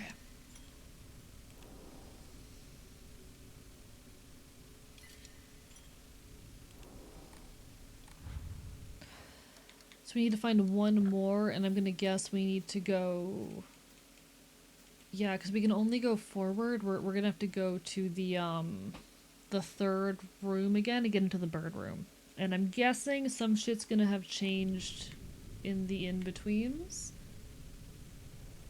And we're just gonna have to be very brave about it. Because I think those are the only things we picked up that we can do anything with, correct? Yeah, we get the fletchling key. Yeah, okay, I think that's all we've got.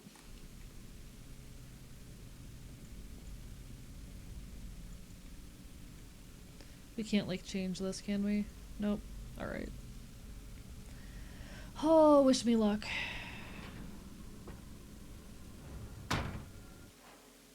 One sec.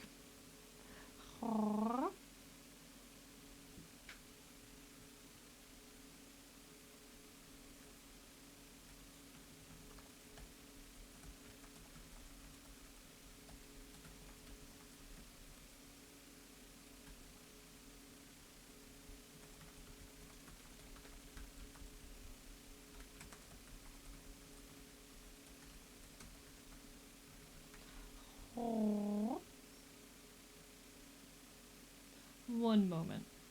I'm looking at something important.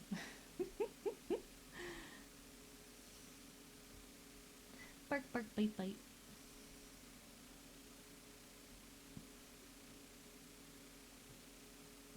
bark, bark, bite, bite. Okay. That is gross and annoying, but whatever.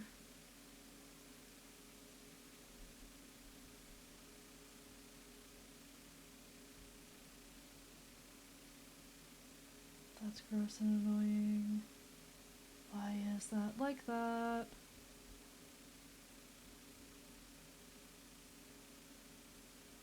I don't like that. That's like that.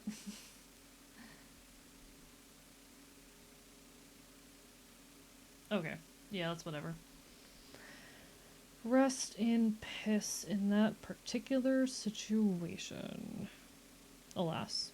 Alright. Me to be brave. Also, he pauses the game to research what to expect. That's not what I'm looking into. That's not what I was looking into. Fucking hell.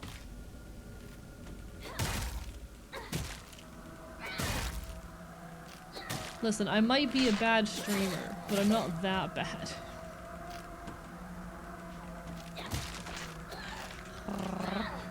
I was low-key checking some statistic shit.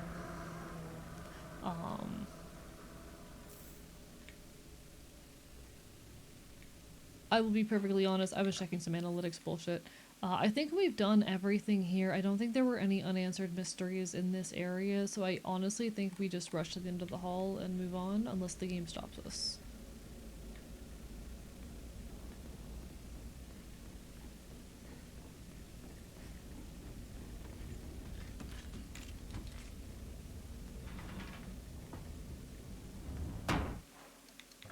Yeah, because we need to get to the bird door. Hello, Aggressive Avocado. Lovely to see you. Bark, bark, bite, bite. Today I started HRT after a years-long first start. Congratulations! All the best. I hope it goes well for you now that you're on it proper. There's no shame in taking that time. I send all my love and all my goodwill, alright?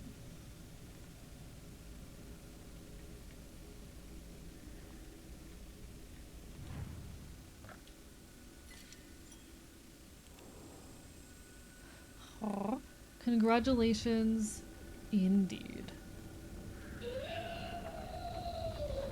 Oh, hello. You know what? How about fuck you?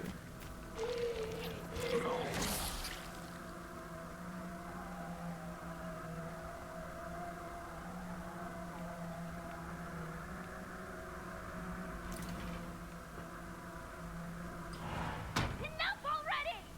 What? Kinako, your father, he... Stop sugarcoating it! Oh, okay? It's because of your debt, isn't it? What? You little... You were tricked by some fool! He took all your money and it's your fault! Mom's had to cut expenses. People were laughing at Junko because she had to wear old clothes! That money was for our family! It was to bring us just a little bit of happiness! So cut the crap and apologize! To me!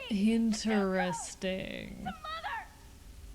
It was already All implied. the trouble you caused us! How dare you speak to me like that? Please, don't. Please, I beg you. Hinako, I'm sorry, but could you go to the grocery for me? But I don't care what you buy. Just go now. Let me go! Enough of this! Who the hell does she think she's talking to? We're suffering for our father's deaths. Alex. That was implied by like a previous little note we picked up. That was implied by a previous note that we'd picked up. But it's very interesting having that confirmed. It's very, very interesting having that confirmed. We are in fact suffering for our father's deaths. See, that's not confirmation necessarily that that's what the marriage is about. Because I know your specific conclusion was that the marriage was about that. And, well, I think possible, not guaranteed to be true. But a very interesting theory. A very, very interesting theory.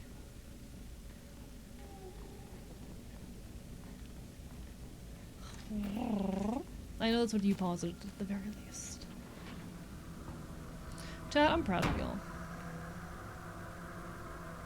Alright, so we're back to our main reality here. We need to finish our puzzle.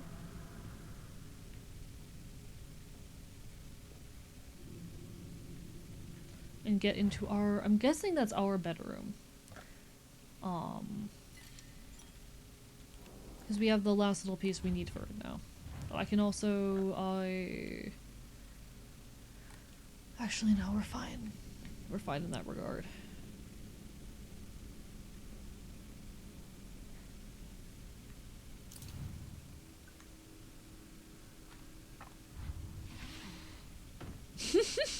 Sorry, that was really funny.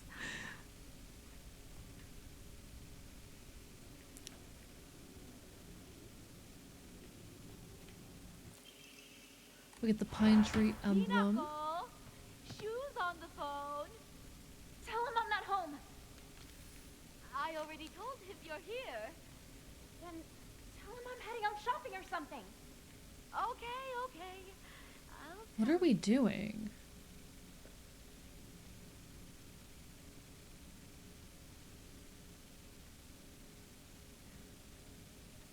What are we doing? That I didn't catch what it was that we were doing there. That is interesting. I wish I had caught what it was that we were doing in that moment. Also, notice the birds everywhere. Constant presence of bird. Alright. ADHD makes me jump in and out of streams and I've not been paying attention to the story that much at all, and that's perfectly okay. You don't have to. You can see me, right?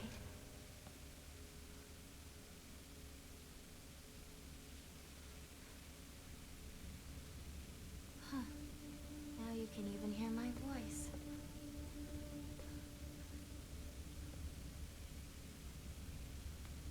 Don't just stand there. Come in. I have something I want to talk to Interesting. you about.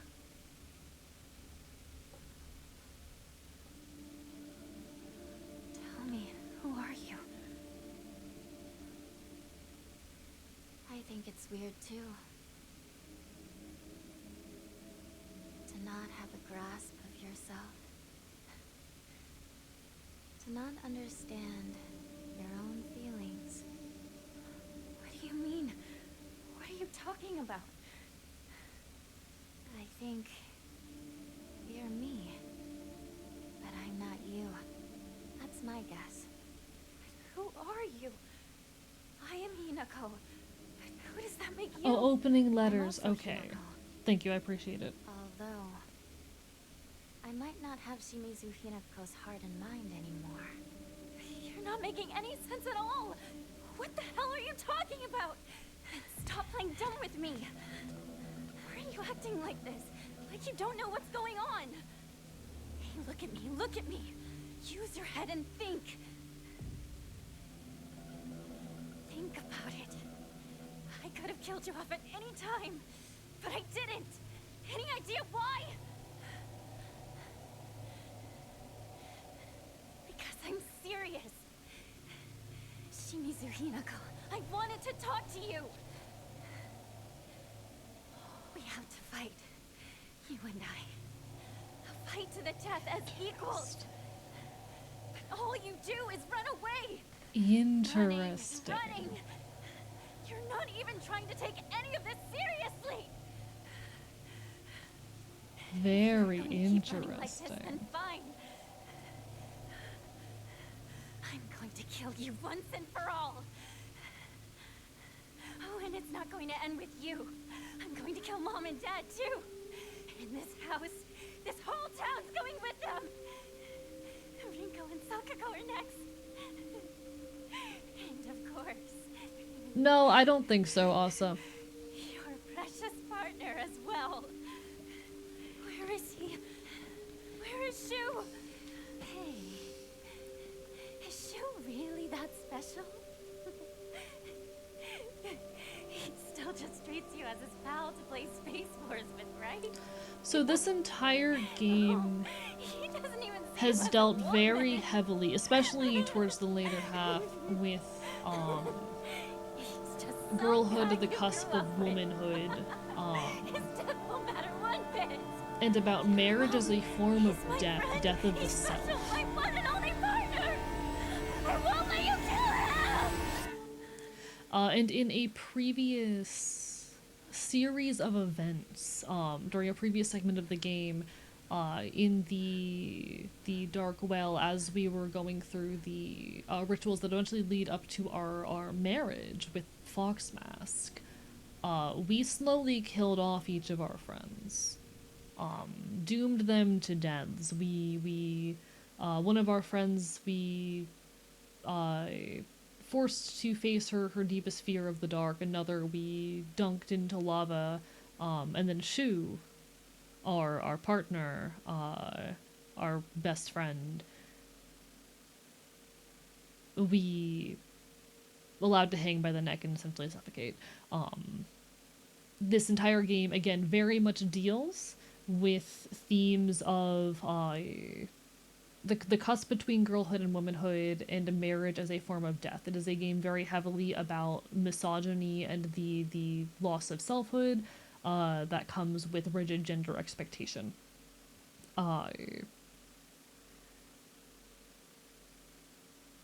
Very surface level interpretation. I haven't obviously had time to like rewatch things and do a whole lot of digging here, but from the little bit that I am reading into this, we are talking to a version of ourselves who is ready and willing to kill and give up all of that.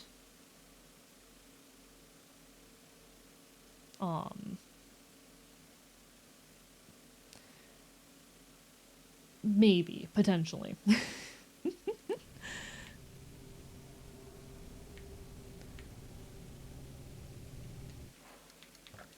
In any case, we're going to go seek out the room from which we heard Shu's voice earlier.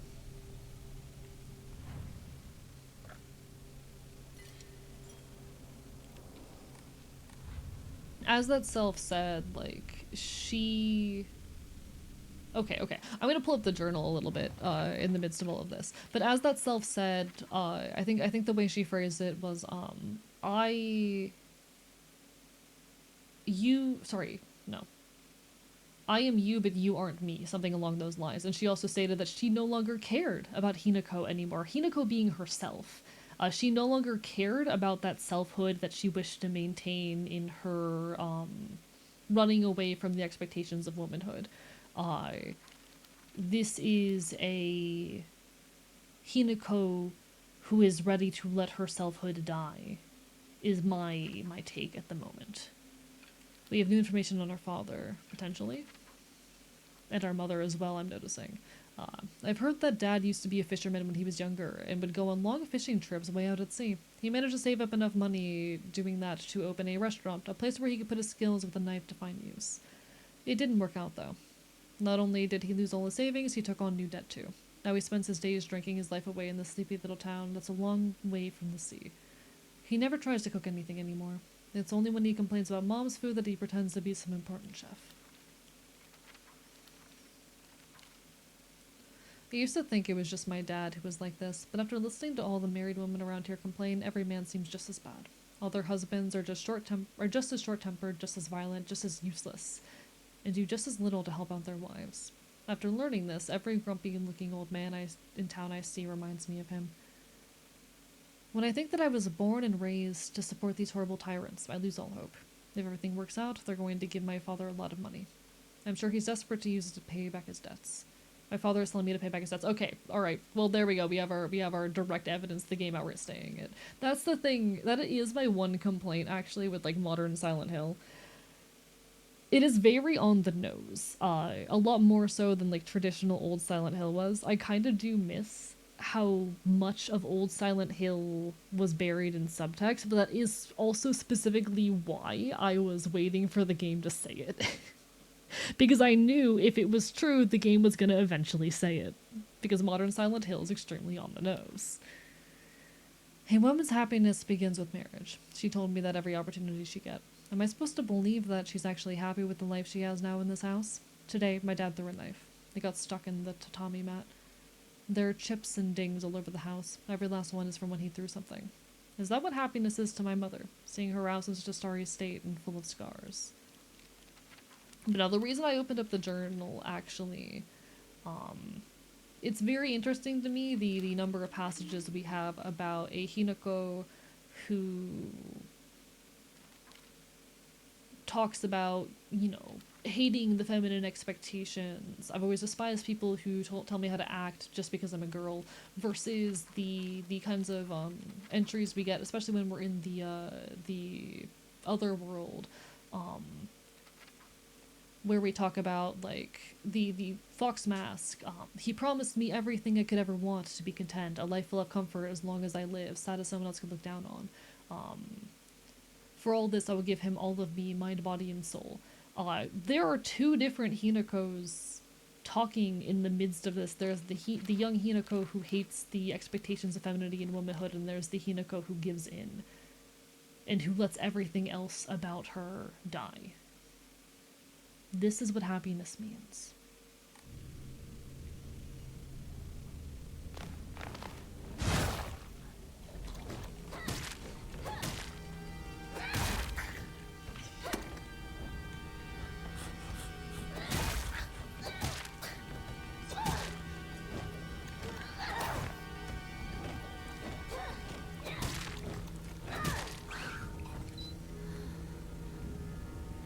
That is my abridged take on the game thus far.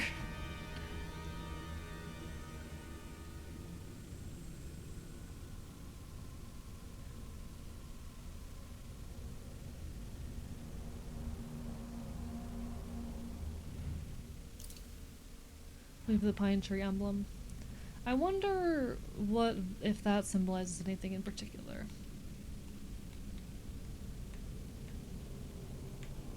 Come on.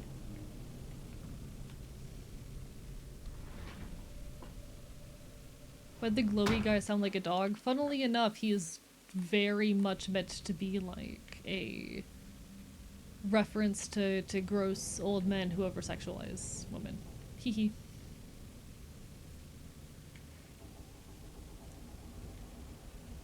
I don't like that we don't get a map.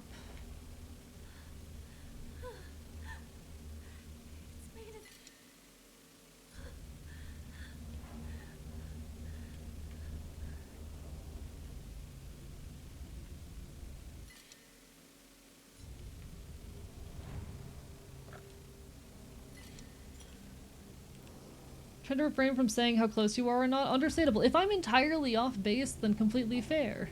But I'm working with what information I've been given and taking my own little perspectives and experiences into account.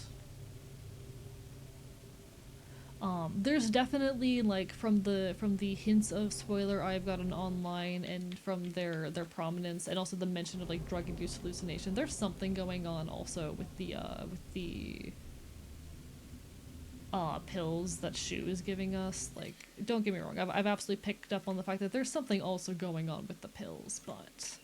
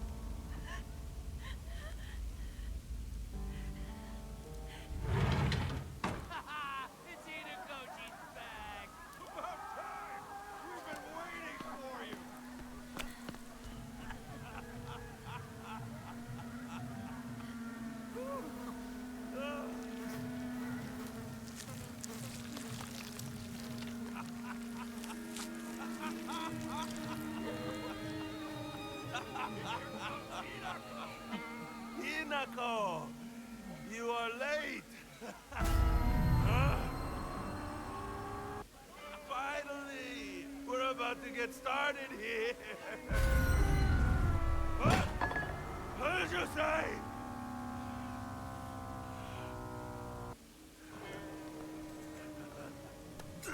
Doing, Ganda! You're the best!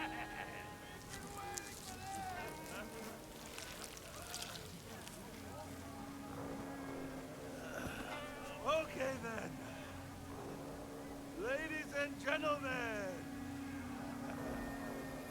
prepare to witness Prepare for some gore. a master with a blade! Yo!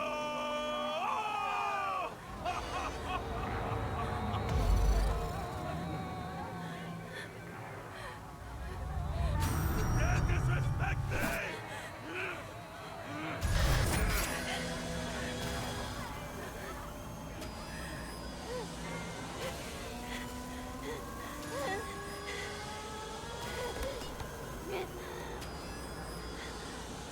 Hi, Monster Kicker. Welcome back.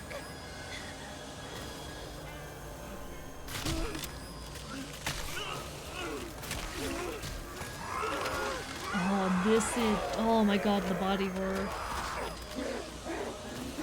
Be the bad time to clock in, didn't I? You're fine, Neptune. Lovely to see you.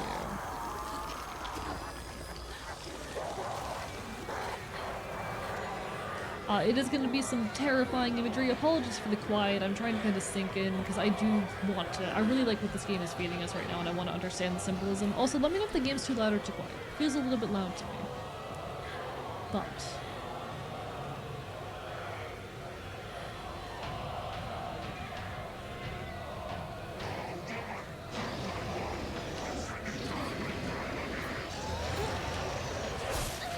interesting. Oh, I hate this. I've decided. I despise this. Why are there two of them?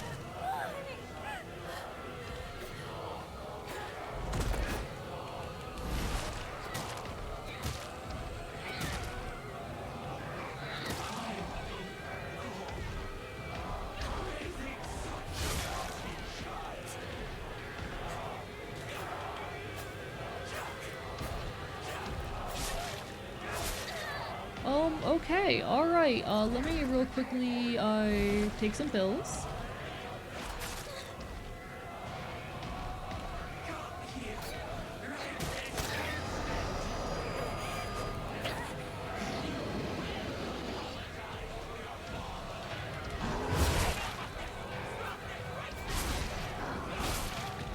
Okay, this fight's, I'm gonna have a little bit of trouble with this one. I'm gonna be completely dead ass with you.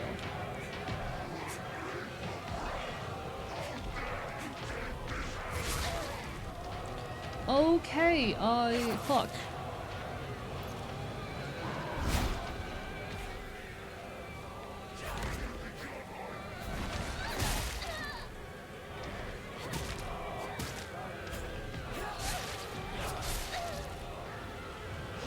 I don't know how you're supposed to figure this fight out on like any normal difficulty, actually.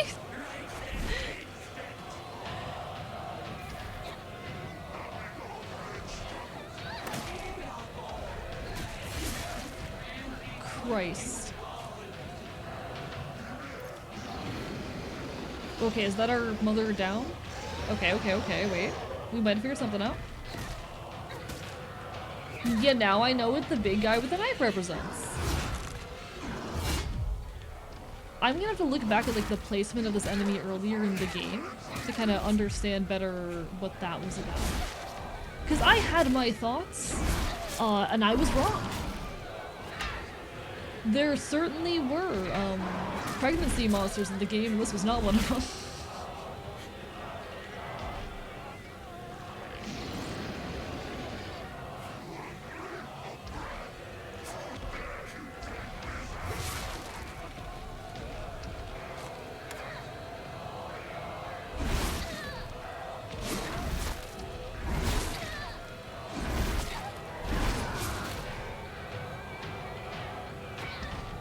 This does so much damage even in the easiest, most casual difficulty. Terrifying.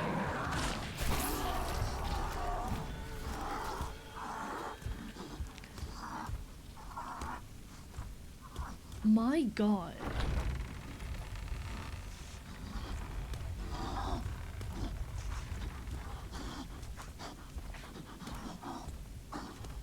I love body horror. I am actually a very big body horror enjoyer. I am a massive body horror enjoyer. I think body horror are some of the most like fascinating forms of horror, the way it will twist the human form as a means of expressing all sorts of societal issues. Very big body horror fan.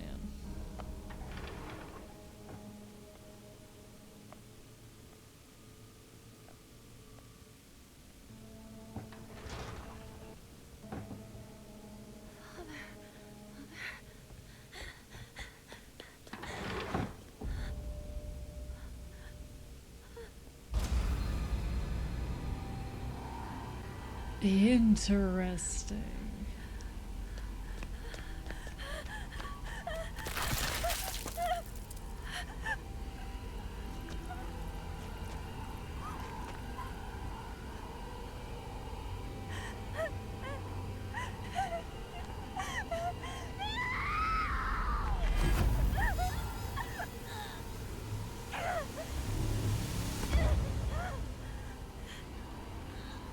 The monster is wearing a Shiramiku traditional Japanese wedding dress.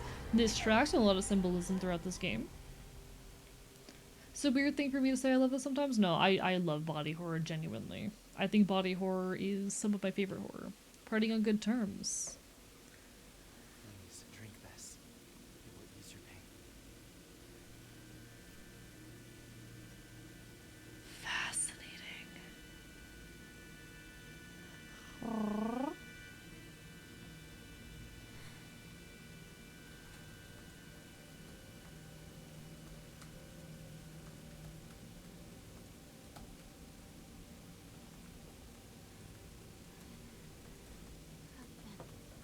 Your body is still acclimating, but you're doing well so far.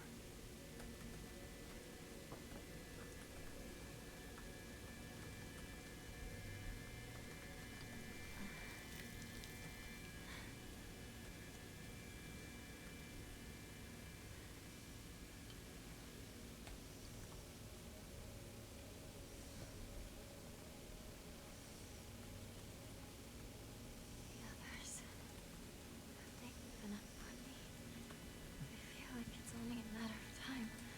I will not allow that to happen.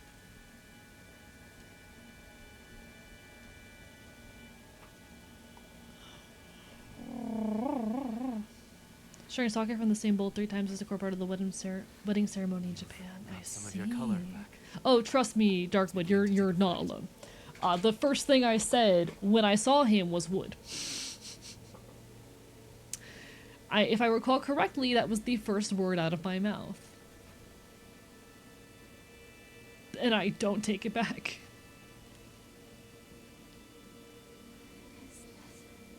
A filtered mixture of the rice and water offered to ancestral spirits. It contains a divine power. I don't take it back. He's very attractive. Listen, pretty man. Intentionally pretty man to disarm you.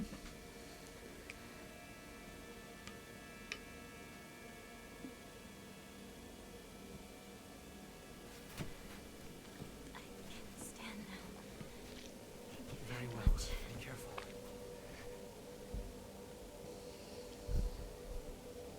Both Fopses on screen are hot. True. I'm very hot. Hee hee. Ah, yes. I miss the era wherein like the horny subreddit was new and very active. I haven't checked it in a while because I've just had other things that have captured Serves as my proof. attention and time recently. I hate that line, Now, I have one more thing to show you. but I miss it. I'll be honest. I was speaking to this earlier. As a content creator, it can be easy at times to like miss the way things were a couple months ago. I feel like content creation is a constant pushing towards something better and also a constant missing of something that is just behind you. Interesting.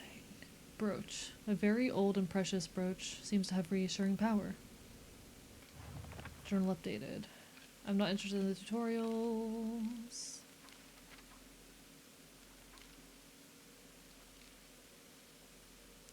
The monster that my father turned into, and acts the same way he did when he let his anger get the best of him. It was only the curse of fatherhood that made my dad appear human. This form, his true form, must have been hidden underneath all along. The monster that my mother turned into. I'm not sure she even realized what's happened to her. Always being humiliated and abused. Her twisted ideal of happiness. There's no way she was human to begin with. Fascinating.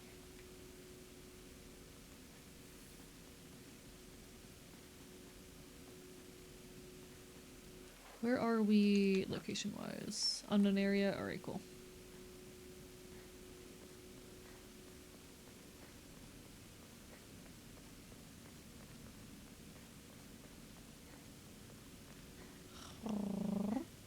Really liking the Silent Hill. Any recommendations on how to experience the saga? There are remakes of the older games, and from what I've heard, okay, there's a Silent Hill 2 remake, and they're currently working on a Silent Hill 1 remake. I hold the general critique that Silent Hill, modern Silent Hill is a little bit too overt and on the nose for me, and I kind of wish when it was less so. I like the original Silent Hill 2 better than the remake, but I still like it. It's still good. It is still a good game even in remake format, even if I kind of prefer the first one. If you want to play Silent Hill 2 and you don't want to emulate, remake exists. If you are comfortable with emulation, just find Silent Hill 2. I'm not going to tell you how. But, you know, just get a hold of it. It's a PS2 game. I would say Silent Hill 2, it's the most popular game in the franchise for good reason.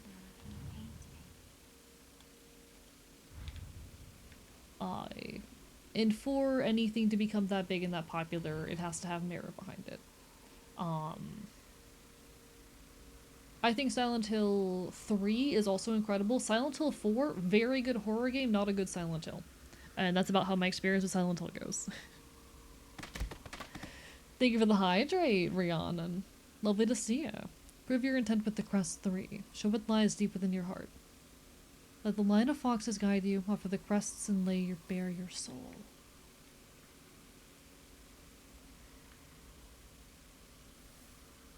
Interesting.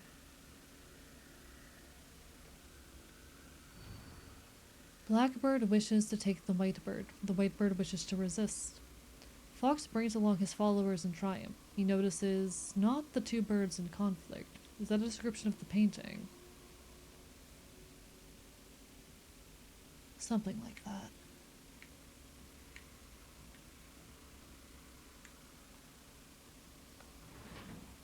But welcome aboard. Lovely to see you.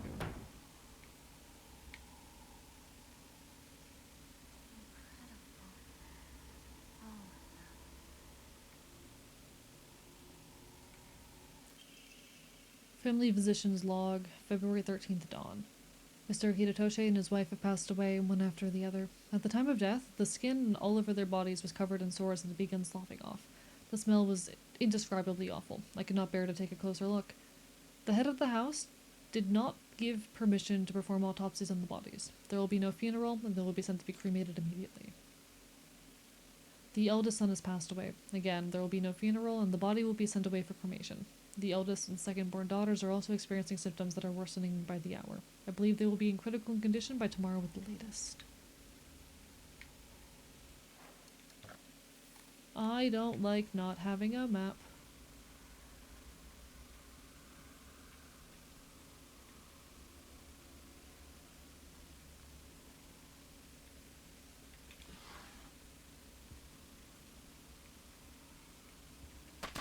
Oh shit. Oh shit! Ungodly Gazette! Thank you so much for the raid and Nebanatsuki. How are y'all doing tonight? Mods, make sure we get shoutouts.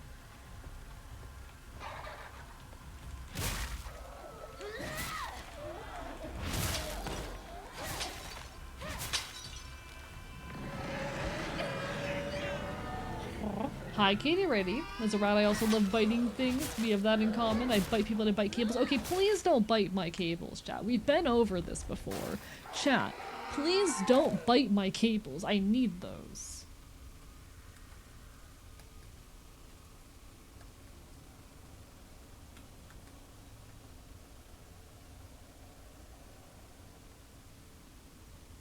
I need my cables.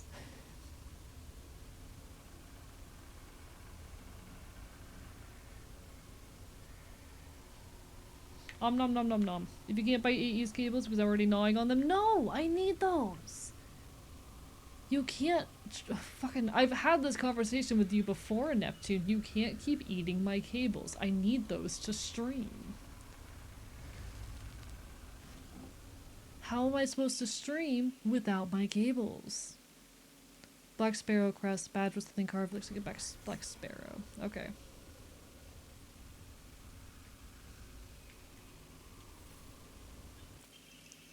Housemaid's note. Shortly after I became their maid, there was talk of an arranged marriage for the young heir to a noblewoman.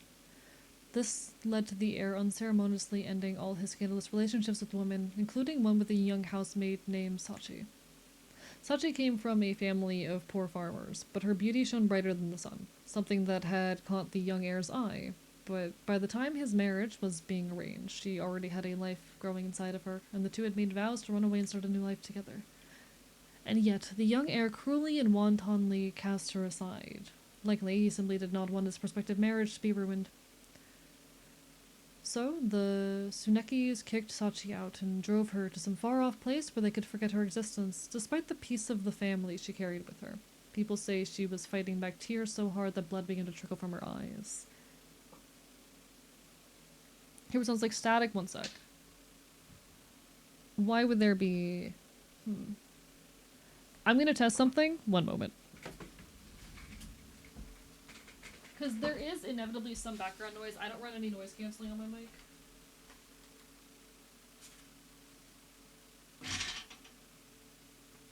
So it's not the fan.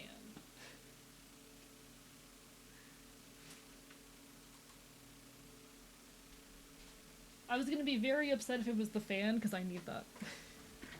It's Kutsuni backward and kana. Oh, interesting. Reversed, or whatever. It's an anagram. Okay, anagram. Got it.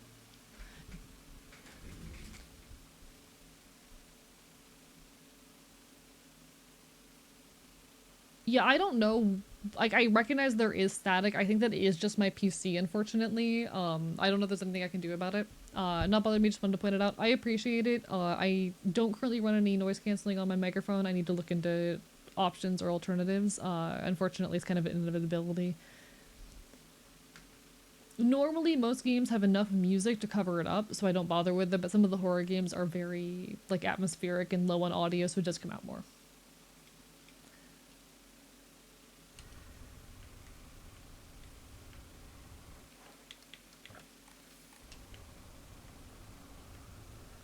Are either of these doors? Does not look like it. Do I just go back the way I came? I guess? I don't like not having a map because I'm so unsure if I've, like, explored everything, you know?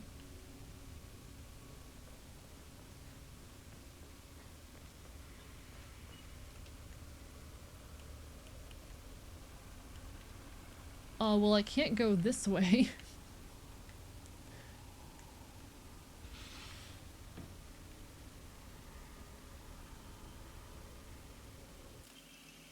Houndomori slightly restores current max sanity after defeating enemies. Okay.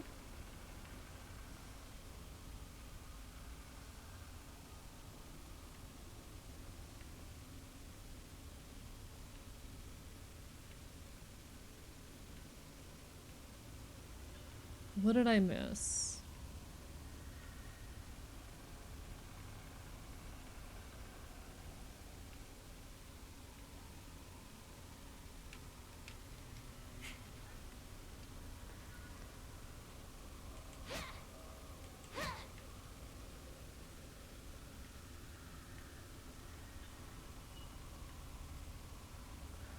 Would you prefer Zelda or Pokemon Mystery Dungeon type map? Mystery Dungeon. Pokemon Mystery Dungeon is my everything.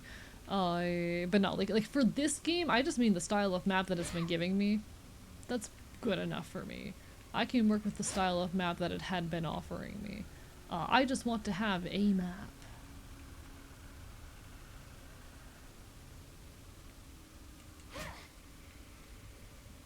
What am I missing?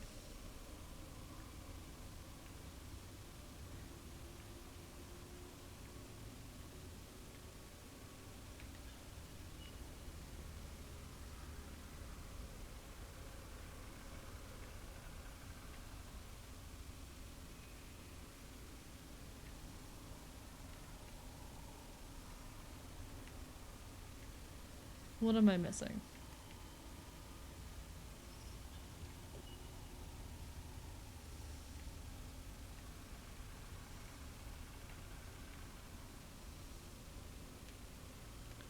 Oh wait, how do I do the fox eyes thing? One sec. I might have figured it out. How do I do the fox eyes thing again?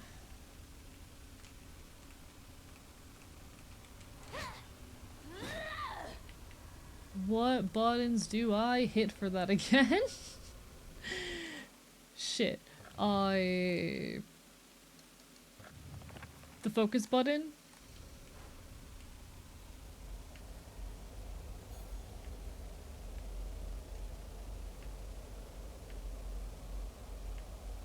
Okay, so not in this room.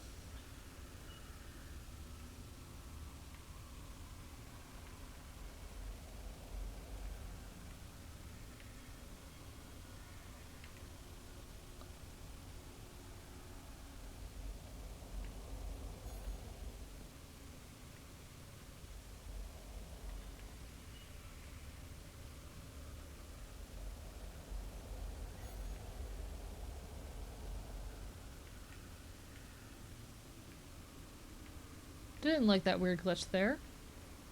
Yeah, I think I found the focus button, but I'm still not seeing anything?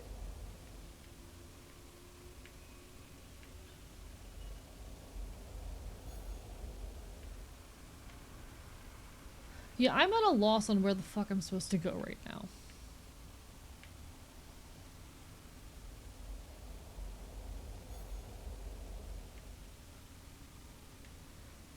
Talisman on the wall, okay.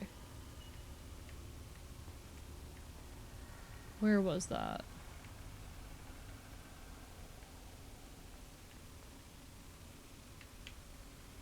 I don't think this was it. Yeah. That wasn't it. Where the fuck was that again? Over here, I think. Okay. There we go. I figured it out. Okay.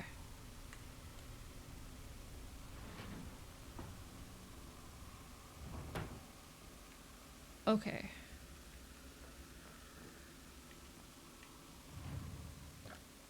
Record progress.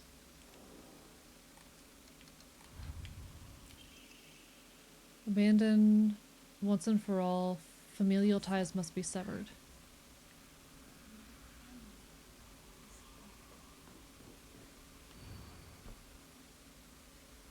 Yeah, so we only have one crest so far.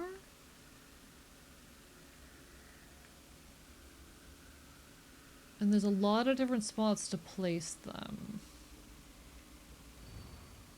Blackbird wishes to take the whitebird. The whitebird wishes to resist. Fox bring along his followers in triumph. He notices not the two birds in conflict.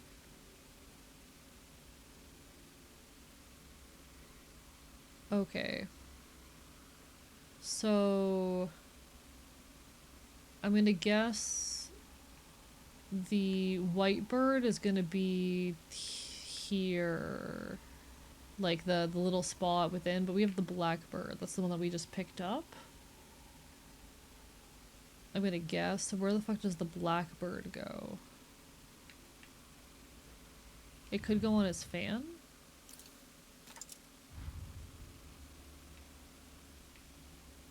Yeah, we don't have the white bird yet, but I think that's where we put the white bird.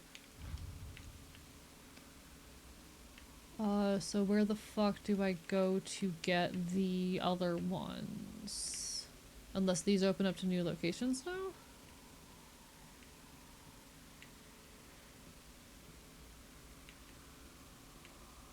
Okay.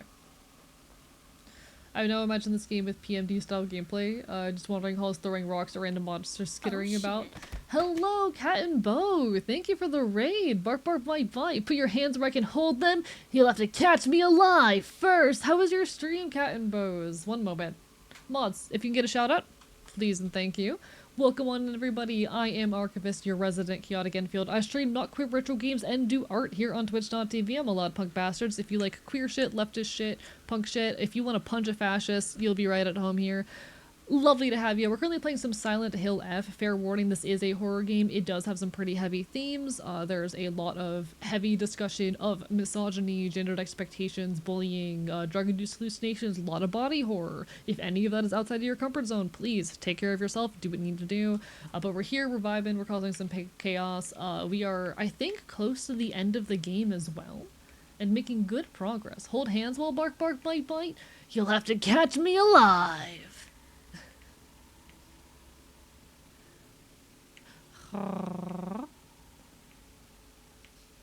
But no, lovely to see you. Hope you're having a wonderful evening. Everyone, Cat and Bo is absolutely lovely content creator. Wonderful, wonderful peoples. Wonderful peoples.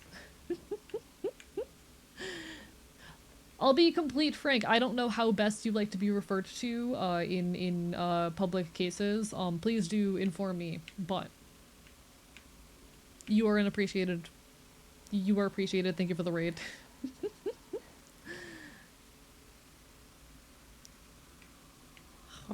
Hope you had a great. What were you up to tonight? What was your stream? What were you streaming? What were you gaming? What were you doing?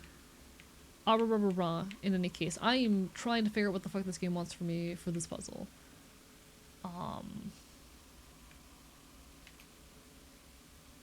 Doing good, doing Balatro all day? Oh fuck yeah. I recently actually got a hold of Balatro and it has been terrible for my physical and mental health. I have lost so much of my life to Balatro, it is becoming a problem. I unfortunately have come to very much enjoy Balatro. Unfortunately for me anyway. Okay, new path. We found a new path. Alright. Hope your Balatro gaming was a wondrous, wondrous time. Creator's outfit is really pretty. Love the way the arm is drawn and animated. Oh, it is so beautifully done. This is Hinako. As you can probably tell, she's been through some shit. She's currently going through it. Having a bit of a rough time, as you can imagine. The Tsunekis are the most notable family in this area, and are known for their wealth. For generations, each head of the family has possessed a talent for business, an acumen they've utilized during times of social unrest to amass a large fortune. However, given that a great many suffered while they grew rich, their actions have often drawn envious eyes. When I first entered into the service for the Tsunekis, my grandmother shares some of the many rumors that swirl around the family. Each time the world falls to pieces, the Tsunekis' treasury only grows larger. The Tsunekis are happy, waiting for misfortune to strike so they can line their pockets. Also known as, like, every capitalist ever. That's just capitalism.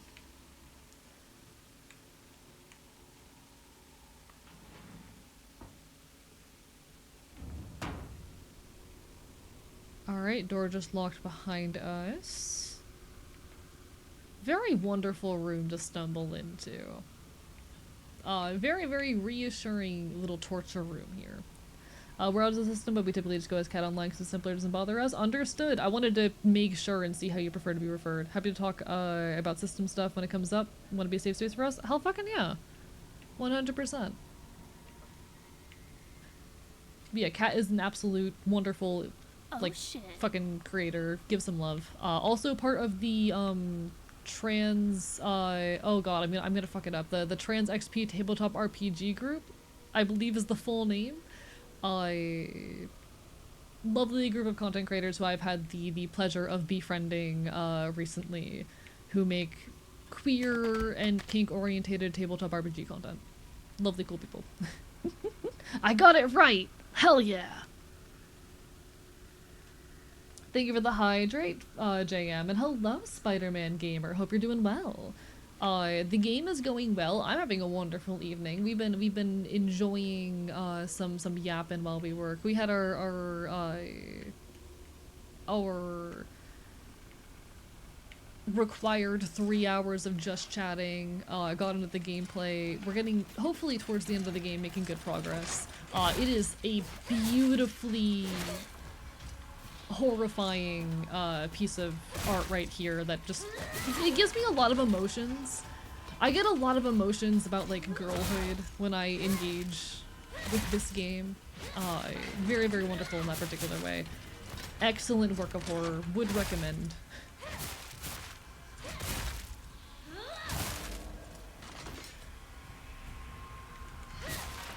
Chat, if you have trauma relating to your relationship with femininity, you'll probably fuck with this game. Like, whatever that trauma looks like, if you have trauma relating to your relationship with femininity, you'll probably get something out of this game. I'm just saying. Happy New Year indeed. Do most of my work streaming and on YouTube here. Hell fucking yeah. We have a full 20 episode series of Vampire the Masquerade, which I need to check out. I do love me some Bark Bark Bite Bite. I need to, when I get some time, actually sit down and watch your series, because I've gotten yapped to a little bit about some stuff. I think I've gotten some minor spoilers here and there, which I don't mind at all, but I wanna give it a proper look when I get a moment. Poor thing.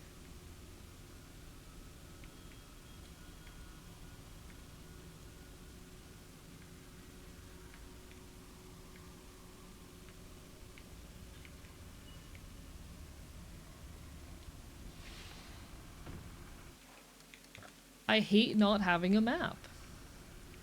Like, I know we made it, but I'm really proud that it is as good as it is for our first series, and that is badass, genuinely. Like, no shame at all in being proud of your creative work. Good on you for making something that you feel proud of. That is, and always will be, a big win. I went the wrong way, okay. Did I go the wrong way? I just picked a direction.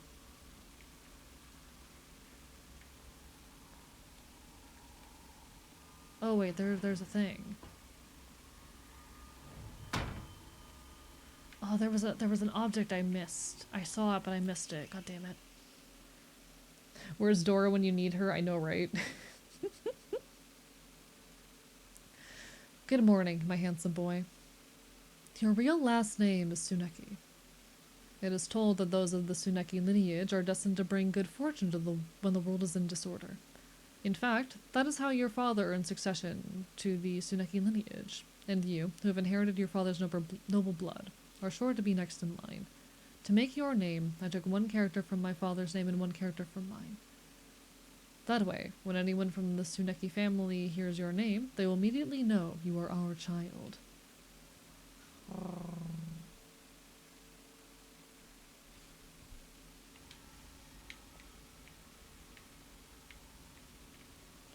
Is there any significance of the patterns in the blood here? We have fox statues, they're both pointing that way. Just want to see if there's anything of note here.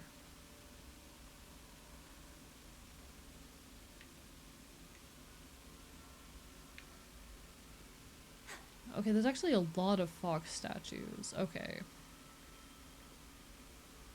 Oh, this one's got a pup. Little thing.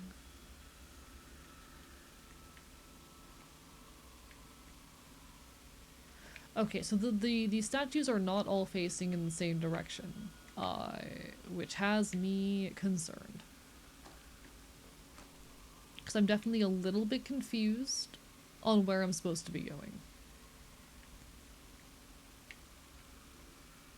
Little bit worried about that.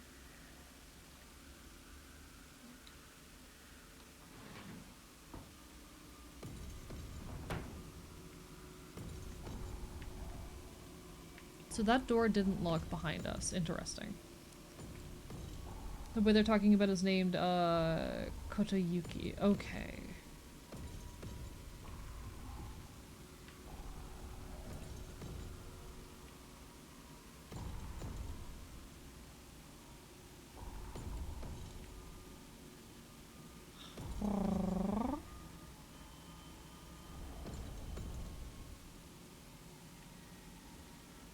This is absolutely terrifying.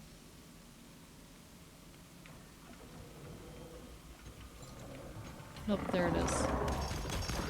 Fuck you.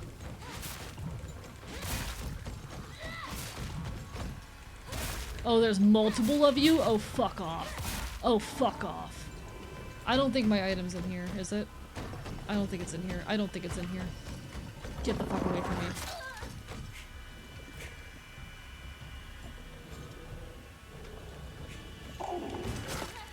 Oh, fuck you.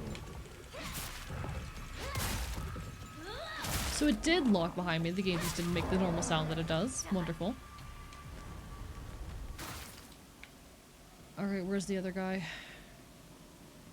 So our item probably is somewhere in here? Where is it? Oh, you went through the wrong door. This is your punishment. I don't know how I was supposed to tell what the right door was.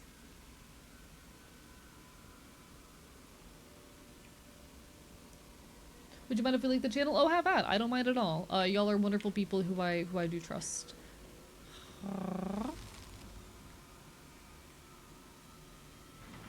Has to do with the fox statues? I figured as much.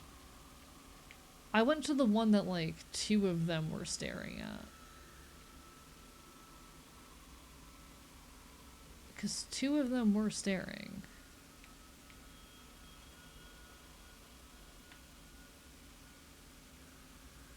But I guess I made the wrong choice. I'm not seeing anything particularly interesting with, like, the number of kids. You have 2 kids, you have, also 2. Like, they seem to all be the same statue. Just different. You only have 1 kid.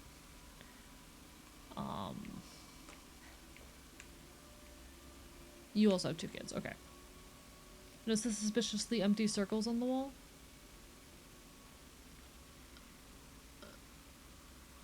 These?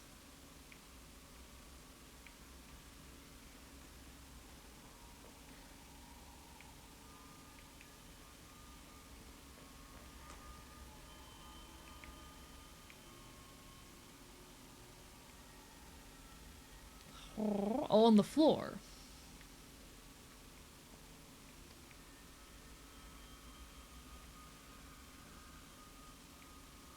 What about them? Gonna be dead ass? This puzzle is not eluding itself to me. This puzzle is absolutely not eluding itself to me.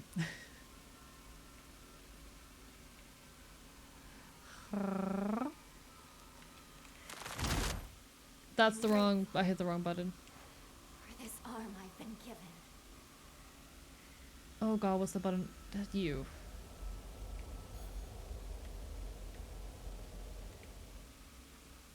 It's not doing anything. Oh, there it goes. Hello. I wasn't close enough. Okay.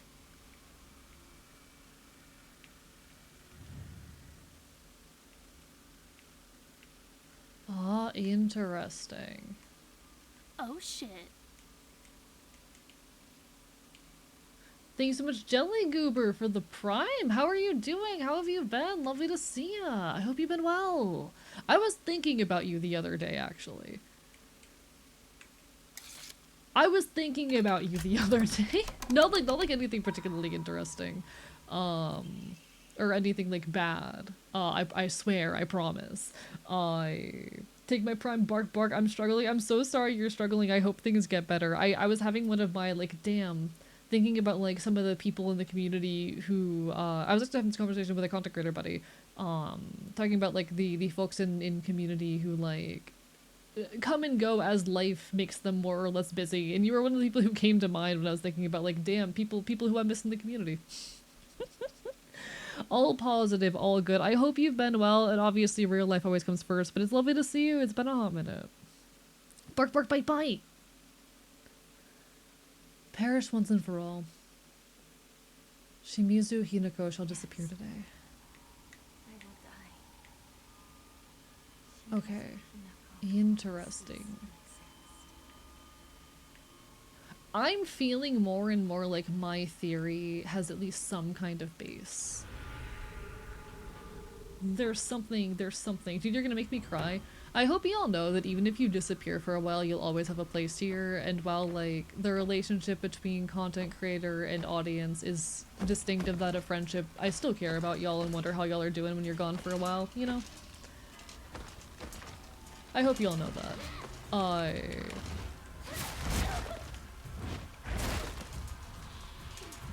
Sir?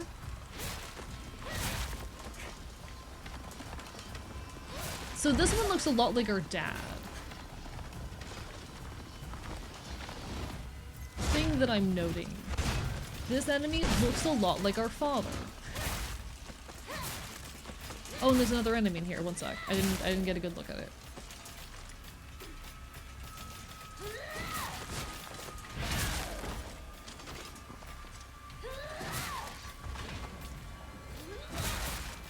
Interesting. That's good to know, yeah. Like, I absolutely recognize that, like, people are gonna have to come and go for their own reasons, and I never fault people for needing to disappear for a time, but, like, even if you disappear from the community for a while, I'll always be happy to welcome y'all back. And I do think about how y'all are doing every now and then. I want to be in the community more, just need to focus on other things in life, or else it will get very bad, and that's totally fine. Like, 100% prioritize real life shit first. You know? Prioritize real life shit first. Whatever the hell you've got going on in your real life is way more important than a random Twitch streamer. But I'll always be happy to welcome you back when you have the capacity for it, you know? Little late, but Happy New Year. Happy New Year indeed, Constable Mittens. It's lovely to see you as well. Don't like the blood stains here. No, wrong button. Very wrong button.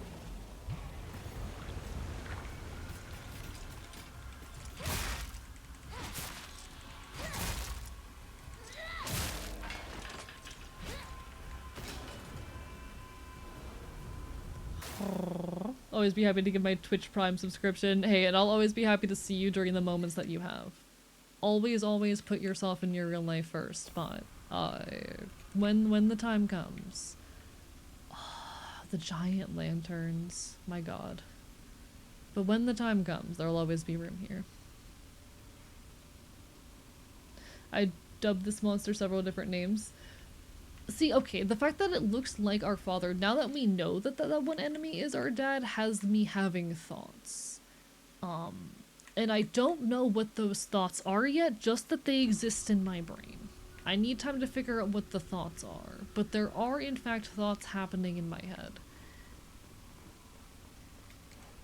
Not what I wanted.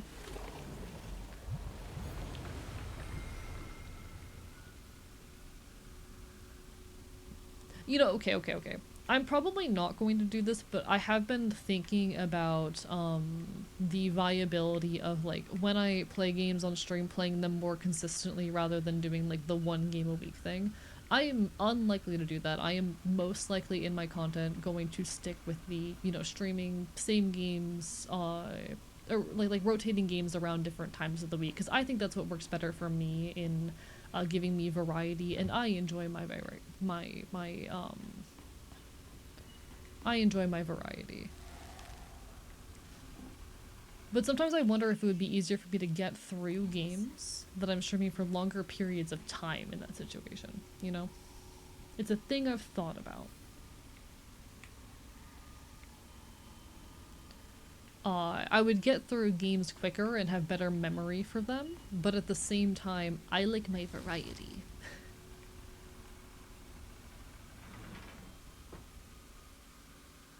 And so we return. Thank you for the hydrate, it's appreciated.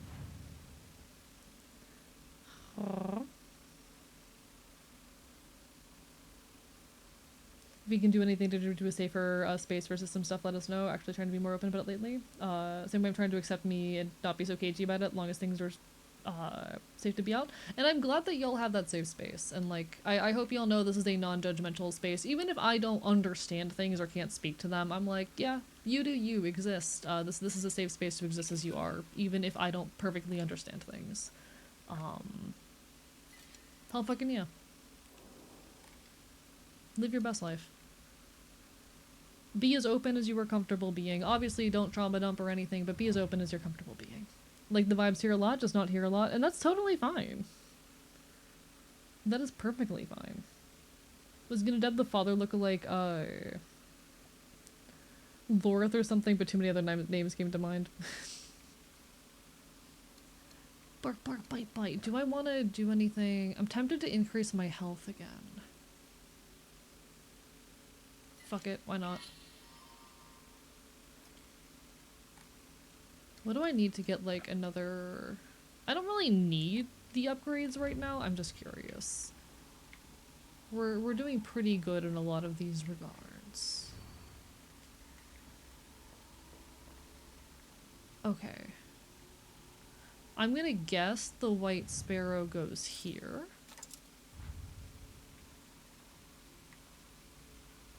And then we need to find one more. We're missing a third.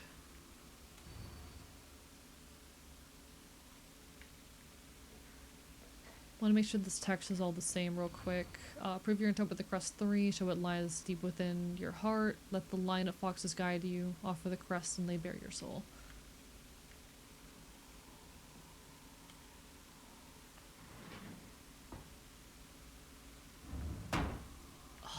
The fucking viscera.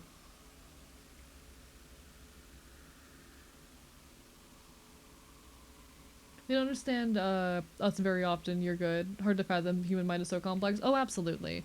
And I have some amount of background in neuroscience, but I don't claim to be an expert on jack shit. I'm just a guy who likes talking on the internet. I like saying words on the internet. God, their mouths are so fucking gaping, I love them. I am glad they kind of reused this mechanic. Sacrifice once and for all. Body and soul made pure by rebirth. Offer it all. The fucking viscera, chat. I've probably missed some text in there. Whoopsie daisy.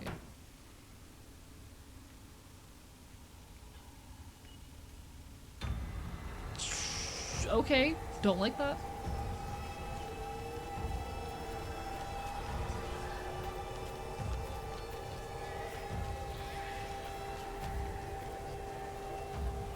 Don't like that. Not a fan.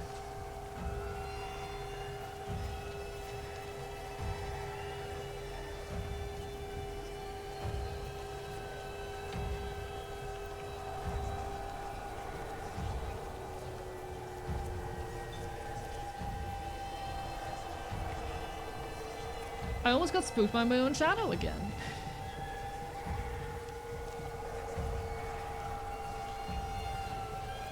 Seal with the talisman. Also seal with the talisman. There's something in here I need to destroy or kill you. So the thing I wonder about the pregnancy enemy is if this is in reference to ourselves in, like, you know, us entering marriage, dealing with the expectations that come along with that, including motherhood, or with the new information about this, this half-child, unmarried, if that is more in reference to her.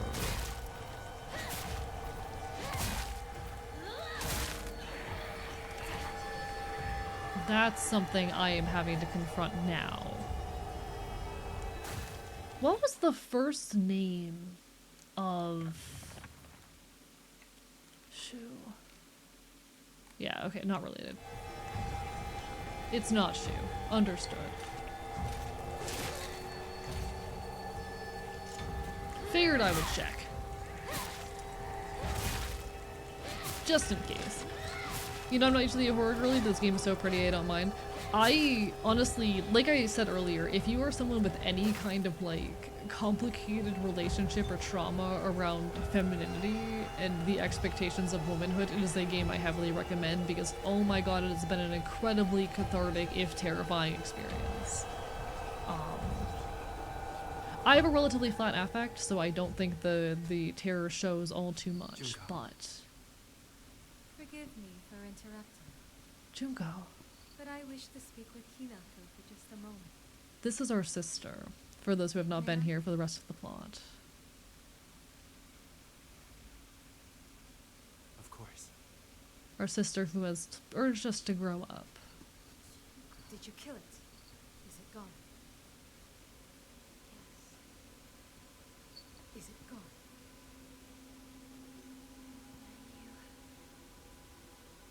I see. For today only.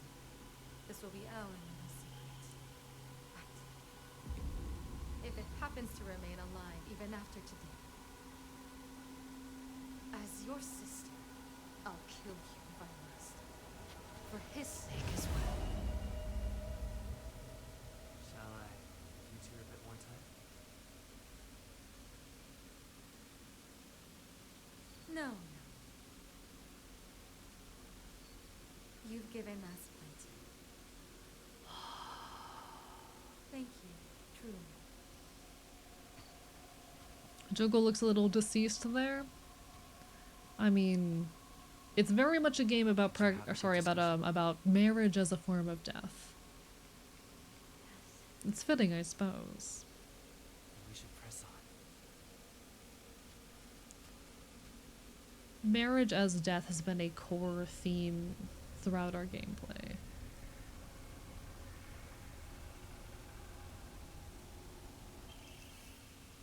Fox mask crest.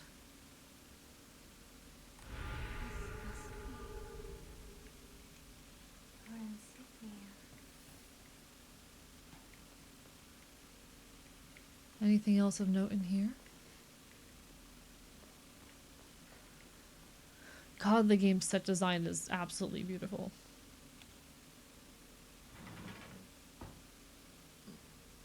And we return to the mural. So we now have our three little thingy majigs, our three crests.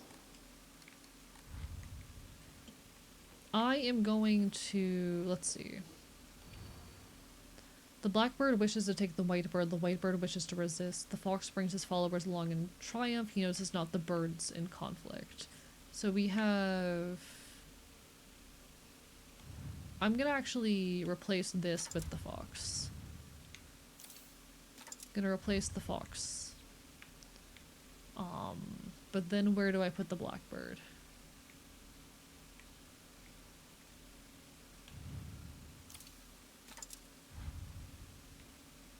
Okay. No.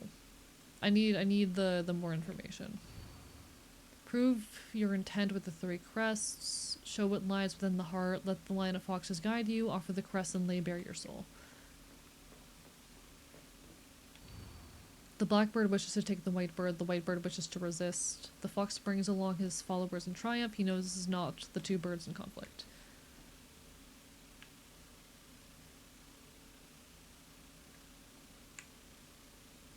Okay.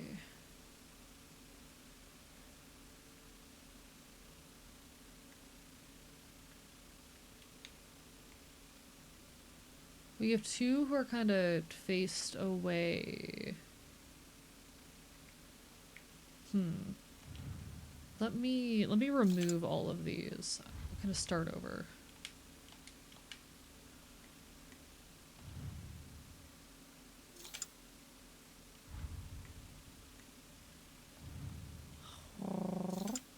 There's too many spots to work with here. For me, the fox brings along his followers in triumph. To me, it suggests it's either this guy's fan or this man up here, up top, his lantern. Those seem like the only places for the fox head. Because they are triumphing. There is the resistance in the form of this particular individual sitting. The classic McGubbin wall where you need to place all the things. Indeed, Sarah. There's too many. It could also potentially be that, see, I interpreted the frown here as resistance. That's why I put the white bird there initially. I interpreted that, so also with the pink as well, though I know that's, like, not really particularly relevant. I interpreted that as being the white bird, but I could be wrong. Initially, I interpreted that as being, you know, the bride who wishes to resist, but it could also be this one sitting down. This could, however, also be the fox who, is leading. There's a lot going on here. There's a lot going on here.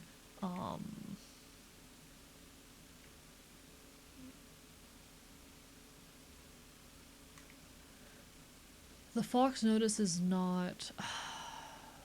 What the fuck?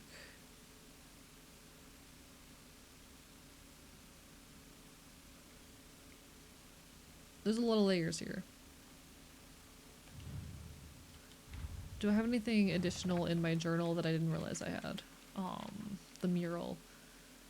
Prove your top of the crest where it lies. Let the line of foxes guide you. The fox brings along his followers in triumph. He knows not the two birds in conflict.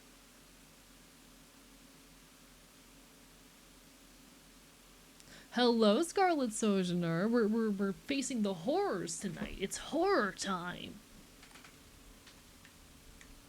We're facing the horrors. So we have the blackbird, the white bird, and the fox.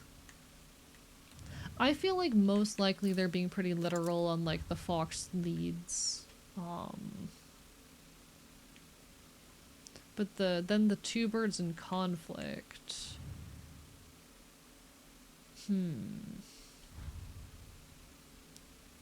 The horrors indeed. We're playing some Silent Hill F. The white bird could be this. This person's kind of like pulling away at it. But then where the hell is the blackbird?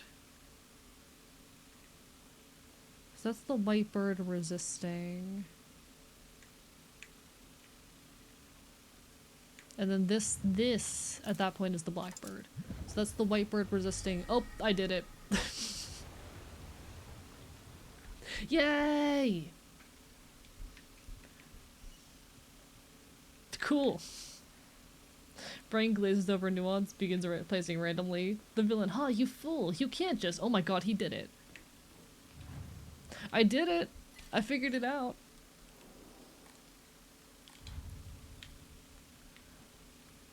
I was very smart. I'm so good at puzzles. It was just a little bit more literal than I expected.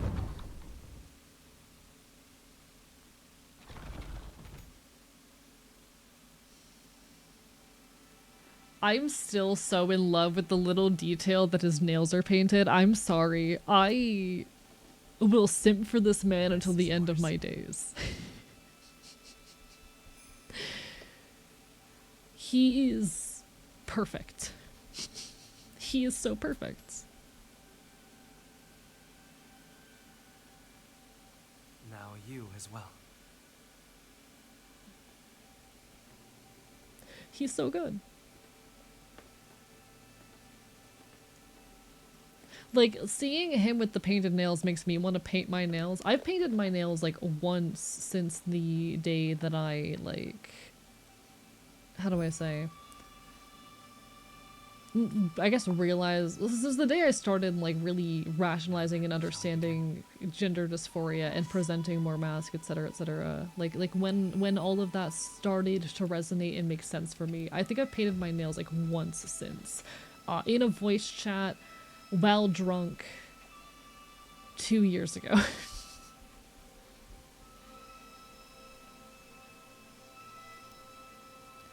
This makes me want to do it again. Interesting.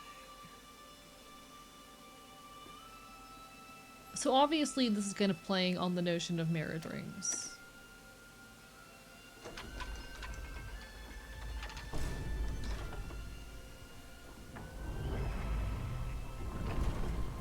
This is the final rite.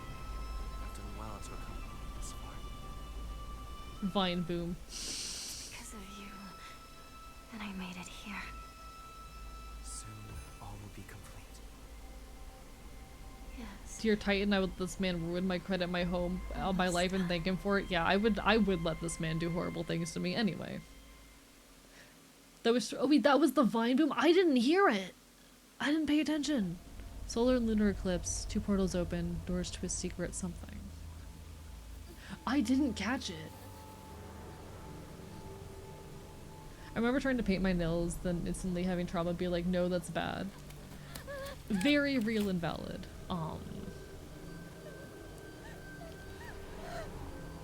See, I have a very complicated relationship in femininity, and this is something I talk about in my video essay, I Don't Regret Girlhood. It is very much about the particular ways in which I grieve elements of girlhood. Because, at the very least as a trans-masc person, for a lot of my... for a lot of like my time, early time exploring gender and whatnot, I felt the need to express too much, or to overly express masculinity, because I felt like that's, you know, what I was supposed to do. I thought the right way to be, to express gender, to be masculine, was to deny myself a lot of the femininity that I used to find enjoyment or home in, rather than kind of, you know, doing the work to deconstruct the fact that a lot of this doesn't need to be gendered in the first place. Which is a whole conversation that I think can be difficult to have, a lot of us can struggle to have.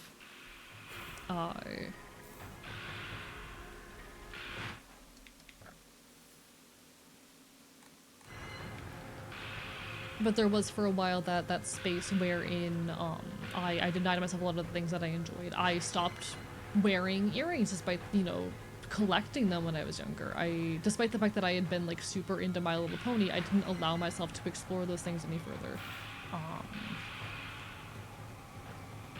I felt the need to overly perform masculinity for the sake of validity, and I don't want to do that. I don't want to let the expectations around gender define what I'm allowed to enjoy and engage with.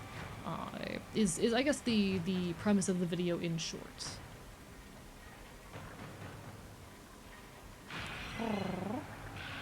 And for me, I've started wearing jewelry again, and I have that urge every now and then to paint my nails again. Those are little ways in which I explore that. I actually have a lot of friends who are trans-masc and are drag queens, specifically because for them drag provides a space wherein, thank you Sarah Starchild for the follow, I appreciate it. But for a lot of them, drag provides a space wherein they are allowed to engage with femininity in a safe context. I don't think I'm ever gonna fall into that particular camp. I don't think that, like, drag is a particular, like, gender expression that I'm interested in messing with, but I've known a lot of trans-masc people for whom drag acts allows them to kind of fill that hole in their gender expression that they miss. They have the capacity to put on the costume of femininity and that expression and be able to take it off at the end of the day and not have it shift how they are read in their day-to-day lives. I think there's a lot of beauty in that shit. Send you a clip of the Vine Boom so you can hear it too. I will look at it when I get a chance. Hello, Grey Wolf. Lovely to see you. Bye bye bye. A lot of folks who like TP paint their nails specifically black. Not sure the significance behind it though.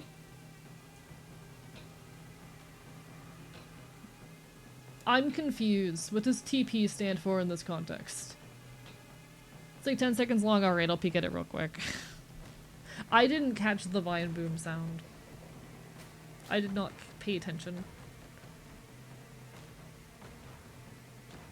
Oh, my PC. Oh, my PC is not happy. Oh, geez. See, this is why I said I was gonna wait. My PC. Oh no. Oh god. My PC is on the fritz. Please, please, just pull up the video. Please.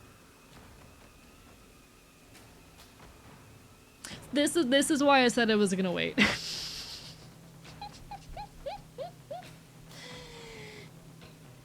Oh god. Oh, can I get? Okay, wait. It's loaded. It loaded. It loaded. It loaded. It loaded. We got it. We got it.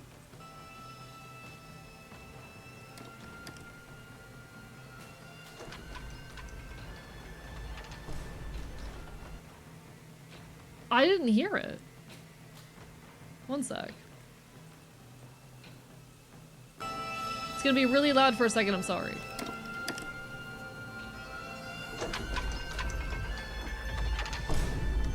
Oh, wait, it's okay. I hear it. It's in there.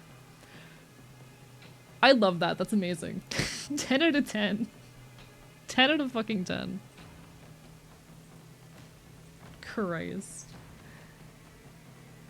Oh, be typing faster than I'm looking. No worries. Thumbs up. I was confused for a moment.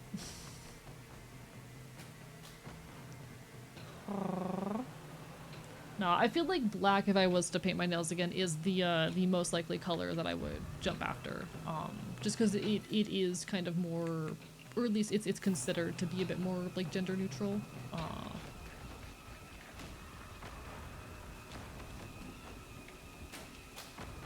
Okay, we're chasing after the fog monster. And I also am like actively punking alternate. Fuck you. Fuck you, fuck you, fuck you, fuck you, fuck you, fuck you.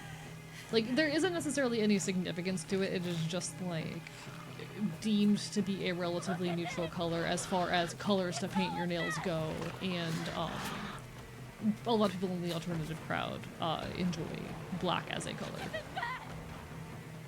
Give back everything you've taken from me! The frame rate, my god.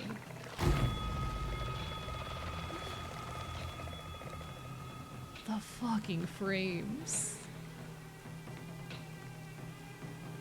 See, I'll be so real. This is part of why I have my retro niche, being perfectly honest.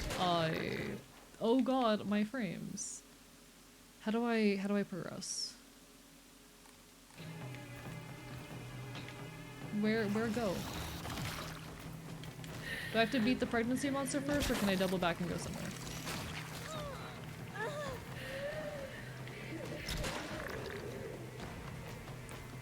I was just following it. Where'd you go?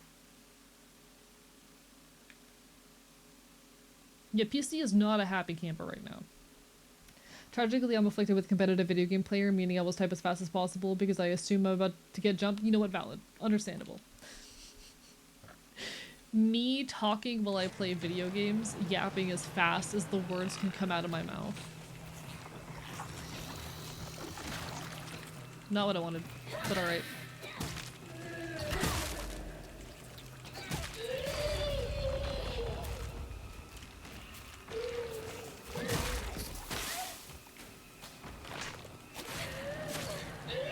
Stop doing that. I'd like to not die. Thank you very much. The fog monster teleported? Okay. How do I catch up to the fog monster?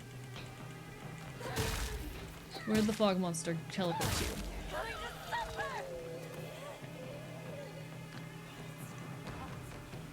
Oh wait, that opened up the path. Okay. So I did have to defeat the pregnancy monster. Got it. The frames is why I say modern AAA and generally high quality games are retro. I mean, under my definition of jank, when I go on my whole what makes a game retro is jank rate, I understand where that comes from. I still disagree because we're talking very different kinds of jankiness, but okay. It's all your fault! Heal. Like, I think we're talking meaningfully different forms of jank at that rate. No! No! Leave my town alone!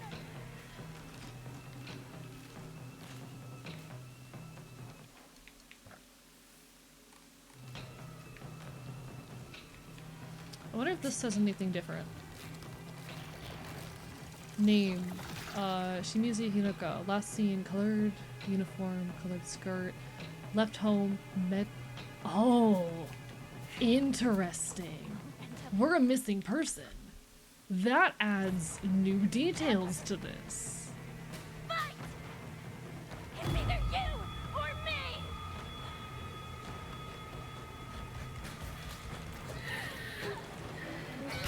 I'm really bad at the combat in this game.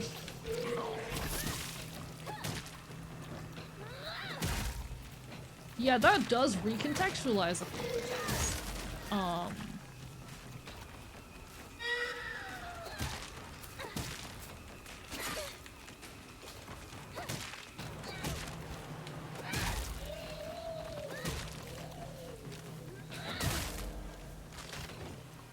This is a lot of like force mandatory encounters.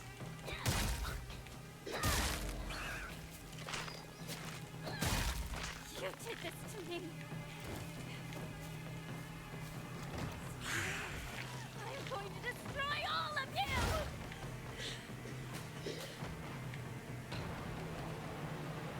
Okay, fuck you.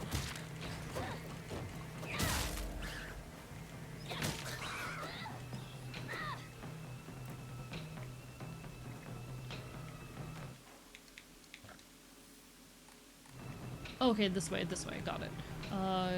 Crowbar, replace our current weapon, confirm, beautiful.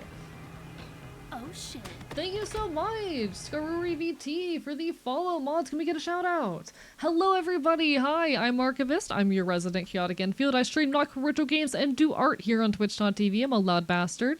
If you like punk shit, leftist shit, queer shit, you will love it around here. If you want to punch a Nazi, you will fit right in. We're currently in the midst of Silent Hill F. This is a horror game. It does contain depictions of, you know, misogyny, sexism, bullying, abuse, a lot of body horror and gore. If you need to head out, take care of yourself, do what you need to do, put your well-being first, but welcome on in. Lovely to have ya. We're coming up on what I assume to be the tail end of the game. Could I bite a Nazi instead? This is acceptable. But in any case, hope you had a wonderful stream. What were you up to today? Bye. Listen, I intentionally went to the easiest, like I put this game down up until they added an easier difficulty because it was too hard for me. I'm bad at video game combat and I'm not interested in getting better, not gonna lie. I'm honestly, oh, it also has the fox arm. Current theory, this is just a manifestation of marriage.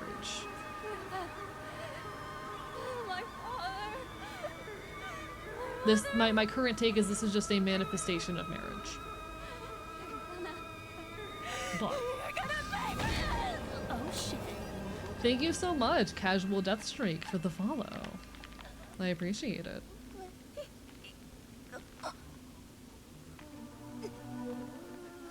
I suspected this would happen. What you are doing is incredibly rude. But then, you should already know that by now. Kill her! I love the Silent Hill series, me as well. Me and White and Unbeatable were both so sick in their own right. Hell fucking yeah. Hope you had an incredible time. I am a big Silent Hill enjoyer. Silent Hill 1 through 4 are some of my favorite games of all time, particularly 2 and 3, and this game has definitely scratched that itch. My one critique of like modern Silent Hill is it's a little bit too on the nose with some of its symbolism. A little bit heavy-handed, but the imagery in this game, the body horror has been beautiful, and the themes it has played around with. I was a little worried about it being too similar to Silent Hill 3 thematically. I have been pleasantly surprised. It has been a wonderful experience. Moved to California a few weeks ago in the winter, weather here just as foggy. Oh, good luck! Try not to get swallowed up by the Silent Hill phenomenon. God, that was beautiful. Oh my. She truly is a vision. I don't think it necessarily has to literally be the quote-unquote other Hinako. Like, that entire scene was just to make... like, the scene was not literally stating there is another Hinako. It is more so just to force us to confront, this disparate want, with ourselves that we don't necessarily share with ourselves. I think. She's got a big furry, fox arm, actually. Like, it's the one thing with Silent Hill when it comes to like the imagery and enemy design and whatnot, you can't take shit literally. Like, nothing that we are witnessing is literally happening in the real world. It is the Silent Hill phenomenon will take advantage of your fears, your traumas, your flaws, your regrets, your griefs, and will make them manifest in the most horrifying ways possible. Will haunt you with them.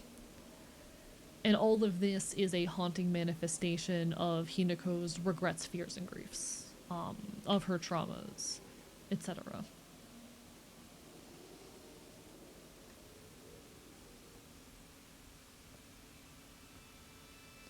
But yeah, there's not a literal, like, second Hinako running around or anything, and I don't believe even anything with the plants overgrowing the city and the monsters is actually real.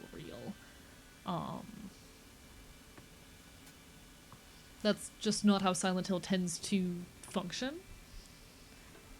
I'm guessing it's more symbolic. But I could be wrong.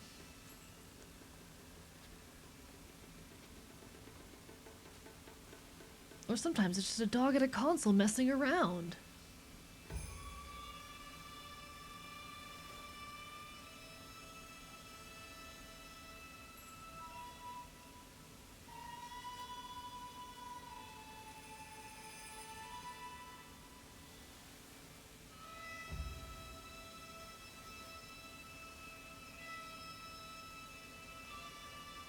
Interesting.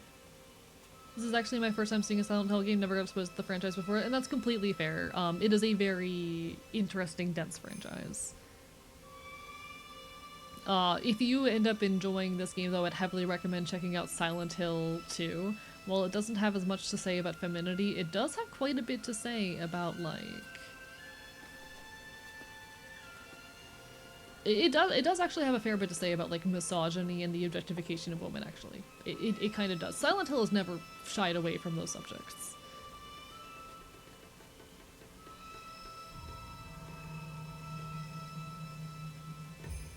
I'm a big Silent Hill fan, though. There's one streamer I like who does a Silent Hill marathon every October, and I'm kind of tempted to steal the idea and do my own Silent Hill marathon sometime, playing through all the games, because I love them. I gotta play some of the in-betweens that I haven't gotten around to, though.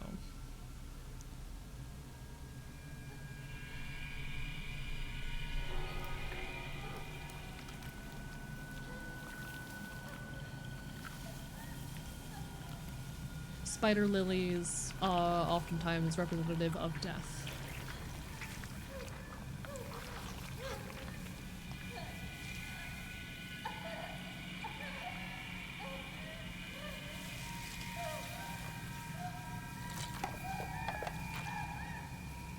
Even the mask falls off.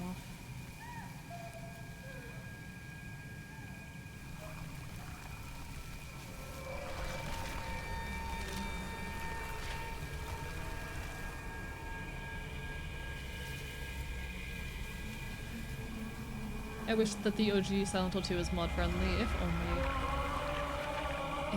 Interesting.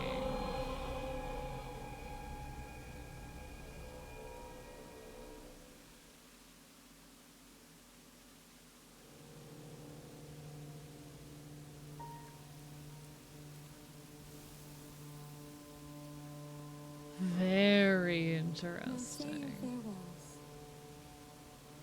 I sincerely hope you find happiness. Yeah, it is a death of the self. It is we are the Hinako who needed to die. We are the Hinako who wanted to deny what womanhood meant. the Hinako who needed to die to be happy. If this is what happiness really means, anyway. Yes, she fought herself. So for a lot of context of what's been going on here, this game is very, very much about marriage as death. Very heavily about marriage as death. Oh, and it was at the general store where our childhood friend worked. We're right by the general store. But it's very, very much about marriage as death. And yes, we just fought and killed a version of ourselves. In the other world, our sister came to us and talked to us, told us that we needed to make sure that that past version of ourselves was properly dead. And it wasn't. That the version of ourselves that was holding on to the past to our friends was dead. And she wasn't.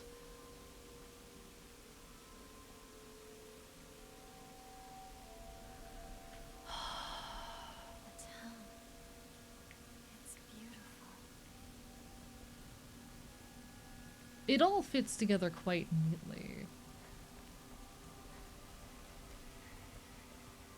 It's our doll again. Don't go that way.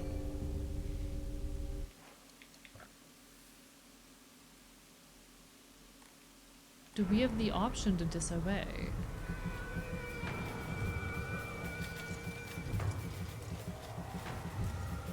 Wait, do we have the option to continue rebelling? I forgot the attack button for a second. Hello, managers are happy with that and true. And yes, and like this is a game about like, you know, old Japan, wherein there were a lot of harsh gender roles, and it very much deals with those harsh gender roles. Hinako has always hated having the expectations of femininity pushed onto her, has always hated when people treated her like a girl. Has always valued greatly her freedom.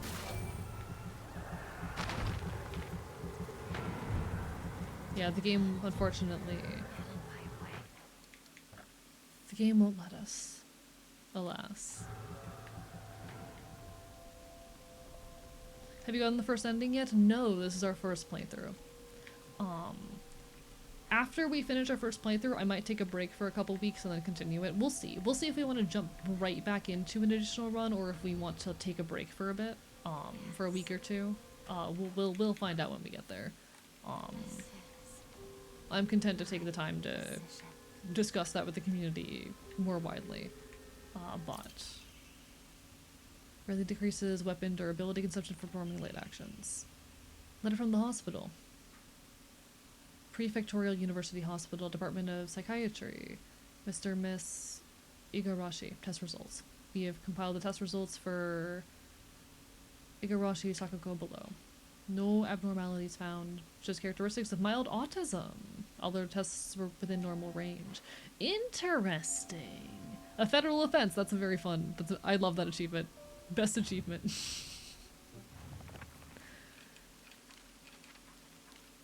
So, Sakuko, our friend who is, if I recall, she's terrified of the dark, very in touch with spirituality, into the supernatural. Autistic. Very interesting.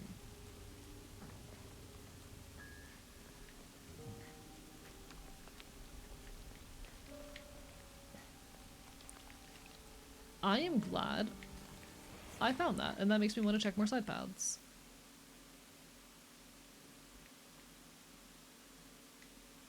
Like, what happens if I try not to go home? We do have a save point here.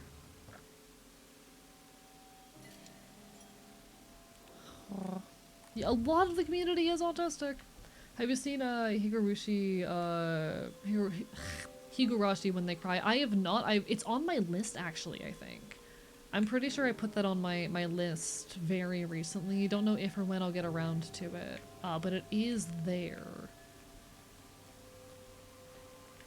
an eventual thing for future me.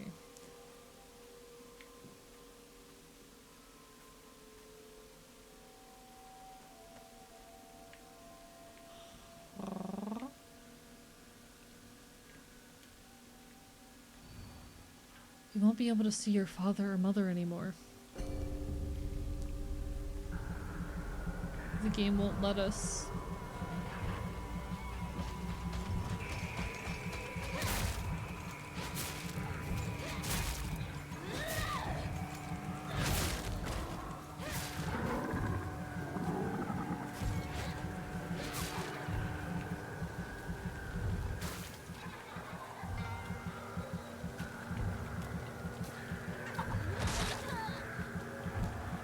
The doll is the last little remnants of Hinako, or something of that sort.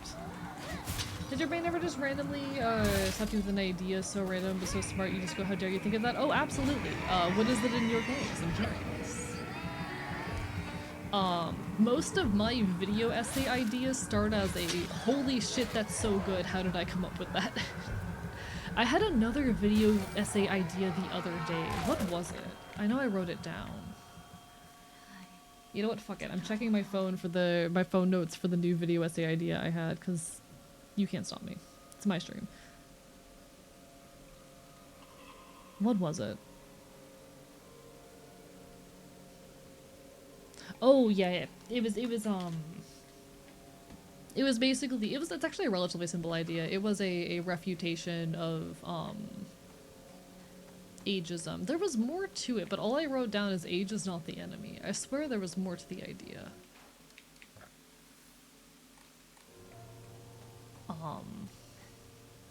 I'm trying to remember what triggered that idea, because there was obviously something I was watching or engaging with that brought that to mind.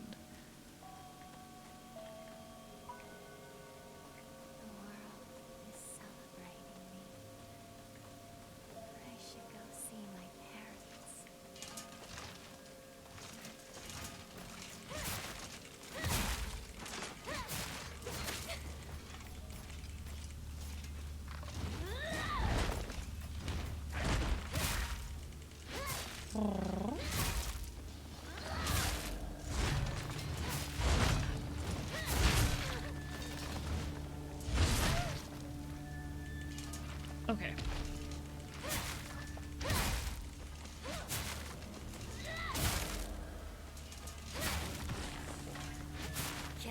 I was in some capacity thinking something about the ways in which a lot of folks in younger generations are terrified of growing up and becoming older. I feel like there was some kind of piece of media that triggered it, but I don't recall what the media was. I just wrote down that phrase. There's probably more to it that if I take some time looking through my YouTube history or something, I'll find again. But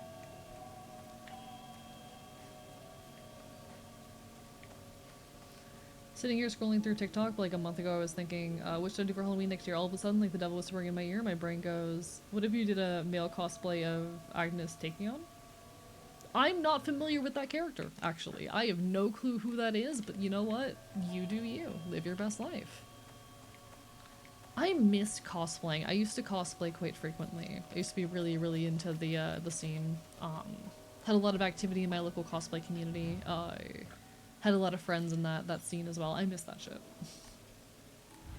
The Uma Musume character. I completely forgot that Uma Musume existed for a second. I forgot that Uma Musume was a thing for a second. Badass. I will say, I think the main thing, like I have enjoyed Uma Musume, a little bit of engage with it. If Uma Musume had horse boys, it would absolutely destroy my brain. The only reason that Uma Musume did not consume my entire life and only consumed a couple of weeks of my life, was because there were no horse boys. No worries, you take care, Vivi. Have a lovely rest of your evening. Thank you so much for all of your love and support. You take care of yourself. Points, your friend. You are friend. You won't be able to stay as you are now.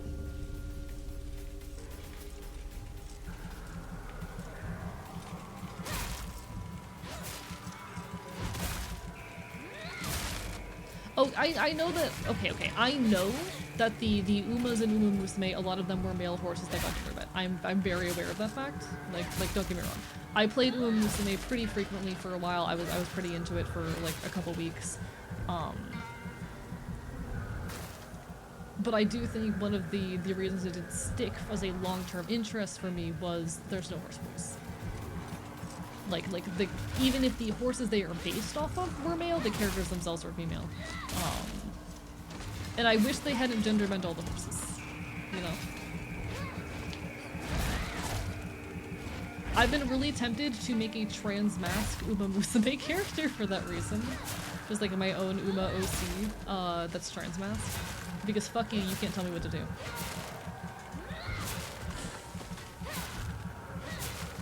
Hi Luna, bark bark bye bye. By the way, this is Year of the Horse. Is it now? Badass.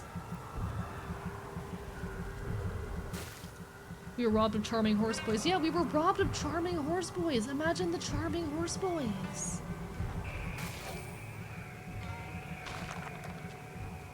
Imagine the charming horse boys we could have had. I'm just saying.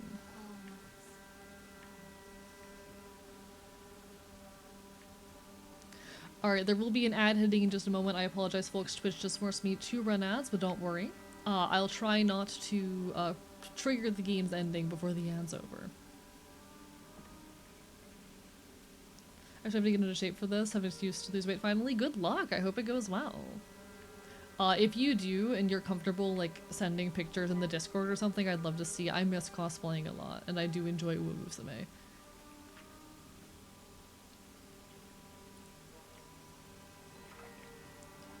Uma Musume, good game. Alright, I'm probably gonna just stand out here until the ad break is over to make sure that I don't accidentally trigger the ending cutscene before everyone gets back from ads, because we're like right at the end of the game.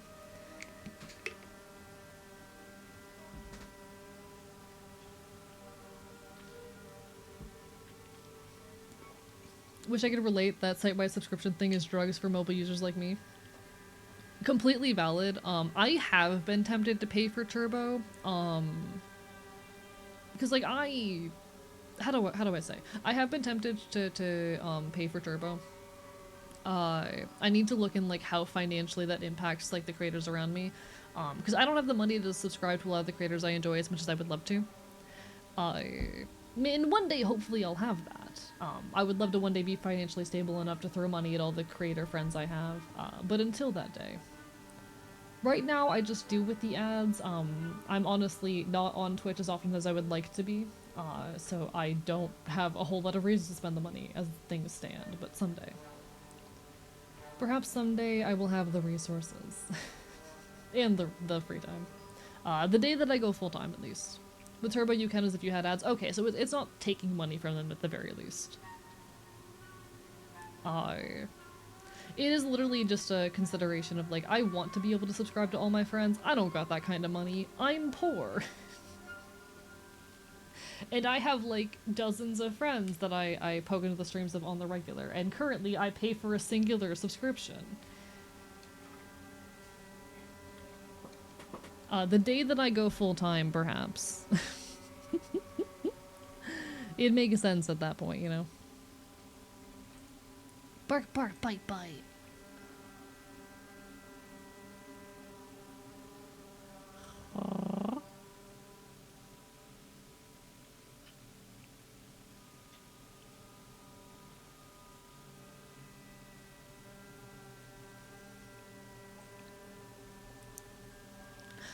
Last time I was here, did I tell you how the government fucked me for no reason? I don't know if you did. I don't recall.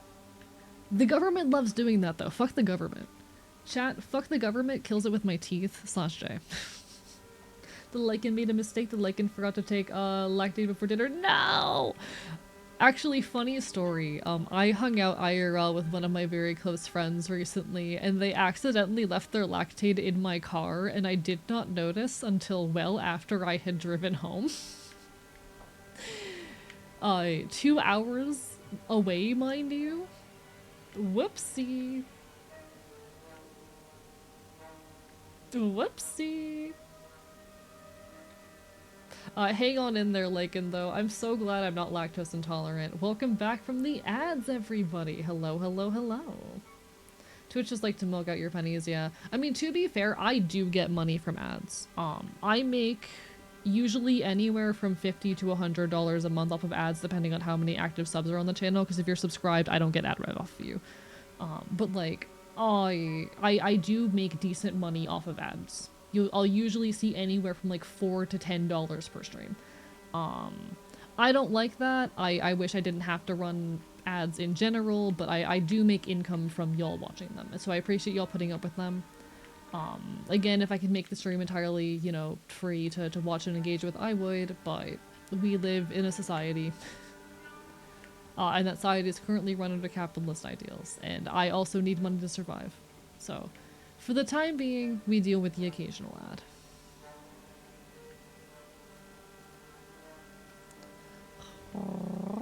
I run them in 3-minute chunks every hour, like 5 minutes after the hour, because at least as far as I'm concerned, that keeps them from being too obtrusive. And they provide opportunities for me and you guys to stand up, stretch, get a snack, etc. if needed. But I do recognize no one wants to deal with ads at all.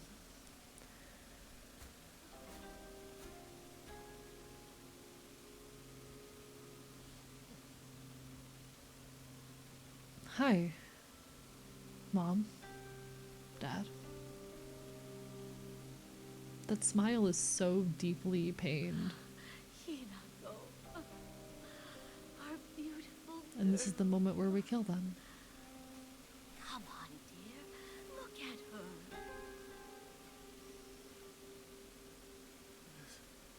This isn't your home anymore. Yeah. Even if you come back alone, I wouldn't expect to be let inside.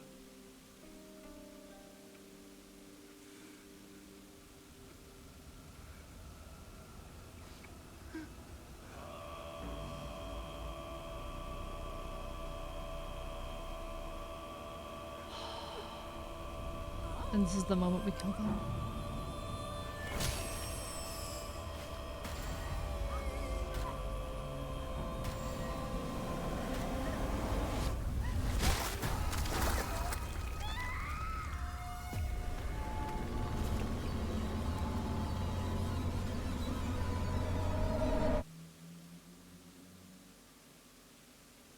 The path of exaltation. I accept.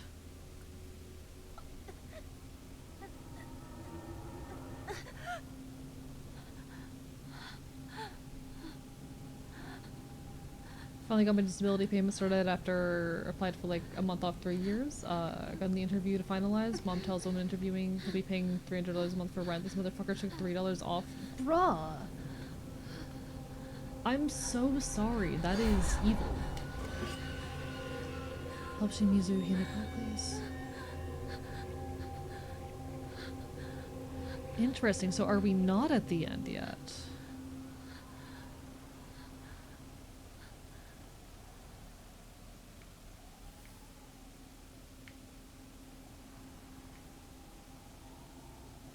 Interesting.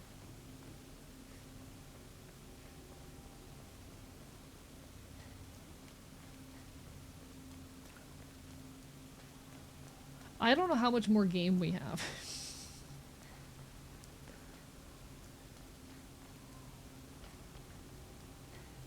And I'm really interested to see where this is going, because I feel like the game could have already ended 2 or 3 times by now and I would have been satisfied. Just in the last like 10 minutes, I feel like we've had 3 or 4 false endings. So I'm really curious how the game is going to further hammer this home. So for those who have not been here the whole of this playthrough or haven't seen the early segments of this game, this is actually the first time we visit the other world. That's what I'm deeming it. I think the what does the game call it? The game calls it the Dark Shrine. Whenever we visit the Dark Shrine, which is this game's equivalent of the other world. This is the first area we started in, and we've basically been crawling along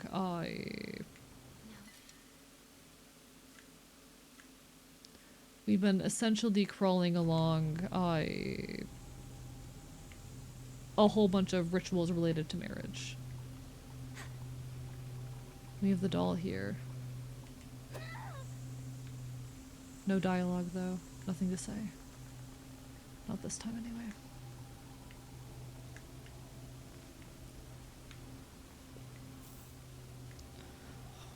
The end is never the end is never the end. Perhaps. See, the thing is, like, there's no way we have, like, another 2 hours of the game, so I'm trying to figure out, like, where and when this actually does end. Because I feel like I keep getting convinced, oh, the credits are right around the corner. And I'm not saying, oh, end the game already. I'm very, how do I say, I don't want to get too close to the ending. And end up with like 10 minutes of content next stream or some shit. Offer my fingers a snack for the fops, thank you. Nom nom nom.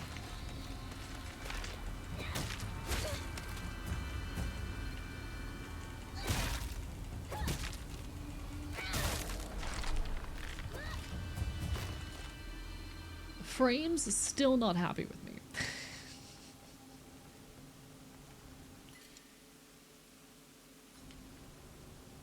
The streamers gamble indeed. The life of the streamer is never knowing when the fuck the game is going to end. Don't make me like fight every boss I fought or something. Don't make me fight every single boss again. You wouldn't do that to me, would you? If I get to the other end of this and I have to fight Sakugo again, I will cry. You're in my way again. Fine. I'll keep doing this. I'll paint this They're giving me a much more direct path. red with your blood.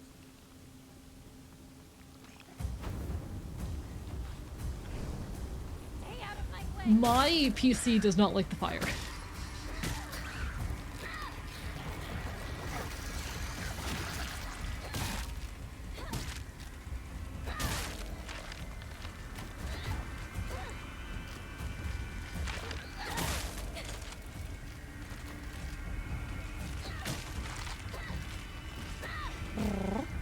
He had in fact had to fight every boss again, with a bigger health bar. Can I be so real? Not a fan of boss rushes. I think they can be done well when they have like narrative input, and I understand the intention is to make you go, oh look how much you've learned! I don't want to fight every single boss that I like spent hours learning how to beat over again when I haven't seen them for like I think the real problem with a lot of boss rushes actually. I think the problem with a lot of boss rushes, it'll be so long since you've seen a lot of those enemies that you're basically learning their attack patterns again, at least as a content creator. I can't speak to like an average game enjoyer if that's necessarily true. But as a content creator, yeah, oftentimes I have not seen those enemies for like 2 months, and I'm relearning their patterns from scratch.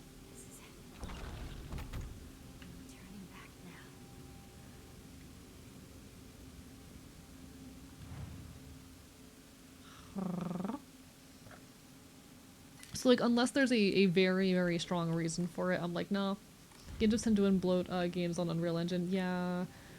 Oh boy, my frames are not happy with me right now.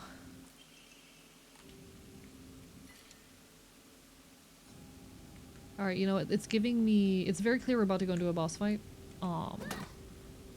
Whoopsie.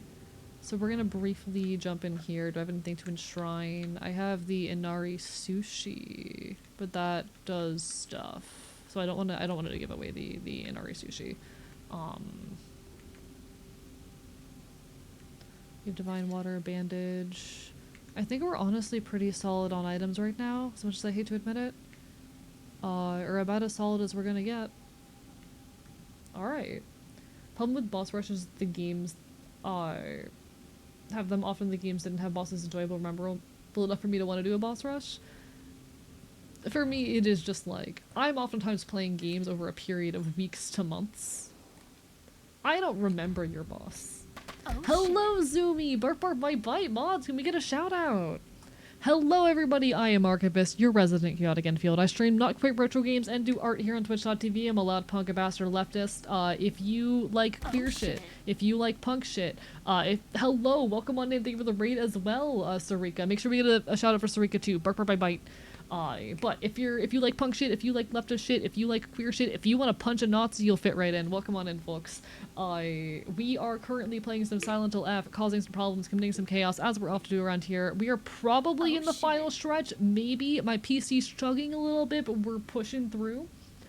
I'm absolutely adoring this game. Thank you so much for the follow. It is appreciated. Oh boy.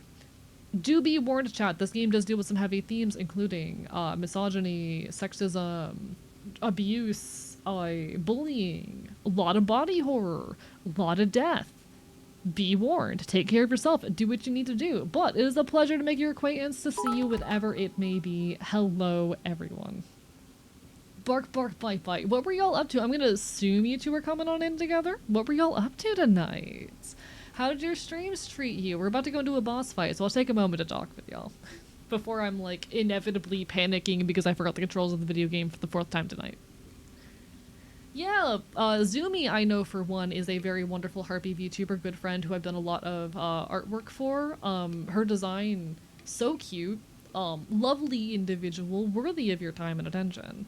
I'm not so familiar with Sarika, but... Oh, date night! Oh, that's so cute! I hope you enjoyed your little date night. That's adorable.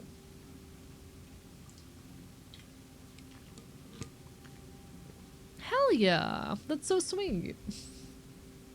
Chat, point. Gay people. Gay people in chat. I hope y'all had an incredible, incredible time. As of the new year, we're girlfriends. That is adorable. I hope it goes well for you. Wishing you two all the best, alright? Keep being cute, alright? Literally as of the first minute of the new year. Jesus Christ. Listen, I'm like the aromantic freak show that's off to the side just giving a massive thumbs up. Like, I'm not gonna pretend to get it. I'm not gonna pretend to understand. But you know what? Y'all are happy. Keep living your best life. I'm just happy to see the people around me living as themselves. Hell fucking yeah. Here's what I'll do. I'll put this in here, and then I'm gonna grab the thing.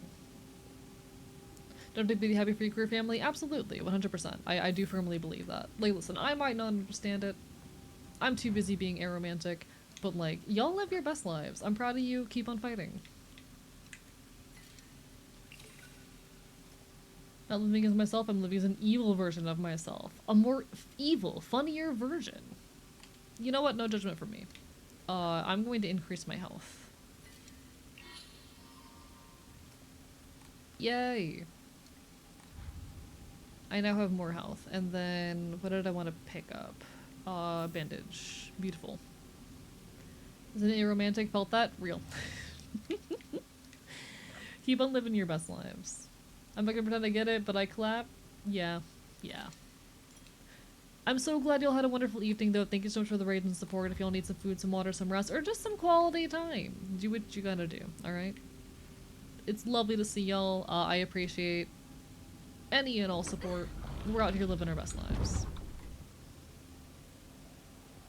Please don't make me fight Sakugo again.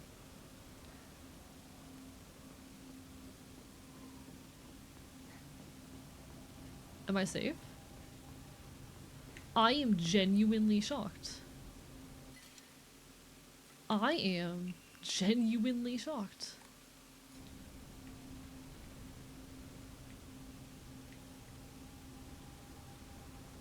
I thought we were in for a boss fight. Let's do this. She needs Pinako. We have our doll again. We have the kitchen knife, bandage. Am I safe? Opens door to unspeakable horrors. Yeah, that's how it tends to go around here. Welcome to Silent Hill. Nothing's safe for long. We have an axe.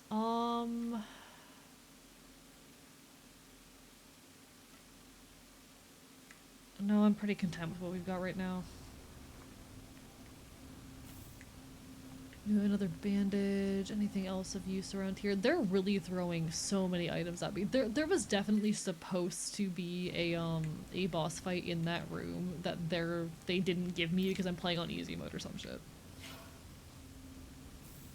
There was 100% supposed to be a boss fight in that room that I just bypassed because I'm on easy mode. That is really funny. These fights are probably supposed to be a lot harder than they are.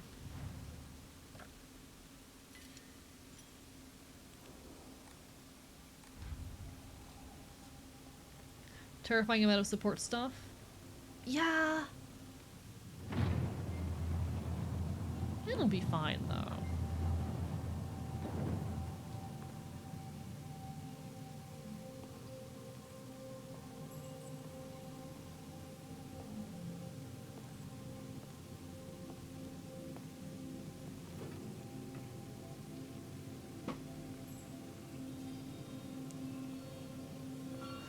I'm pretty sure there was supposed to be a fight between that.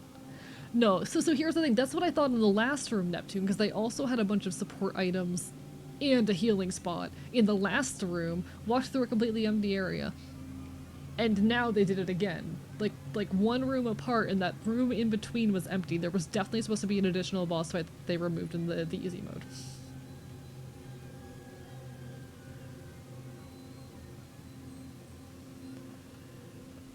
What's the final boss do you think the world finds overrated but you think is the best there is? See, I'll be perfectly honest, I don't play a whole lot of video games. I am barely a gamer. Most of my video gaming happens specifically on stream. I want to play more games, I enjoy playing games. But there's definitely a issue of lacking free time and energy, being perfectly honest. I don't really have an answer because I haven't played enough video games. I don't think easy mode removes fights. So they added an even easier difficulty than the initial built-in easy mode, which did remove a lot of combat. Impossible. You still cling to life. It removed like unnecessary force encounters. Yeah, it's a new difficulty. It's the casual mode, which is what I'm playing on, because the easy mode was too hard. I'm doing free market research for you. You know what? Fair point. Do your free market research. Find me games to stream. The combat was boring after a while, very monotonous. See, I'm bad at it. I kept dying, and after, like, I actually put the game down for a couple months because the boss fights were too hard.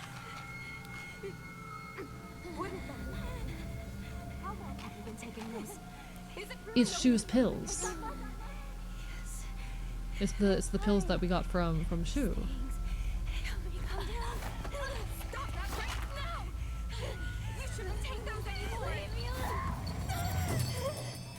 So I'm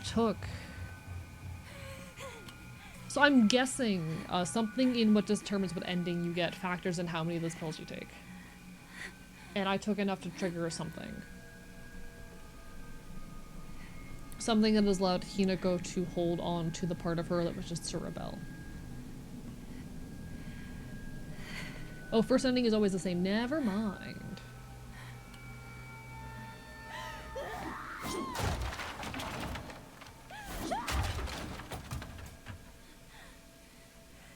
This is what caused it all.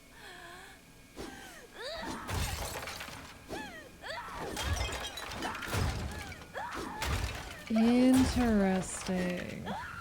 Yeah, let's not give any spoilers on like endings and the mechanisms to get them. I was kind of already onto that also, but yeah, let's not give. I don't think the fact that this is the only ending I can get is a spoiler, but the fact that like confirming that that's what the endings are locked in behind. Yeah, let's not right now. I'm generally not someone who minds spoilers a super lot, but like I would prefer to keep the mechanisms for getting future endings hidden. Because I'll probably be doing a couple more runs on my own. Or rather, on stream. Because I'm liking this enough that I'll probably do like at least one more run on stream. Sakuko, Rinko, and Shu. You even took my parents. So I'm still working through Cassette Beasts. I saw the mention of Cassette Beasts. I can't read the whole message right now because cutscene, but I saw the message of Cassette Beasts. I'm still working my way through that game.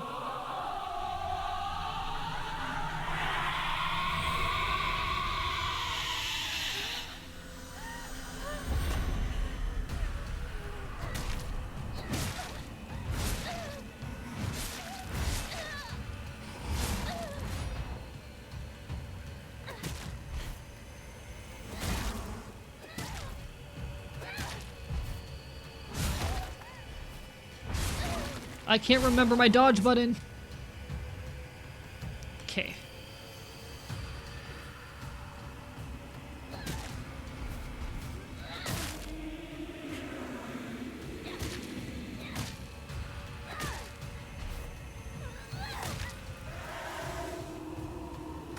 Oh.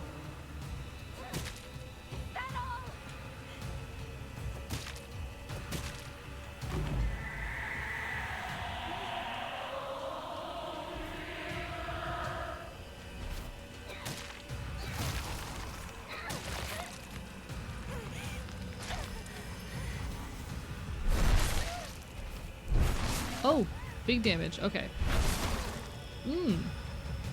It's not that big damage, but damn, big swing of attacks.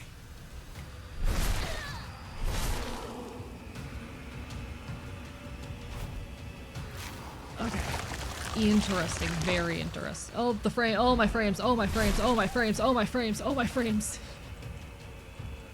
Oh, my frames.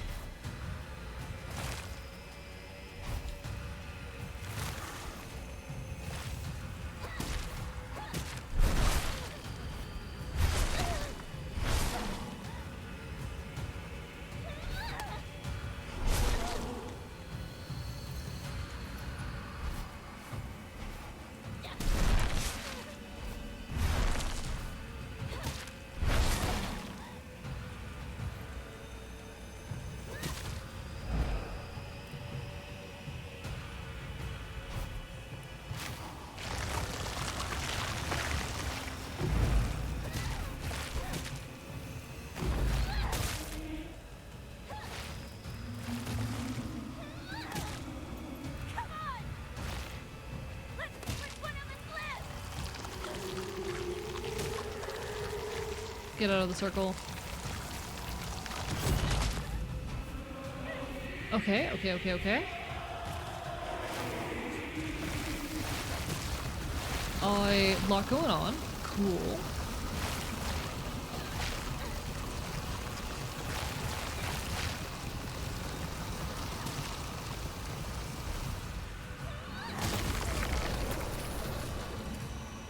Oh my god. Christ.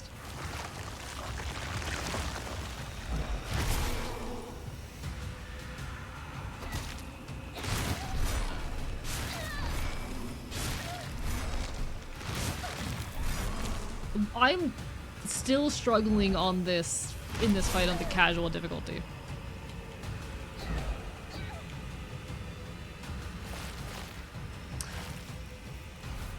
I think that says something.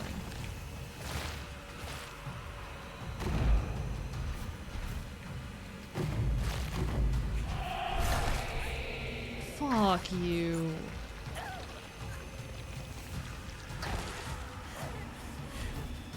Alright. We're doing our best, chat. We're doing our best.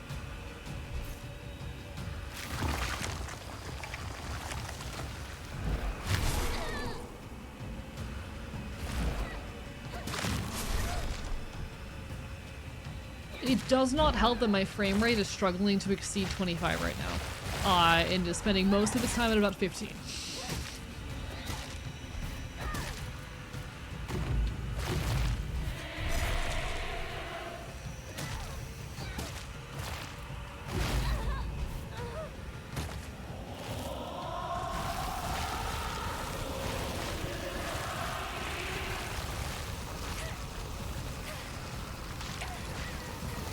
Alright then.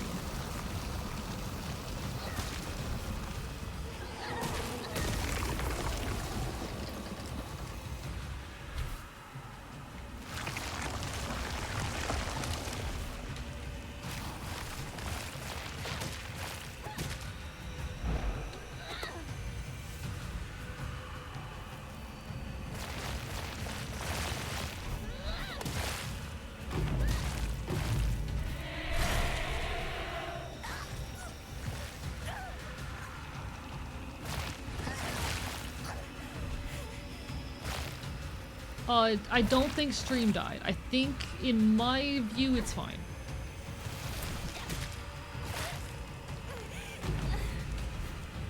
My bitrate looks stable.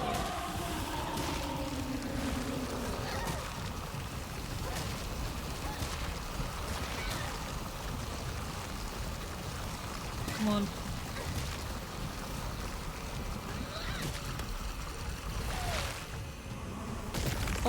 Oh, that was absurdly close. Okay. Can I change? I cannot change during combat. God, rip. That is unfortunate. I didn't think to change those beforehand.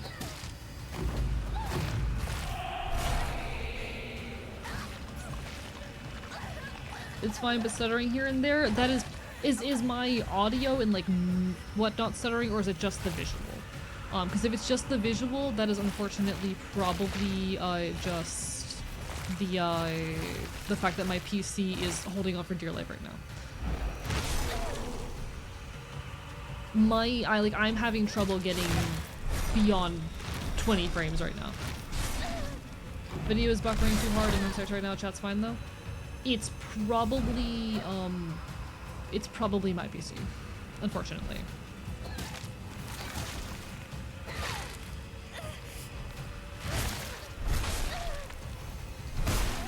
Okay, not good.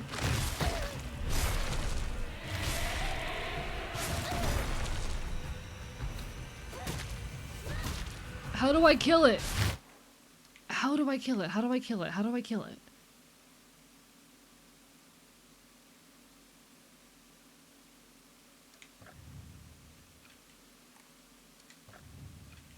How the fuck do I kill it?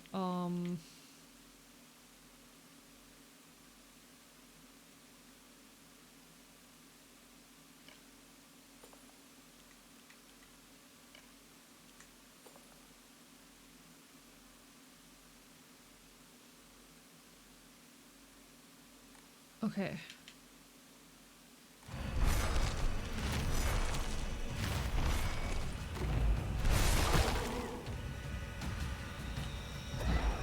I don't know how anyone plays this on not casual difficulty.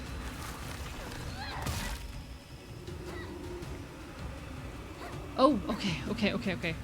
The bird that flies highest.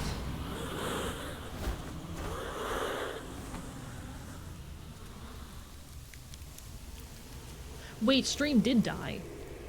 One sec. No, stream 100% died. Oh no.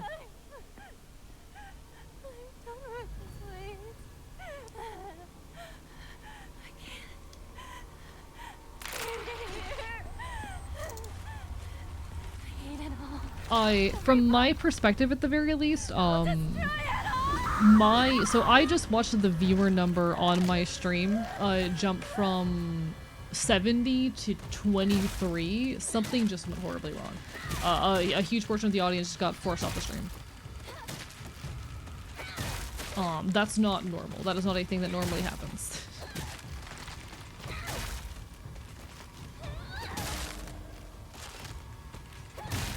Yeah, it's down to 12 now. So, okay. There's some kind of... Yeah. So, chat, big problem. There was some kind of stream crash or something. My viewership just dropped from 70 to 12. That's not normal. That's not supposed to happen.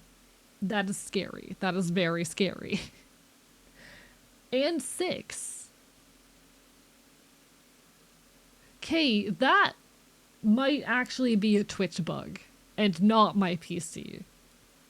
That might be an issue with Twitch. Give me a second.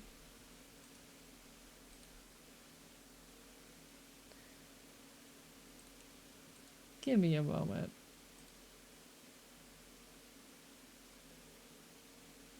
I don't... Okay. It's fear. Fear. And 4? Yeah, that's definitely... There's no way that's legitimate. There's no way that's legitimate. 4 is not legit. There's more than 4 of you chatting. Okay. We're going to ignore it for now.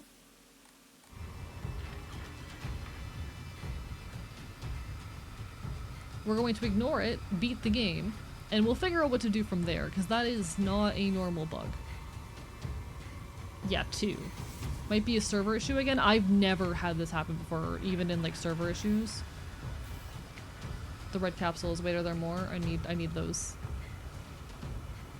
We're gonna force our way to the end of the game, because that's definitely not normal. That is an issue on Twitch end.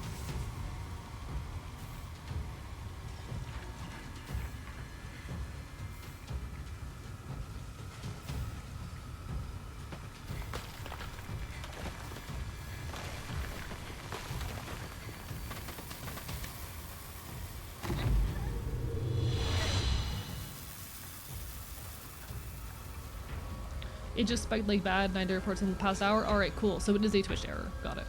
What is going on? I'm glad that it is a Twitch problem and not a me Are problem. you insane? Shut up! Out of my way!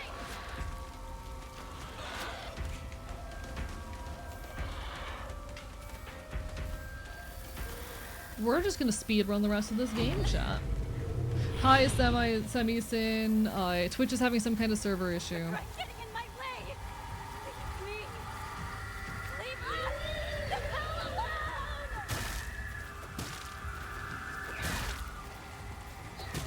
Interesting, the game is no longer counting weapon durability. Very interesting.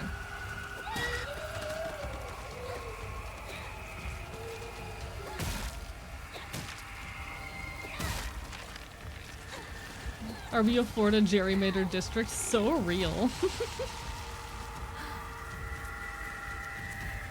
Wait, everyone, just hold on. I'll speak to Hinako. Hinako, why? Why are you doing this? I thought I showed you. Yeah, Twitch says I'm down to 1 viewer. I'm gonna be dead ass. I've been streaming for 3.5 years. I've never only had 1 viewer, primarily because when I started streaming, and I will admit to this, my friends watched me. When I started streaming, in order to like, because I was really nervous about getting started with streaming, I was nervous about like not having anyone watching me. I had my friends watch. I'll admit to that. I'll openly admit to that.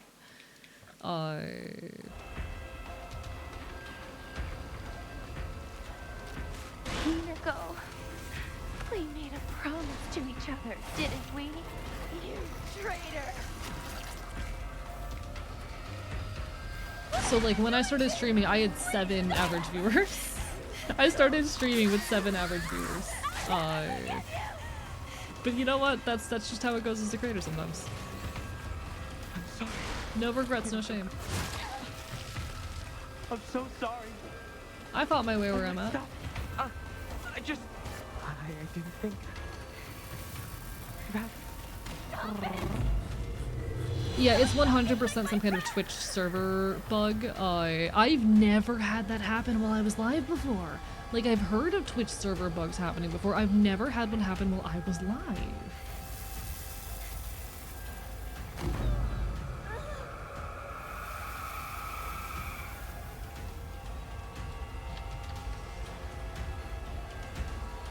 Oh, the pills everywhere. Oh my god. This reminds me of like art I've done in the past at various points in my life. I take a lot of medication. Very used to consuming drugs. Those are sounds to be the police sirens or something.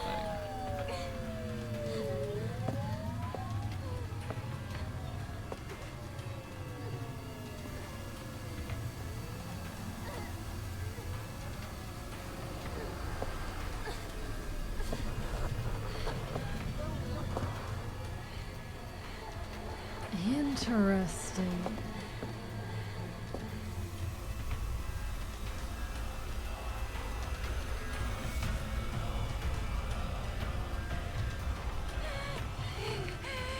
Get out of our way! Yeah, Twitch is just having a server bug right now. It happens. It just unfortunately coincided with me having massive frame drops in game, so it made me worry my stream died.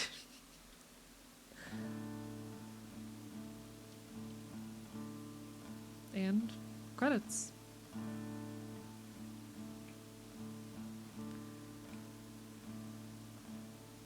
Imagine this is all hallucinations, you just went on a killing spree for no reason. I mean...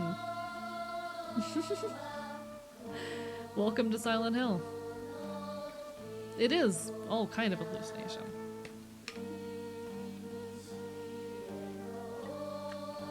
Hehehehe. See, that's so interesting, because like I said, I felt like there were multiple points before this where the game could have ended, but I'm interested with where it went. I think that went some interesting places. Thank you for the curse of Scuff Zombie. In this song, I can already see the relevance. He's not gonna loop? No. There are multiple endings. There are multiple endings.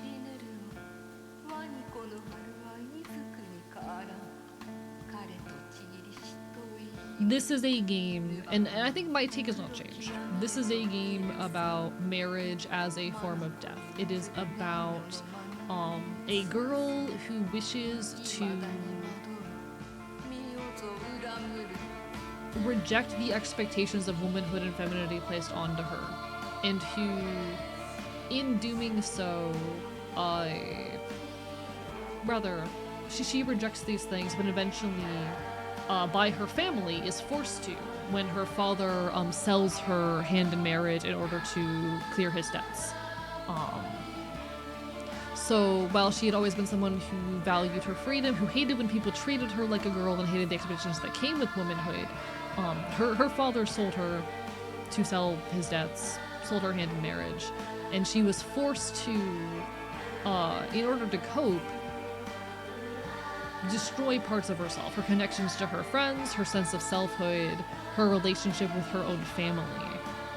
And the way the Silent Hill phenomenon manifests, it takes your guilt, your dreads, your fears, and it turns them into a nightmare.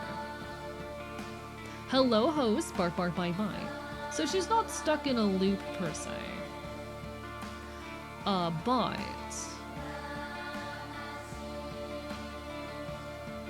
all of this was a fight between the part of her who wanted to give in and accept the marriage. To HQ. We've got 2 male victims here. Same female suspect as in the wedding massacre on Route And the 8. part of her One victim is currently in cardiac arrest. Kagrocho 1 to HQ. that wanted We haven't found the knife used by the suspect at the scene. to rebel. Chances are good that it's still in the suspect's possession.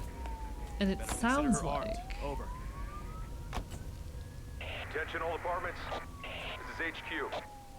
Female suspect is in she her 20s wearing a chose wedding dress. to kill her Height is a husband little over 160 centimeters. Last seen fleeing Tsuneyoshi to Shrine. avoid such a fate. Believed to be armed and highly dangerous. Exercise extreme caution. That explains the Come in poster. HQ. This is Kagrocho 1. It appears the suspect was observed consuming red and white capsules at the scene of the crime. Kaguracho 1, this is HQ. Did the capsules match the ones discovered at the wedding venue? Over. HQ, this is Kagrocho 1. Interesting. I'm not sure what role the pills play quite yet. But I'm very curious.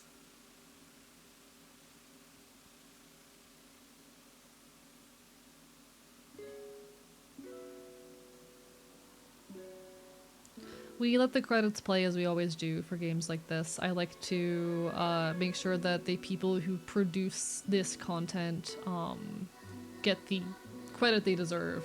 Once the credits are over, we will be raiding out. I'm gonna go seek out a raid target. as the credits play. But thank you everyone for joining me for Silent Hill F. This has been a beautifully terrifying game, and I've thoroughly enjoyed myself. Let's see who all is on. Oh yeah, everyone's suffering right now. Oh no. It might be an EST issue. Huh. The question does say it, because it looks like it might be an EST issue. We could try to raid out, or we could just end. I think I'll probably... You know what? I kind of want to throw you guys at a good buddy of mine. I think I have a raid target picked out. Unfortunately, due to everything fucking dying, our capacity will be a little bit limited, but once the credits have ended, I'm gonna send you all over to my good friend, Cyan Bites, who is currently playing some Pokemon X.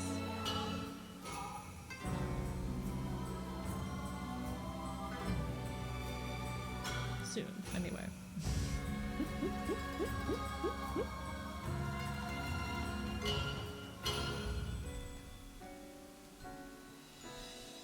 Meow.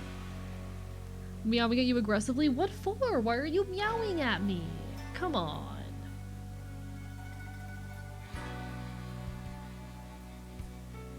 How long are these credits actually? I don't want to skip. If the stream, if I couldn't experience anything for the last 15 minutes, no worries, I'm so sorry. I'm so sorry for the technical difficulties. Jesus Christ, Twitch really shot the bed tonight. Damn.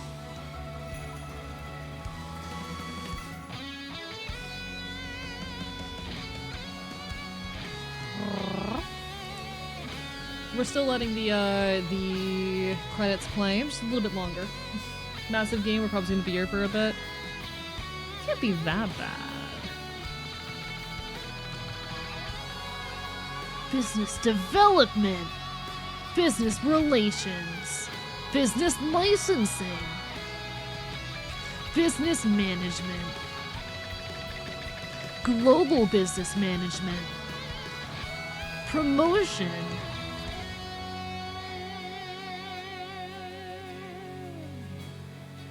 yeah, that's a lot of people, Jesus Christ. Sales, quality assurance, special thanks. I think we're almost at the end. I think we've almost escaped chat. Konami Digital Entertainment Inc.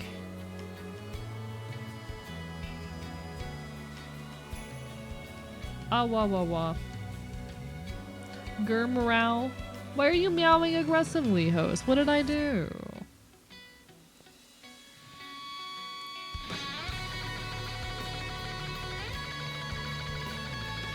"3D characters and props. 3D art.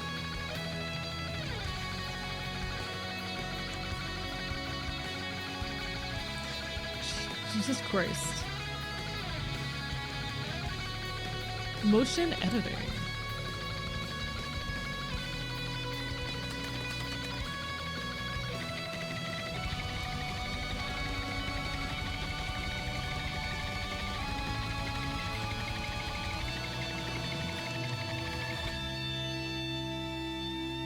This is an appropriate time for a song to end.